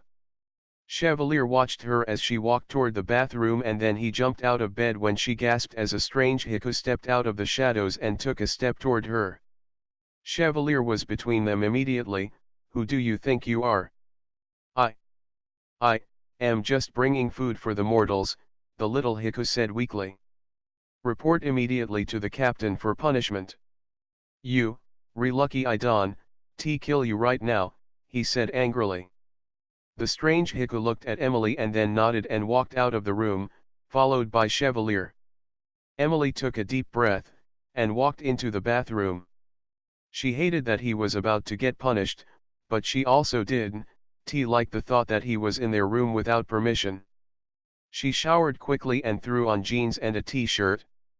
When she got out, Kyle was waiting for her at the table while Alan ate. Chevalier's gone to work already, Kyle told her. There was a Heku in the room this morning, she said as she sat down and picked up a slice of bacon. Yes, I know, unacceptable, he said, obviously mad. She nodded and drank some orange juice. Once she was done eating, she kissed Alan goodbye and then walked out toward the stables with Kyle. The 7 guards were already in the stables brushing their horses. Good morning, Ma, one of them said, and smiled at her when she arrived. Good morning all, did you have a nice night? She went over and slipped a bridle on Putra and led her out to the front of the stables as they all answered her about their evenings. Okay, put the bridles on and bring them out here. I want to see you put the saddles on them, just be gentle, please, she said, and stood back to watch them. Emily watched carefully as the 7 led their horses out and put on their saddles. She helped each one to make sure they didn't injure the horse and then climbed up on Putra when they were all saddled. Okay, mount up, she said, and watched as they easily slid onto their horses. Good job. She smiled. Ma, one of them asked. Yes. How is your back, he asked softly, unsure if he had the right to ask. She smiled, I am fine, really. It's not the first time I've been kicked. He nodded and smiled at her. Okay, now, we're going to start out in a walk, easy enough. You click your tongue like this, she said, clicking. Then lightly, very lightly. Kick your horse. She demonstrated, and Putra started off in a slow walk. Before long, everyone joined her and she turned around to make sure they were all with her. She thought for sure they would have balance issues, but then remembered who she was working with and smiled at their stable forms on the horses. They all caught up to her and formed a line to each side of her. Ready for some fun, she asked them, and they looked at her, confused. Okay, Putra, let's show the Heku who's faster, she said. Kicking her horse hard, Putra broke into a gallop. She laughed as she looked behind her and saw a few running along with her, some falling behind in more of a trot, and one Heku even had his horse going backwards, not an easy feat. She urged Putra on, and soon all 7 of the guards were racing her across the city as Heku jumped to get out of their way. She turned Putra onto a side street and shut her eyes as she felt the wind through her hair. The fast sound of hoofbeats behind her was comforting and she led the guards back toward the stables. She hit the stables first and pulled Putra back to stop her, then turned around and watched the guards come, one at a time, into the stable yards and stop their horses. She was glad to see most of them were laughing. That is a gallop, she told them when they had all joined her. That was cheating, one said, laughing. Emily looked around and didn't see Kyle, so she turned to the guards. No, my dear, I don't cheat, I just, well, yeah, okay, so I cheated. She smiled and ordered them all off of their horses, then slid off Putra and gasped as one of the horses began to shy and buck. She ran forward and took the reins, but was pushed back by the horse's strong hoof. One of the guards moved between her and the horse and took the reins just as the Heku on his back was bucked off and landed hard against a thick tree. She crawled quickly over to him and put her hands on his chest when he started to get up. Are you hurt? He coughed some. Okay, he managed to say, but she didn't believe him. She put her hands on his neck and felt down his spine. His eyes were wide as she touched him gently. She gasped, I think he broke your back. It'll be fine in a second, I promise, he said, watching her concerned expression. Just lay still, she told him, and grabbed a horse blanket from the stack nearby and covered him. Honestly, Ma, I am okay. He started to get up, but she held him down. She realized he wasn't trying very hard to get up. There was no way she could have held him down if he really wanted to get up. Another guard knelt down by her. You got kicked, how are you? I am fine, she said, ignoring the stinging in her chest. She could only imagine how mad Chevalier was going to be over this one. What happened, did anyone see? She asked them all, still holding the one haiku down. One of them said. Emily nodded, that, I'll do it every time. Did anyone get stung? No, I killed it, a haiku guard said, and she raised her eyebrows impressed. Can I get up now, the haiku that was lying down asked. Not yet, she said, and again ran her fingers down his back. The bone seemed to have healed. Okay, you can get up, she told him, and pulled her hands off of his chest.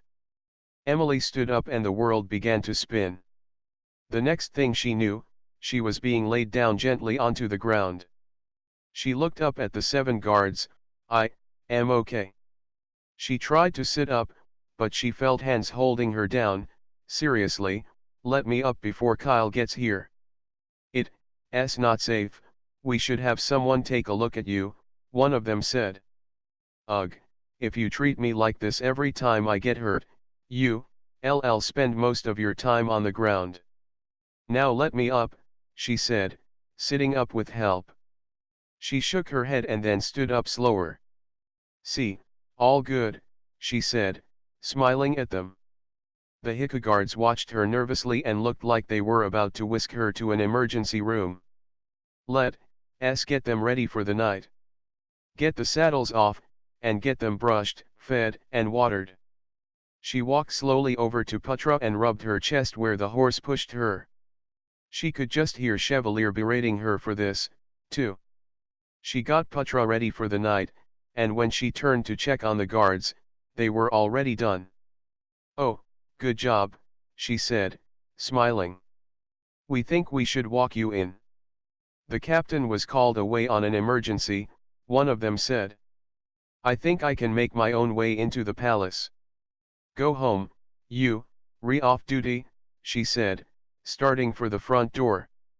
She stopped when she heard footsteps behind her and turned to face them. Walking you in, the front one told her. Okay, one of you can walk me in, she said, heading inside. She wasn't sure how they decided, but one of them blurred to her side. What's going on here? Chevalier growled when he saw Emily with a strange haiku guard. Emily grinned, being overprotective, I do believe. Must be something in the species. Chevalier nodded to him, thank you, Mark, for bringing her home. He stepped forward, sir, he looked at Emily and her eyes narrowed. Yes. He looked from Emily to the elder, watch her, she got hit pretty hard and passed out. Emily glared at him, hey. What's up with that? Friends with you, but he's my elder, the haiku said, and walked off. Emily sighed and walked into the room, where's Alan? Chevalier shut the door behind her. Sam has him down in the game room. To give us some alone time. She smiled and turned toward him, alone time, He smiled and wrapped his arms around her waist then kissed her softly. She got on her tiptoes so she could put her hands on his face and kissed him passionately. Chevalier slipped off her shirt and began to kiss her neck softly, but then pulled back and frowned. What? She asked. That's some bruise, he said, touching just above the bruise softly. Emily began to unbutton his shirt and soon her bruise was forgotten. All right, today we start the tactical training from horseback, Emily said to the 7 mounted haiku. They nodded and looked at each other excitedly. The captain is going to help with this as Well, I have no idea how to tackle a haiku from horseback, she said, laughing. The haiku grinned and watched as Kyle rode up and stopped by Emily. First it's going to be, well, just what Emily said, how to get off of a horse quickly for a tackle, Kyle said. Horses are moody, as you, ve seen, and they aren't going to like a lot of these moves, so we need to do them often and get them used to it. Kyle moved his horse forward. Nathan, get down off the horse and I want you to run from me. Nathan slid off of his horse, looked at his captain, and then blurred across the lawn. Kyle was on him quickly and in one smooth movement, managed to kick off from his buckskin mare and land squarely on Nathan, pinning him to the ground. Emily flew past them on Putra and soon caught up with the mare. The haiku watched, amazed, as she brought a lasso up off of her hip, twirled it in the air a few times, and then threw it easily over the mare's head. She wrapped the end quickly around the horn on her saddle, and pulled Putra to a stop, which in turn brought the mare to a sudden halt. She returned to the group with the mare in tow. When do we learn how to do that? One of the haiku asked, grinning at Emily. Oh, you'll never be that good. She laughed and winked at him. Kyle smiled as he watched her fun banter with the guards. He always liked to watch her on horseback. She was graceful and beautiful as she did what she loved, and the blissful expression she had only when on a horse gave her an attractive glow. Okay, who wants to try that? Kyle asked from the ground. One of the haiku raised his hand. Emily watched as Kyle blurred and the haiku kicked his horse into a fast gallop. When he approached Kyle, he pushed off from the horse, got his foot tangled in the stirrups, and then was dragged alongside as the horse ran in a panic. Emily was on the horse in a few seconds and quickly had the lasso around his neck and pulled him to a stop. Once the horse stopped, she jumped off of Putra and pulled the haiku's foot out of the stirrups before kneeling down beside him. There was blood all over him, and his eyes were shut. Mark, she asked, touching his face lightly. He looked up at her and gasped for breath. She looked into his eyes and took his hand. It's okay. I'll stay with you while you heal. The haiku was in pain and Emily stayed with him. She could hear the others surround them, and she gently touched his cheek as he groaned in pain. Within a few minutes, his breathing slowed and the bleeding stopped. He pulled his hand out of hers and sat up. Shake it off, Mark, Kyle told him, and helped him up.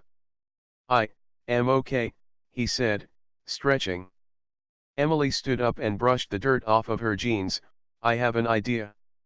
Kyle looked over at her. You do? Yes, there's a way you have to turn your foot if you going to jump off of a horse in motion, she said. And you jumped off of a moving horse because?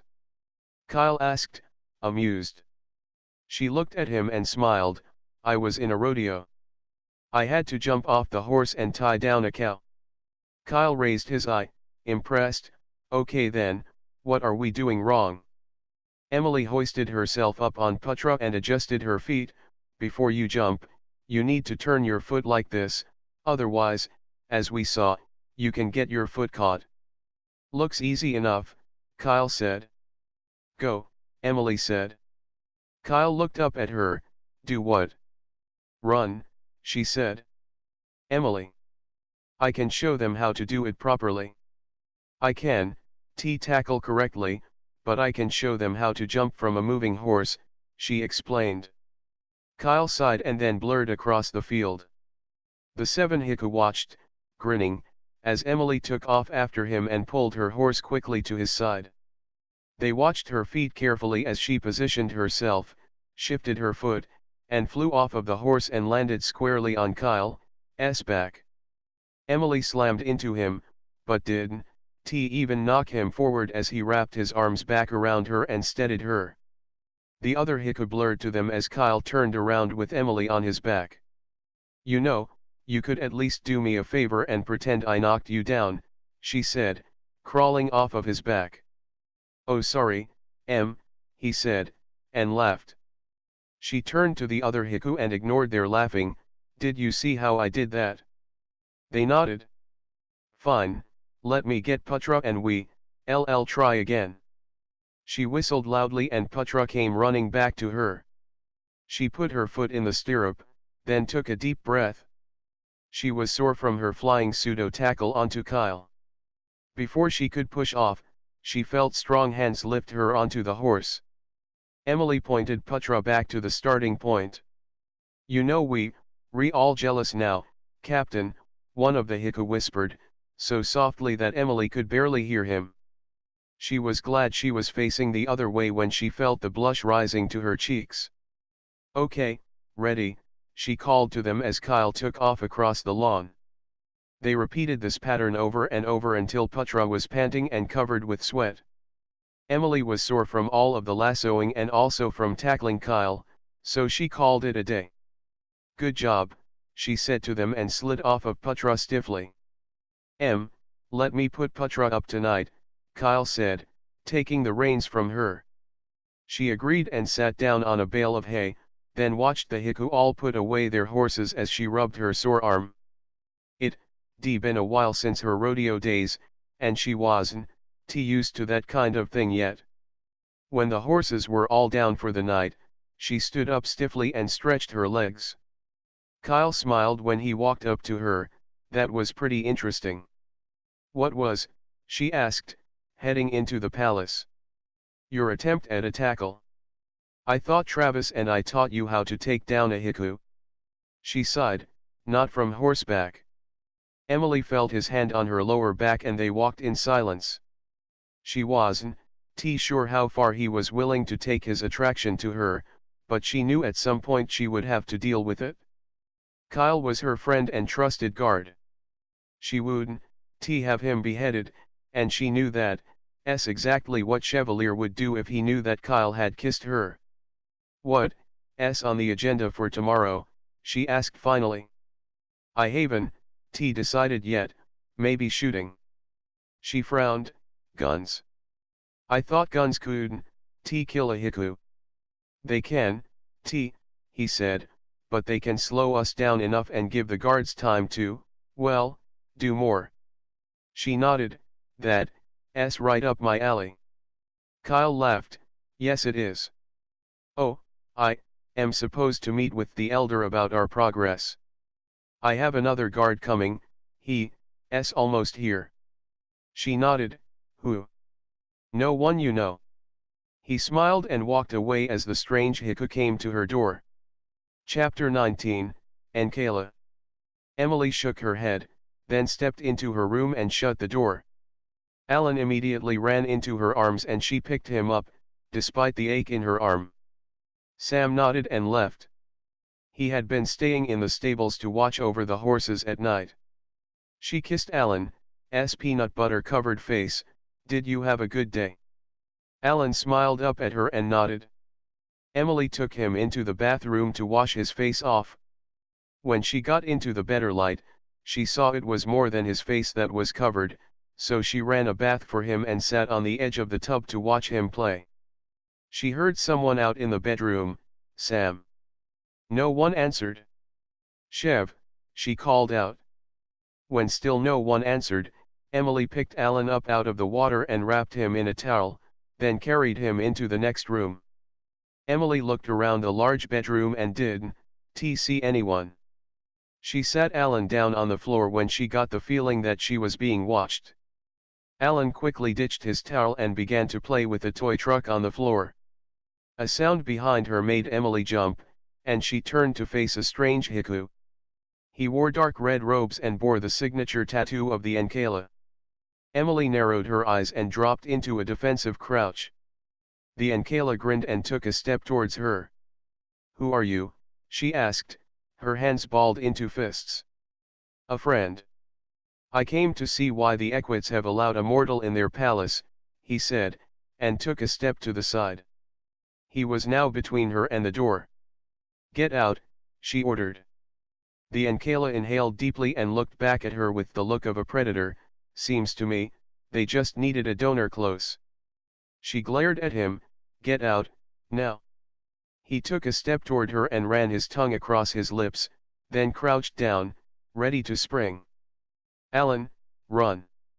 Emily screamed just as the Ankela jumped at her, pinning her to the ground with his teeth at her neck. Emily's training flooded back to her, and she saw Alan open the door and run out as the Ankela sunk his teeth into her.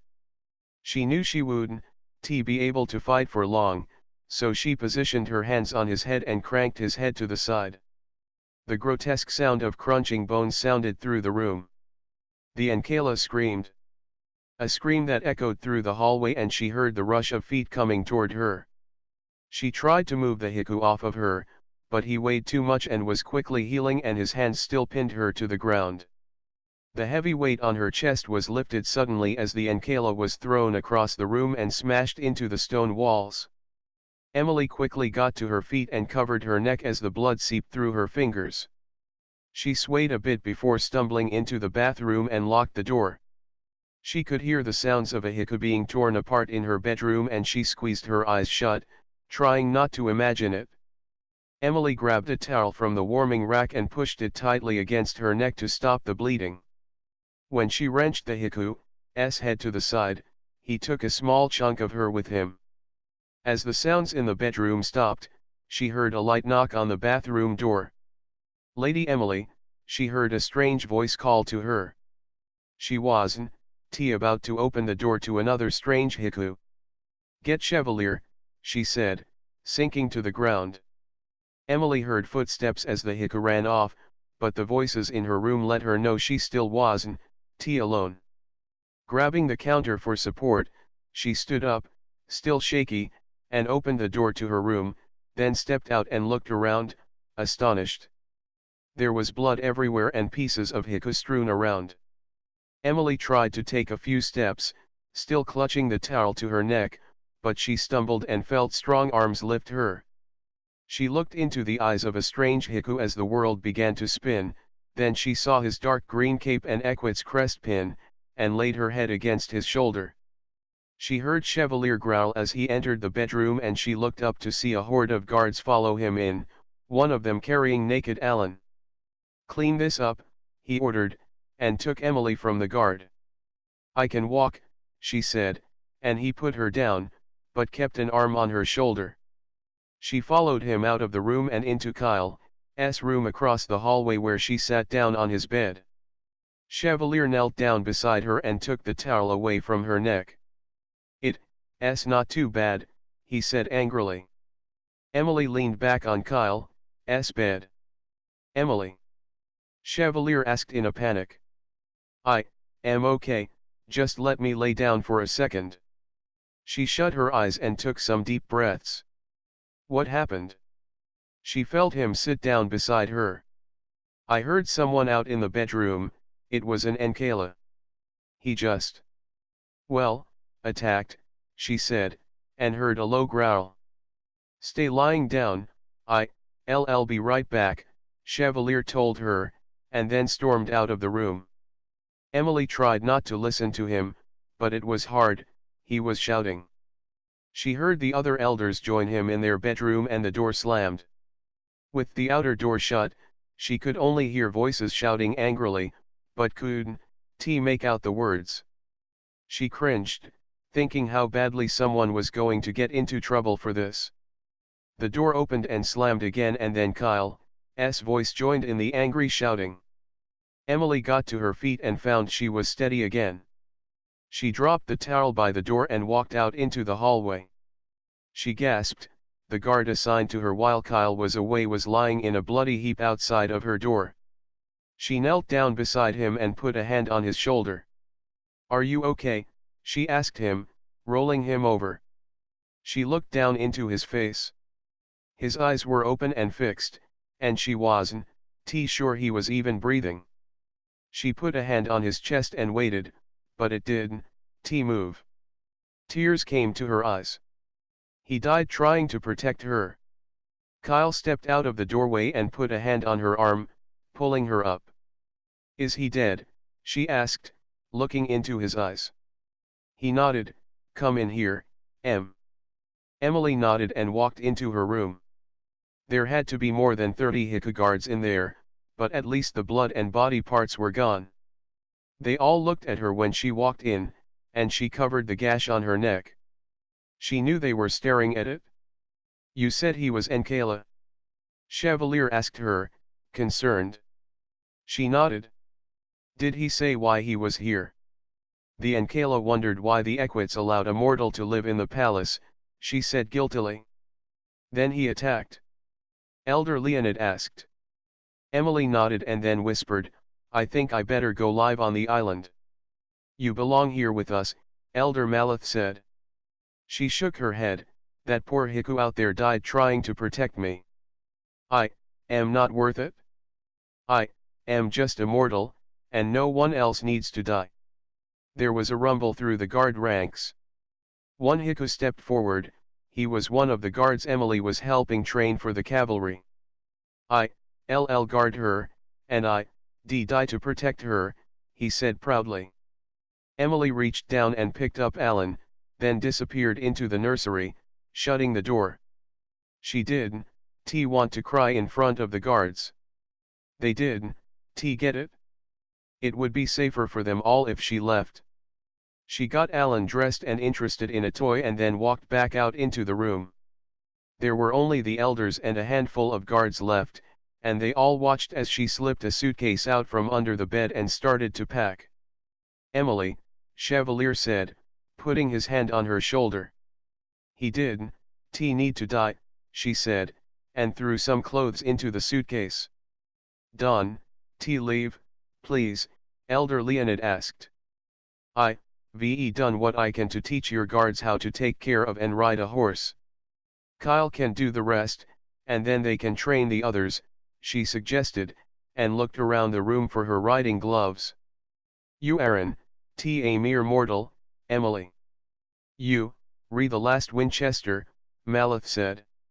She cringed as the guards all looked at her and began to talk among themselves. Chevalier turned to them and silenced them with a glare, "Get out." They all turned immediately and blurred from the room. Kyle shut the door behind them and walked over beside Chevalier. "If you worried about losing your precious weapon, then Don, TB. I'll be safer on the island now that the other factions think I am here." She jumped up onto her suitcase and zipped it shut. "Emily, when we swore you in at the coronation, you became more than a weapon, you became one of us, royalty, if you will. You belong here in the palace with Chevalier," Malith said softly. "I am tired of Heku dying for me," she told Malith, turning to look at him. "It's their duty," Leonid said plainly. There was a knock on the door and an older Heku walked in with a black bag. "Oh good," Chevalier said, pointing to Emily. She backed up. "What?" Chevalier grinned. "Don, worry. He was a doctor before joining the Heku." Emily moved back more. "How handy for you, but no, I don't need a doctor." The doctor looked at Chevalier questioningly. Chevalier turned to the others in the room. "If you would, please, give us a moment." Emily headed out with them, but Chevalier pulled her back by her arm. "Not you." He held her arm when she tried to pull free. "I don't need a doctor." "Yes you do," Chevalier countered. "Look, it already quit bleeding," she said, and pointed at her neck, careful not to touch it, it was extremely tender. The doctor looked at her neck and moved toward her. "Let me see." She tried to back away from him, but Chevalier held her tightly. Emily glared at him the entire time the doctor poked and prodded her neck wound. "Pretty nasty, but it is clotted already. She'll need B12 and folic acid. There's a lot of scarred tissue on her neck. That's going to start taking longer to heal if the bite's done." Stop," he said, and wrote something down in a small notebook. Chevalier growled and Emily pulled her collar up to cover her neck. "What about the bruises?" Chevalier asked. "What?" she gasped. "Bruises," the doctor asked, looking up. "Let it go," she said to Chevalier icily. She got kicked by a horse, back and front of her chest, Chevalier said, ignoring her. Emily ripped her arm away from him and crossed her arms on her chest. I am fine. I could take a quick look, child, he started, but her glare stopped him. Not if you want to keep your hands, she snapped. Chevalier laughed, just let him look at your back at least. Let him look at your back. Mine's not injured, he said, amused. Neither is mine. She turned to the doctor, and for your information, I am not a child. I am sorry, I did not mean to offend you, the doctor said. He had kind eyes and an angelic face. Emily was trying not to like him, but his smile was warm and sincere. Chevalier nodded at the doctor and he left, still smiling. Emily could hear him talking softly to the haiku outside of her room. What the hell was that? Emily asked, turning to Chevalier. I just wanted him to take a look, he said, squaring his shoulders off. Emily's eyes narrowed.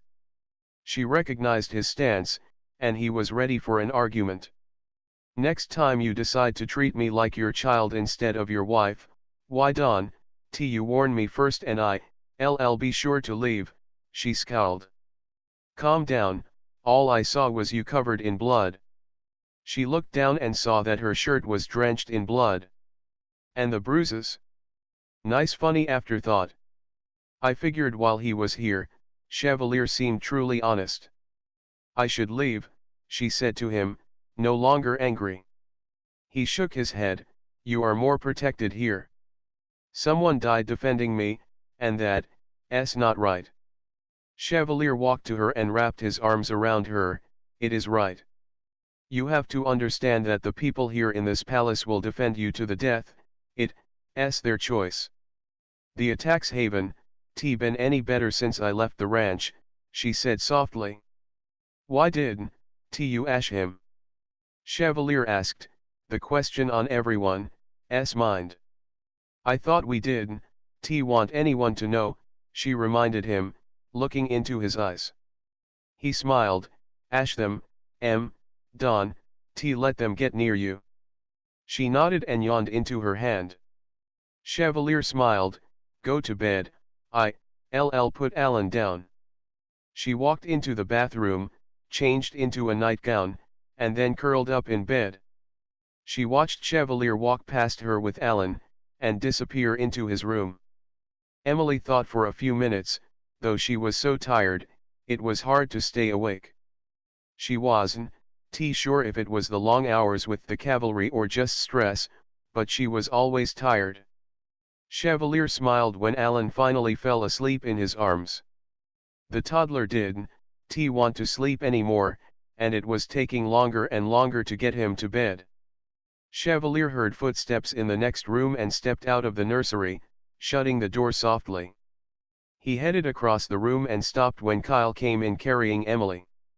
He gently laid her down in bed and went back to the hallway. Chevalier followed Kyle out of the room and shut the door behind him. Headed downstairs again, Kyle said, sitting in a chair by another guard. That's it? I say we follow her all the way tonight, Chevalier said, sitting down. Both Kyle and the guard nodded. It wasn't more than 2 hours later when Emily appeared in the doorway again. Chevalier, Kyle, and the other guard followed her as she slowly descended the stairs, never talking, never looking around. It was almost ethereal, the way she moved, gliding along with no expression. Again she got to the brick wall, then reached out and touched the trigger to open the secret door. The guard raised an eyebrow at Kyle, who motioned for him to follow. Emily walked slowly down the stairs, making no noise in her bare feet. Chevalier noticed that, although pitch black, she didn't bump into anything and was always sure of her footing.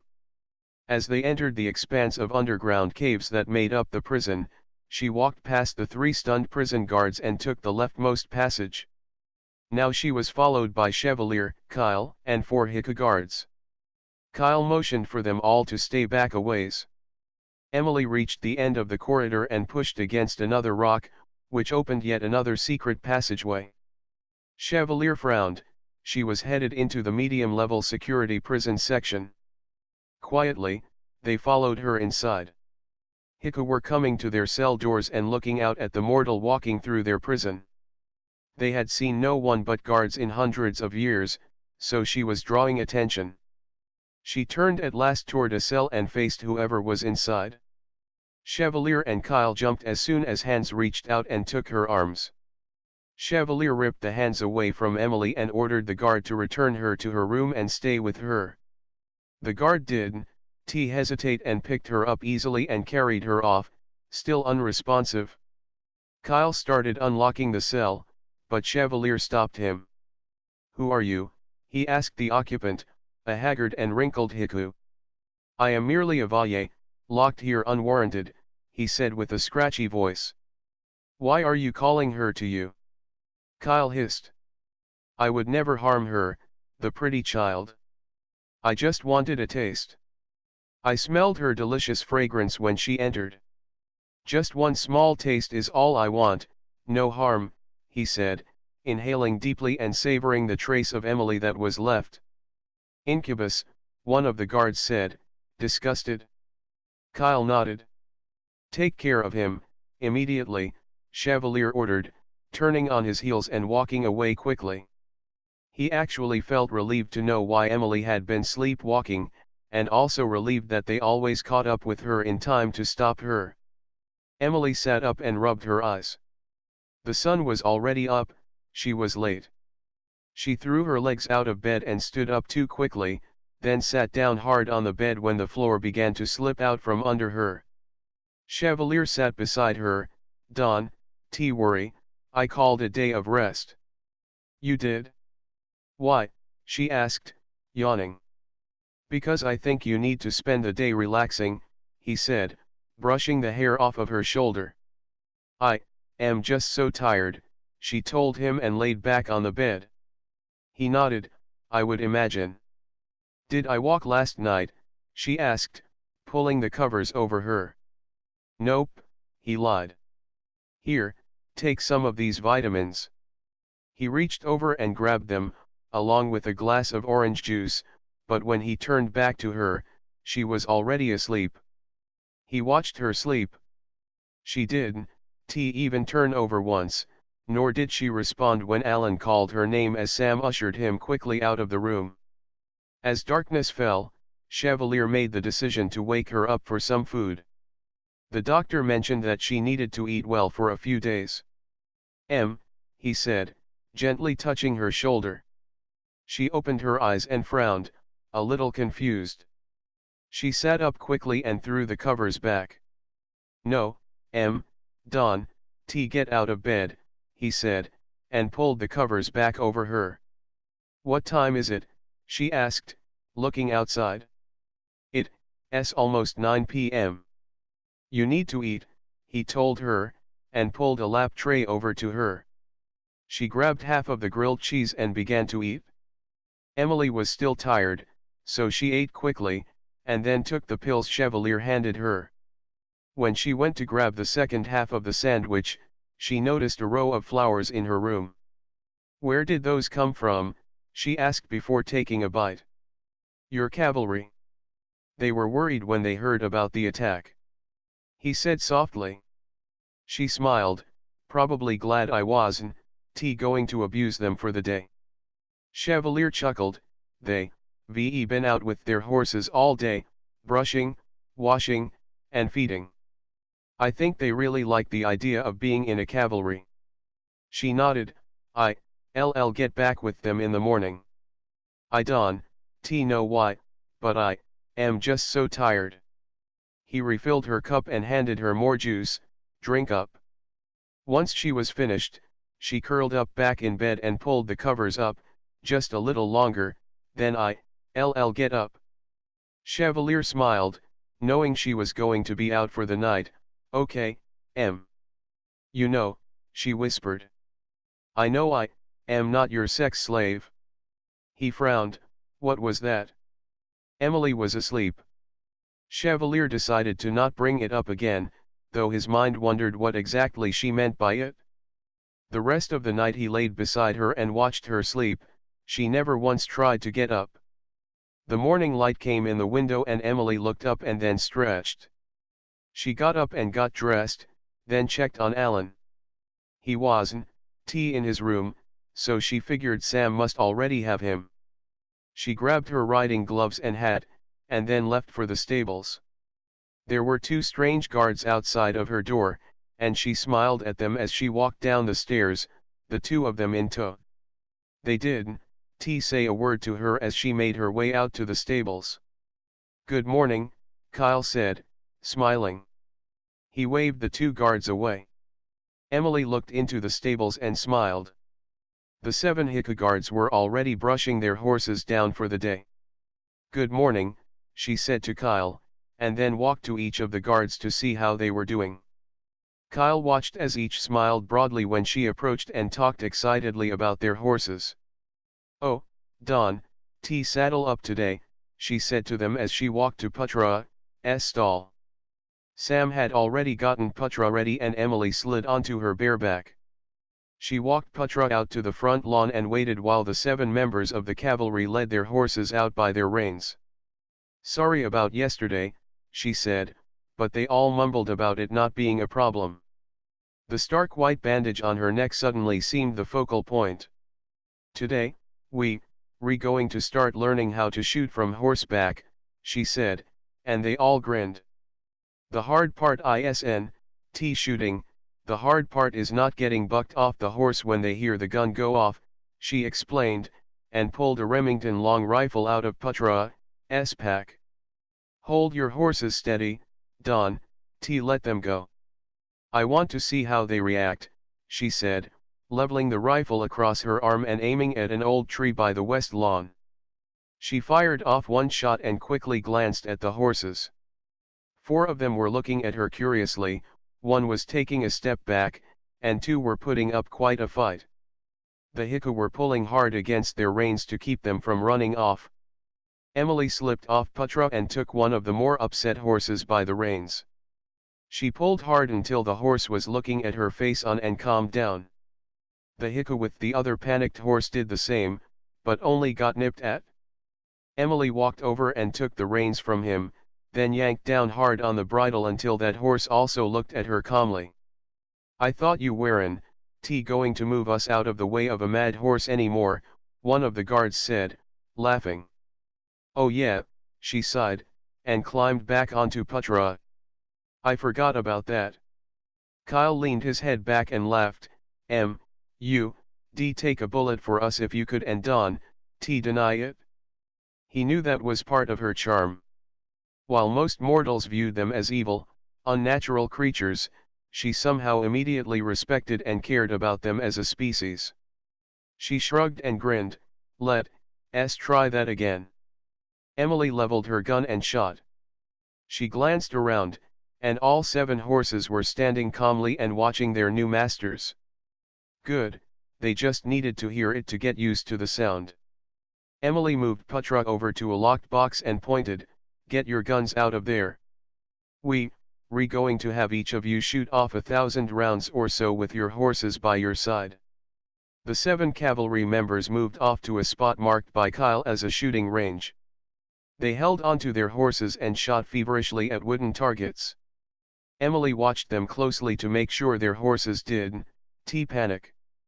After a few hundred rounds, she leaned forward on Putra and locked her feet behind her on the mare's rump. She felt her eyes getting heavier and fought it for as long as she could.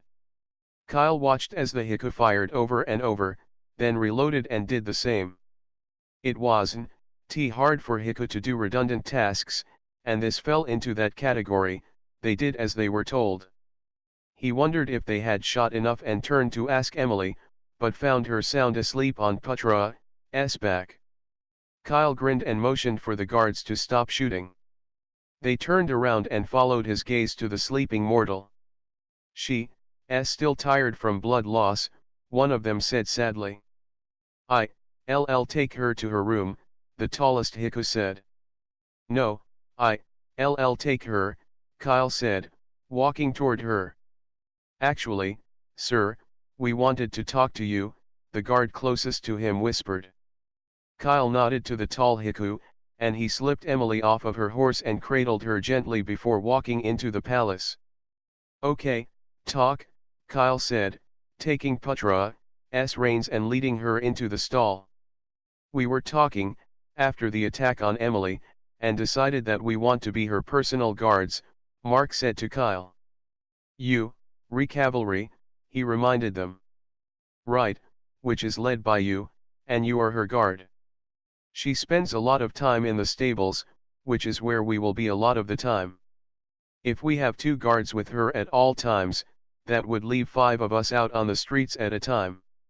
Once we get more cavalry, things will be less hectic, he said, watching Kyle for a reaction.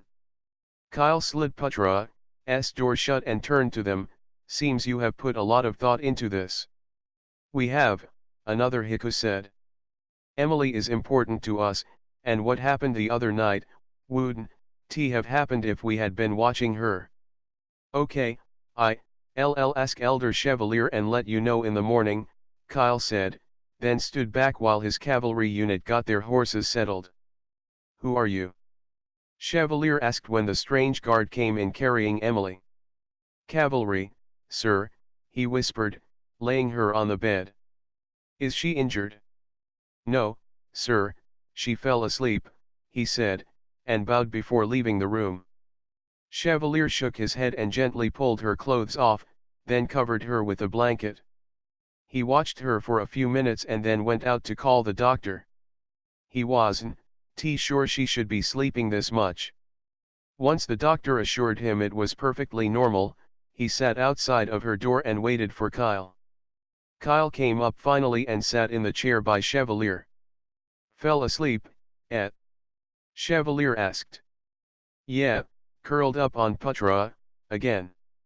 Chevalier smiled. The cavalry has an idea, Kyle said. What kind of idea? They want to be Emily's personal bodyguards. They had some valid points, they are with her a lot during the day, there's enough to have 2 with her at all times and still have the streets covered. Then, as more cavalry are trained, her ranks will grow. I am her guard right now, and I am over the cavalry, he explained. Chevalier thought for a moment, 2 guards at all times, are they loyal to her? Kyle grinned, you have no idea. She has them completely charmed. Chevalier shook his head and smiled, yes, she has that affect. I think it's a good idea. So do I. Let's wait until their promotions to the cavalry, and then we'll add that to their duties. How close are they? Just a few weeks away, things are coming along smoothly. Emily wants me to order paintball guns though, and I am not sure I want to, Kyle said thoughtfully. If Em wants them, Chevalier said, and shrugged. I'll get them ordered right away, Kyle said, and headed downstairs. Chevalier sat deep in thought throughout the night, trying to come up with a better plan for Emily's protection. He was shocked when she came out and then realized he'd been there all night. Mornin', she said, pulling her hair up into her hat. Chevalier stood up and hugged her tightly. Good morning. Going to stay awake today? She blushed. I am so sorry, it won't happen again. He laughed. It's okay, we all know you, retired from the blood loss. How's the neck? Fine, she said, and he eyed the clean bandages taped to the side of her neck. He figured she must have changed them when she got up. Dawn, hurt, am too bad, he said, kissing the top of her head. They walked down the stairs, hand in hand, and then split up on the 4th floor. Chevalier headed to the council chambers, and Emily went outside. She stopped at the doors when a Heku guard put his hand out. There's been a delivery, he told her, and pointed at large box. Oh, thank you, she said, and eyed the box. It took several tries, but she was finally able to pick up the heavy box and stumble out the front door. She thought it was odd that the Heku guard at the door didn't help her, but she hated to complain. She knew she was heading for the barn, but wasn't able to see where she was going. She heard Kyle hiss as he lifted the box from her arms. I think the guns are here, that was fast. She smiled and stretched her arms out. You should have called us to get this, he said, and set the box down to open it. Okay Emily said as the cavalry unit came. I got some guns to play with. She held up the paintball gun and smiled, while I am sure Kyle had no qualms about using real guns on you, this will just have to do.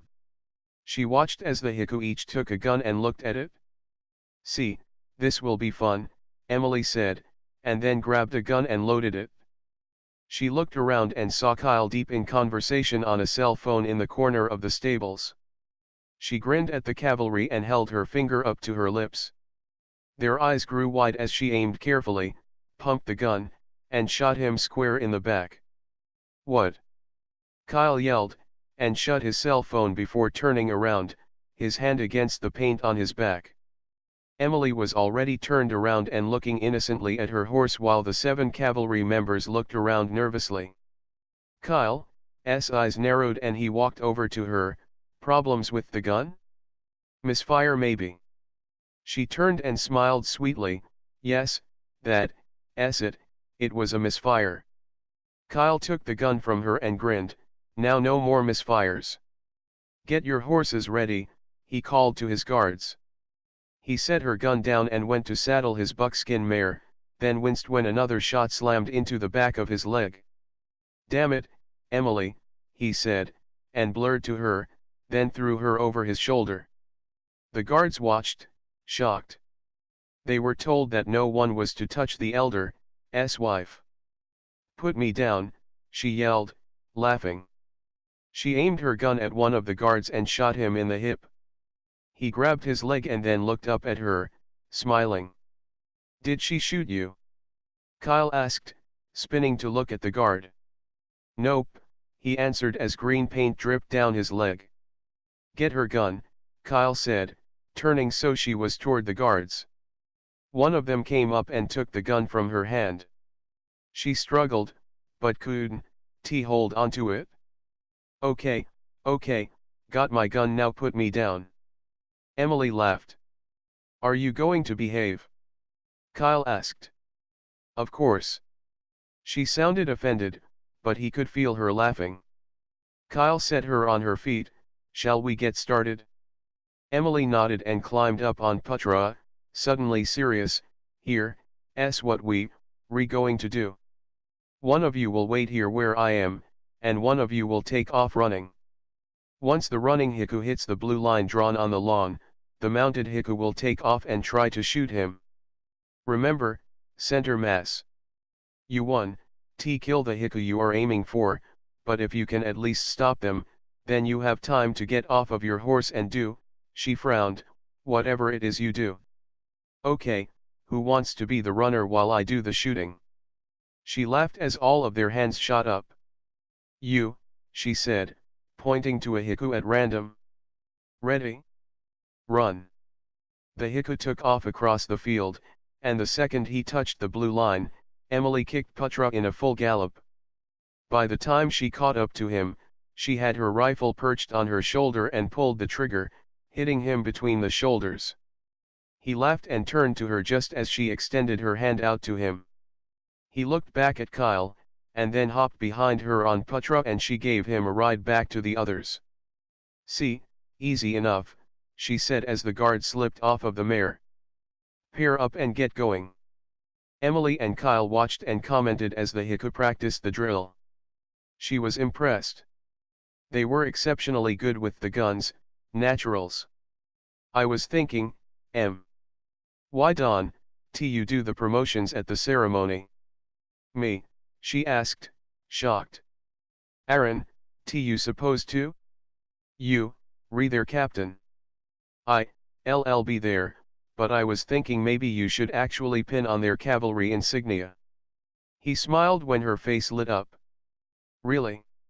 He nodded. They would appreciate it too, I am sure. When is it? She asked. 3 weeks, I think I'll be done by then, he told her, and then went into his plans with Emily for the next week of training. Once the exercise was over, they gathered in a semicircle around Kyle and Emily. Great job. Hope that helped. We have new recruits coming in a few weeks, and I want them to leave your horses alone, so I am going to order nameplates. I'll need your name and your horse's name by tomorrow. She watched as they looked around at each other. Emily was getting nervous. Tonight was the promotion ceremony for the cavalry, and while she had been excited, now she was starting to panic. Chevalier brought in the palace tailor and requested something Western. She wasn't sure what that meant, but she was too nervous to question any further. The tailor dropped off her dress in a black dress bag and she'd been staring at it for an hour. Chevalier had already joined the other elders for the promotions that were ahead of the cavalry. They were to be promoted last, as it made each of them a lieutenant. Sighing, Emily stood up and unzipped the garment bag and pulled off her clothes right in the bedroom. Sam and Alan were already at the ceremony that was to be attended by the entire council city guard staff and most of the city. She was extremely nervous, and remembered the look on the faces the first time they saw her. Most hated her and glared as she walked down the center aisle. Emily first pulled out the top and turned it around several times before she figured out how to put it on. She sighed, it was too late now, and from the looks of the outfit, Chevalier would be less inclined to have a dress made for her in the future. He'd been pretty protective of how much skin she showed around the palace, and she suspected that this might teach him a lesson. Emily slipped off her bra and pulled on the cross top. The top of the X wrapped behind her neck and crossed high on her chest with the bottom portions of the X all that covered her chest, and then it hooked behind her. She pulled out the leather skirt and slipped it on. It fit dangerously low over her hips and fastened with a wide leather belt, the buckle a copy of the Equities crest. It was calf-length and trimmed in leather fringe. Lastly was a pair of knee-high leather boots with 4-inch heels. Dressed, Emily turned to the mirror and had to laugh out loud. Chevalier was going to be livid over this dress. He expressly requested a country look, but modest. She thought it was weird how he'd changed since becoming elder. He suddenly felt that anyone that looked at her should be beheaded. On the island, he was casual about her appearance and didn't even care when she went down to the pool in a bikini. Emily sighed and grabbed the 7 cavalry pins. They were intricately carved horseshoes in platinum with an emerald E in the center. She kept saying in her mind that they went on the left collar. She heard a knock on her door and opened it to a strange Heku guard. He looked down at her and immediately stared above her head, then stammered, It's go. I mean, time to go. Emily smiled and followed him down to the large coronation room. She could hear Elder Leonid announcing the introduction of the new cavalry unit, and that their promotion would end the ceremony for the night. Emily waited in a room behind the stage. The instructions handed to her said she was to walk to the center front stage, stand on the stool, and pin each guard as they walked by. Kyle took the stage and called each of the cavalry up by name and as they lined up beside him. The Equities are also proud to present the woman who helped us with the horse training, and also the one that will be bestowing the cavalry pins. After Kyle spoke, he turned toward Emily and motioned for her to come out. Emily froze. She felt all of the eyes on her, and it was by sheer will alone that she moved forward and took one of the guard's hands as she stepped up on a small platform. She was assured it was only so she could easily reach the lapel of the guard's, but she suddenly felt on display, and felt all of the guard's eyes on her as the entire room fell silent. She looked pleadingly at Kyle, who jumped slightly and finally spoke. First up. Mark, battalion leader. Mark walked over and faced Emily. With shaking hands, She put the pin on his left collar and then hugged him as a gasp ran out through the guards present. Mark nodded, glanced nervously at Chevalier, and then moved to the side. She repeated this with the other 6 guards and then took Kyle's hand as she stepped off of the platform. Unsure where to go from there, she stood to the side of Chevalier's chair and looked down at him. He looked extremely angry and was scowling at the cavalry. Emily felt that the coronation couldn't end fast enough. Kyle announced that the cavalry would also be in charge of her security, and she felt herself blushing. The end finally came and the guard staff filed out of the large room. Elder Maleth and Elder Leonid left when the guards were gone, leaving just Emily and Chevalier in the room by themselves. "Are you going to tell me why you mad?" she asked, not moving. "Did you have to hug them?" he snapped at her. "Is that what this is about, jealousy?" She moved to stand in front of him. "Jealousy and that outfit. Could you not show more skin?" He stood up and glared down at her. "Oh, this? First off, you didn't seem to care when it was the island, and secondly, you chose the tailor. How was I supposed to know what it looked like? You so controlling lately. I am lucky if I get to brush my own hair." She glared back at him. He balled his hands into fists. "I am not controlling. You are too, and I've done nothing to make you even think there's anyone else. Jealousy is juvenile and petty, and I am insulted by it." She could feel her temper rising. "I am only trying to protect you," he said, through gritted teeth. "Oh yeah? Well done, she told him before turning and walking away. She could tell he was following her. "Emily, Don, walk away from me," he said, and grabbed her arm. She stopped outside of her door and turned to him. "Or what? You going to order me into submission?" "I am not looking for submission. You are free to do whatever you want." "Oh really?" She turned as Kyle stepped out of his room. She took a step toward him, put her hands on his face, and pressed her lips to his. Kyle froze, not sure what to do. He put his hands on her shoulders and quickly pushed her away, then looked at Chevalier. He was growling low in his chest and glaring at Kyle. Kyle tried to stammer out an apology, but opted to turn back into his room and shut the door. Emily glared at Chevalier and walked into their room. He followed her and slammed the door behind her. "What was that?" he asked angrily. "Me, expressing my ability to do whatever in the hell I want," she said, and turned to him as she put her hands on her hips. "So that's what you want? To kiss Kyle?" "No, what I want is freedom, something you're not really willing to give," she said, unzipping her boots and slipping them off. "You are free," he scowled. "Oh yeah? What do you want from me, Chev? Do you want me to play the yes sir game? Do you want me to be the obedient wife with no opinion?" She threw her boot at him, but he easily caught it and set it down. "No, that's not what I want. I want a wife that's aware of her dangerous surroundings, one that understands that I am only trying to protect her. So what part of that did I break today? Was it wearing this ridiculous outfit that you had made, or was it hugging someone I consider a good friend?" Chevalier sighed. He knew she was right. He felt himself becoming out of control, jealous over everyone around her, yet felt himself losing her the tighter he clung. "When were you going to tell me that the cavalry had a second assignment, guarding me?" she asked, and then slipped off her skirt before reaching around to her back to pull at the clasp on the top. "I thought you knew. When Kyle suggested it, I assumed he talked to you about it," he said softly. "He was tired of fighting." "Yeah, well he did, she told him, still irritated.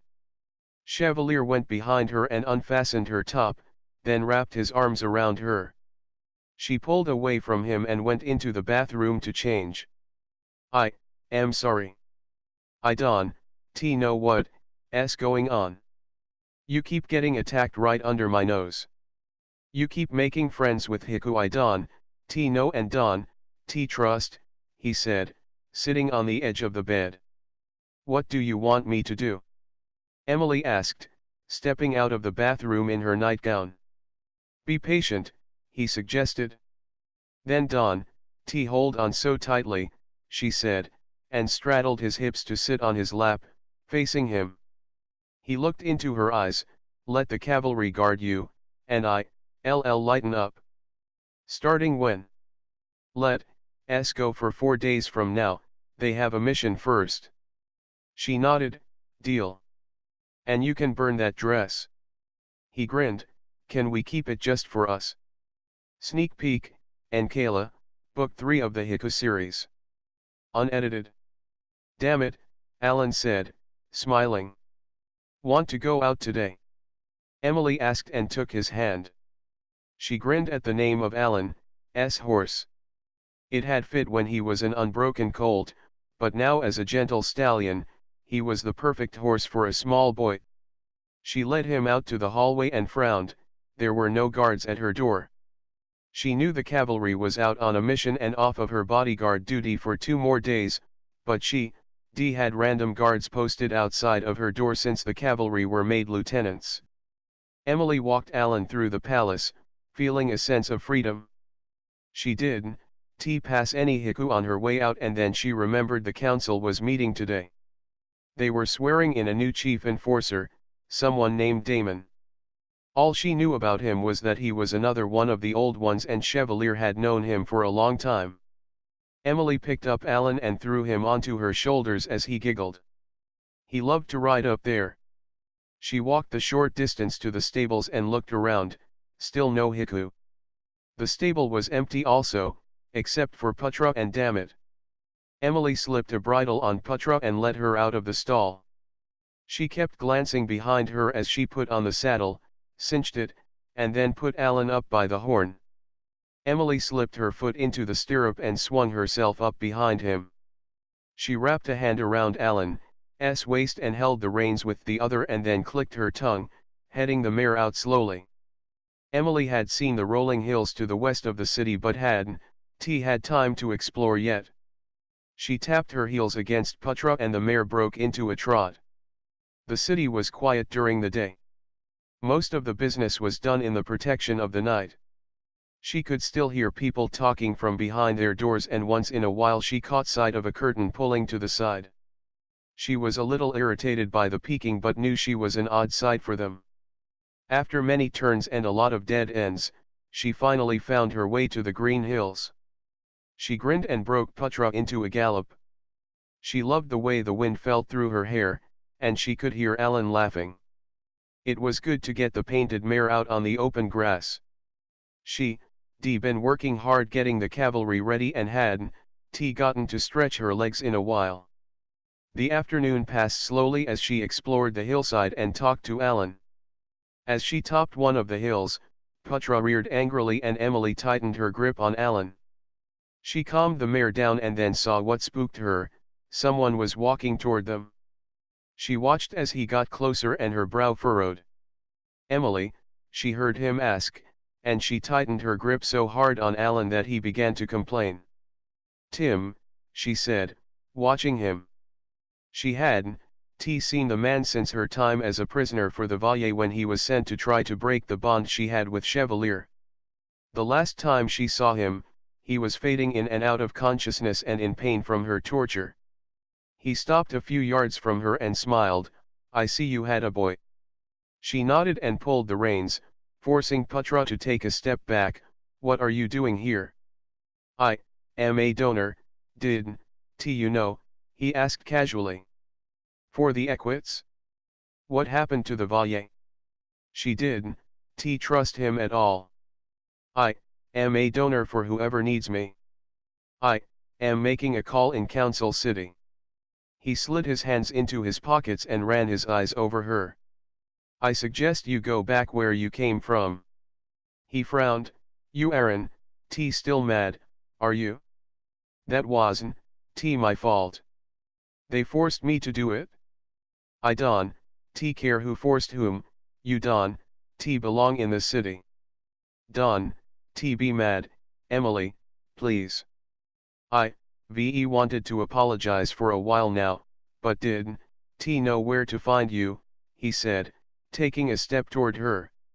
Emily pulled Putra back another step. Come near me and I'll have this entire city on you in an instant. I don't doubt that.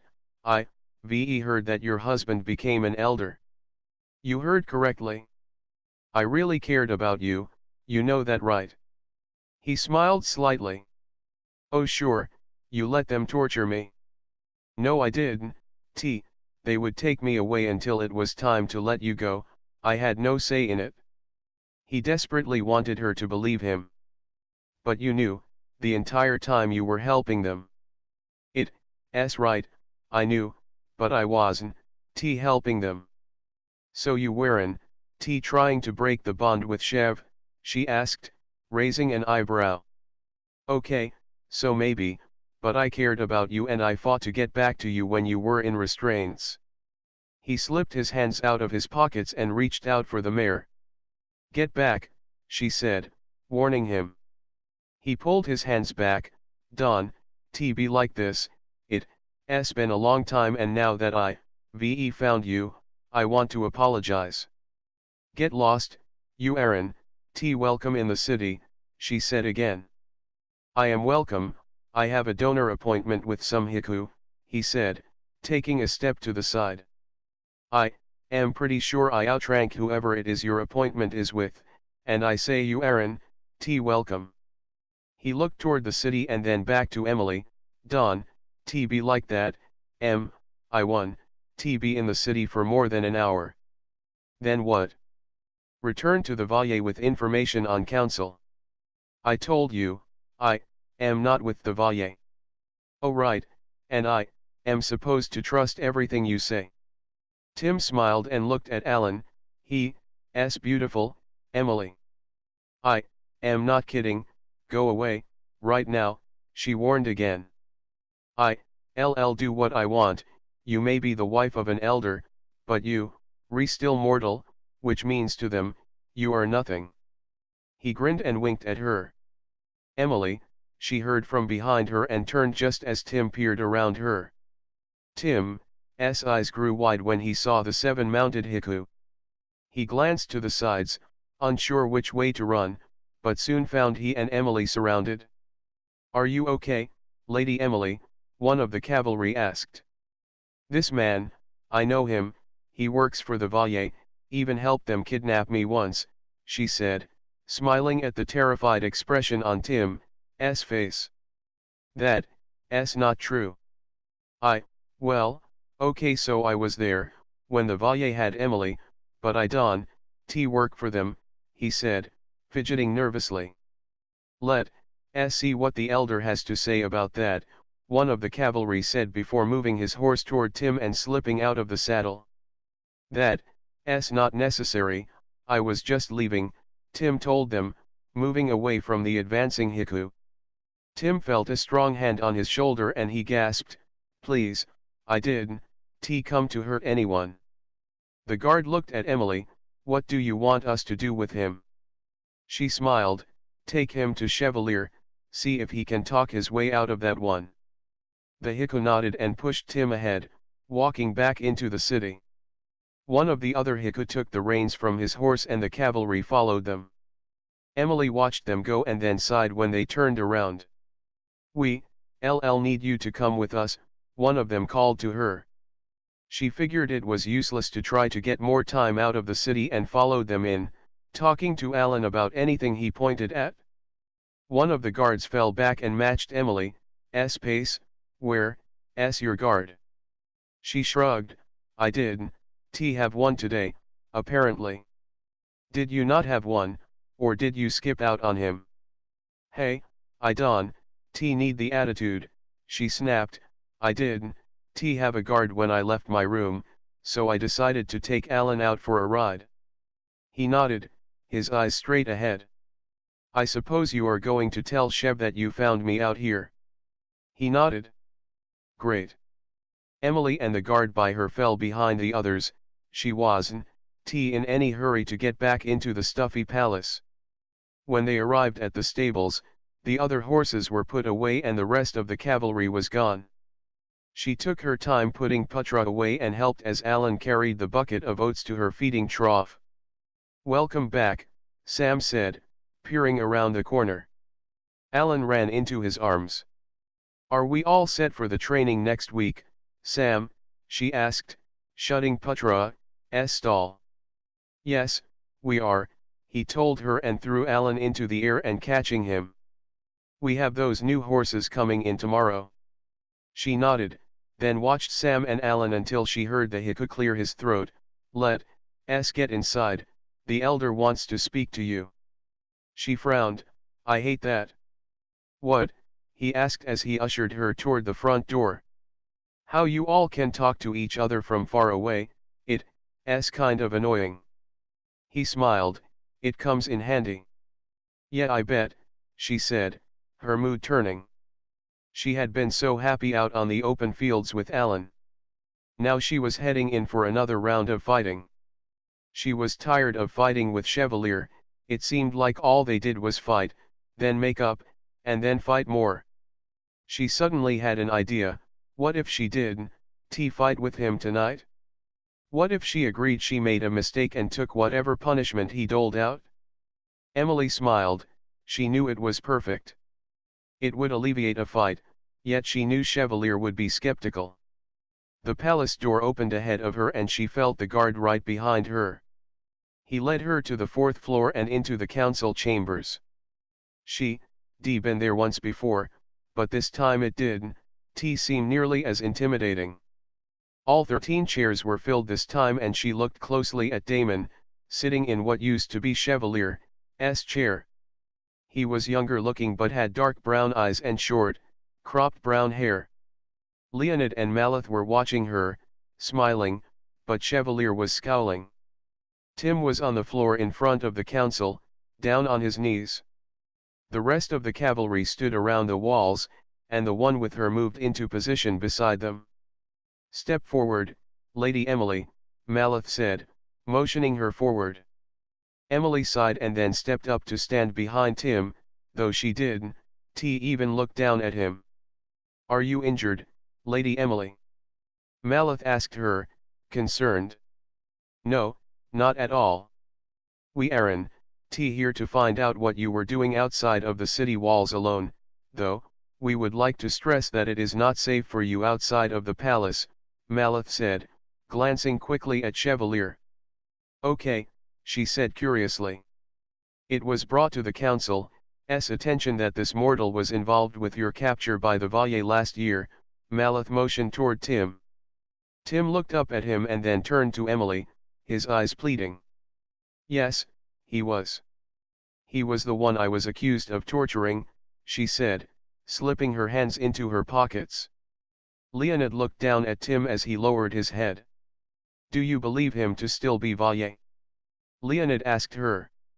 She thought, it's hard to say, but I did warn him not to come into the city.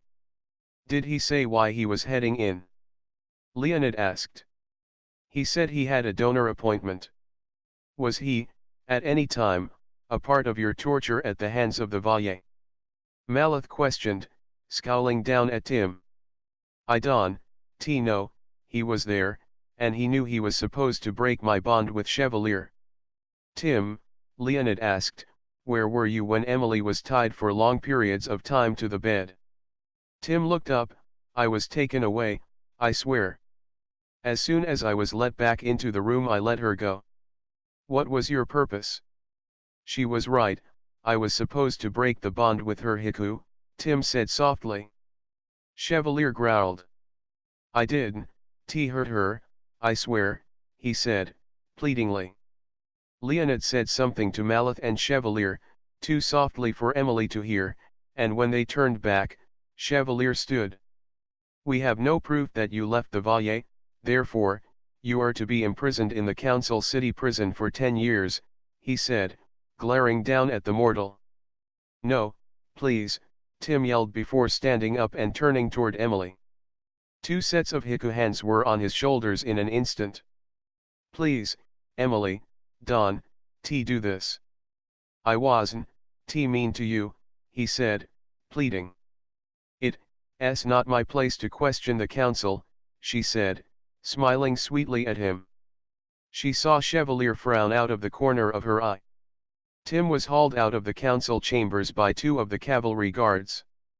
Emily turned to leave but was called back. Yes, she asked, looking up at them.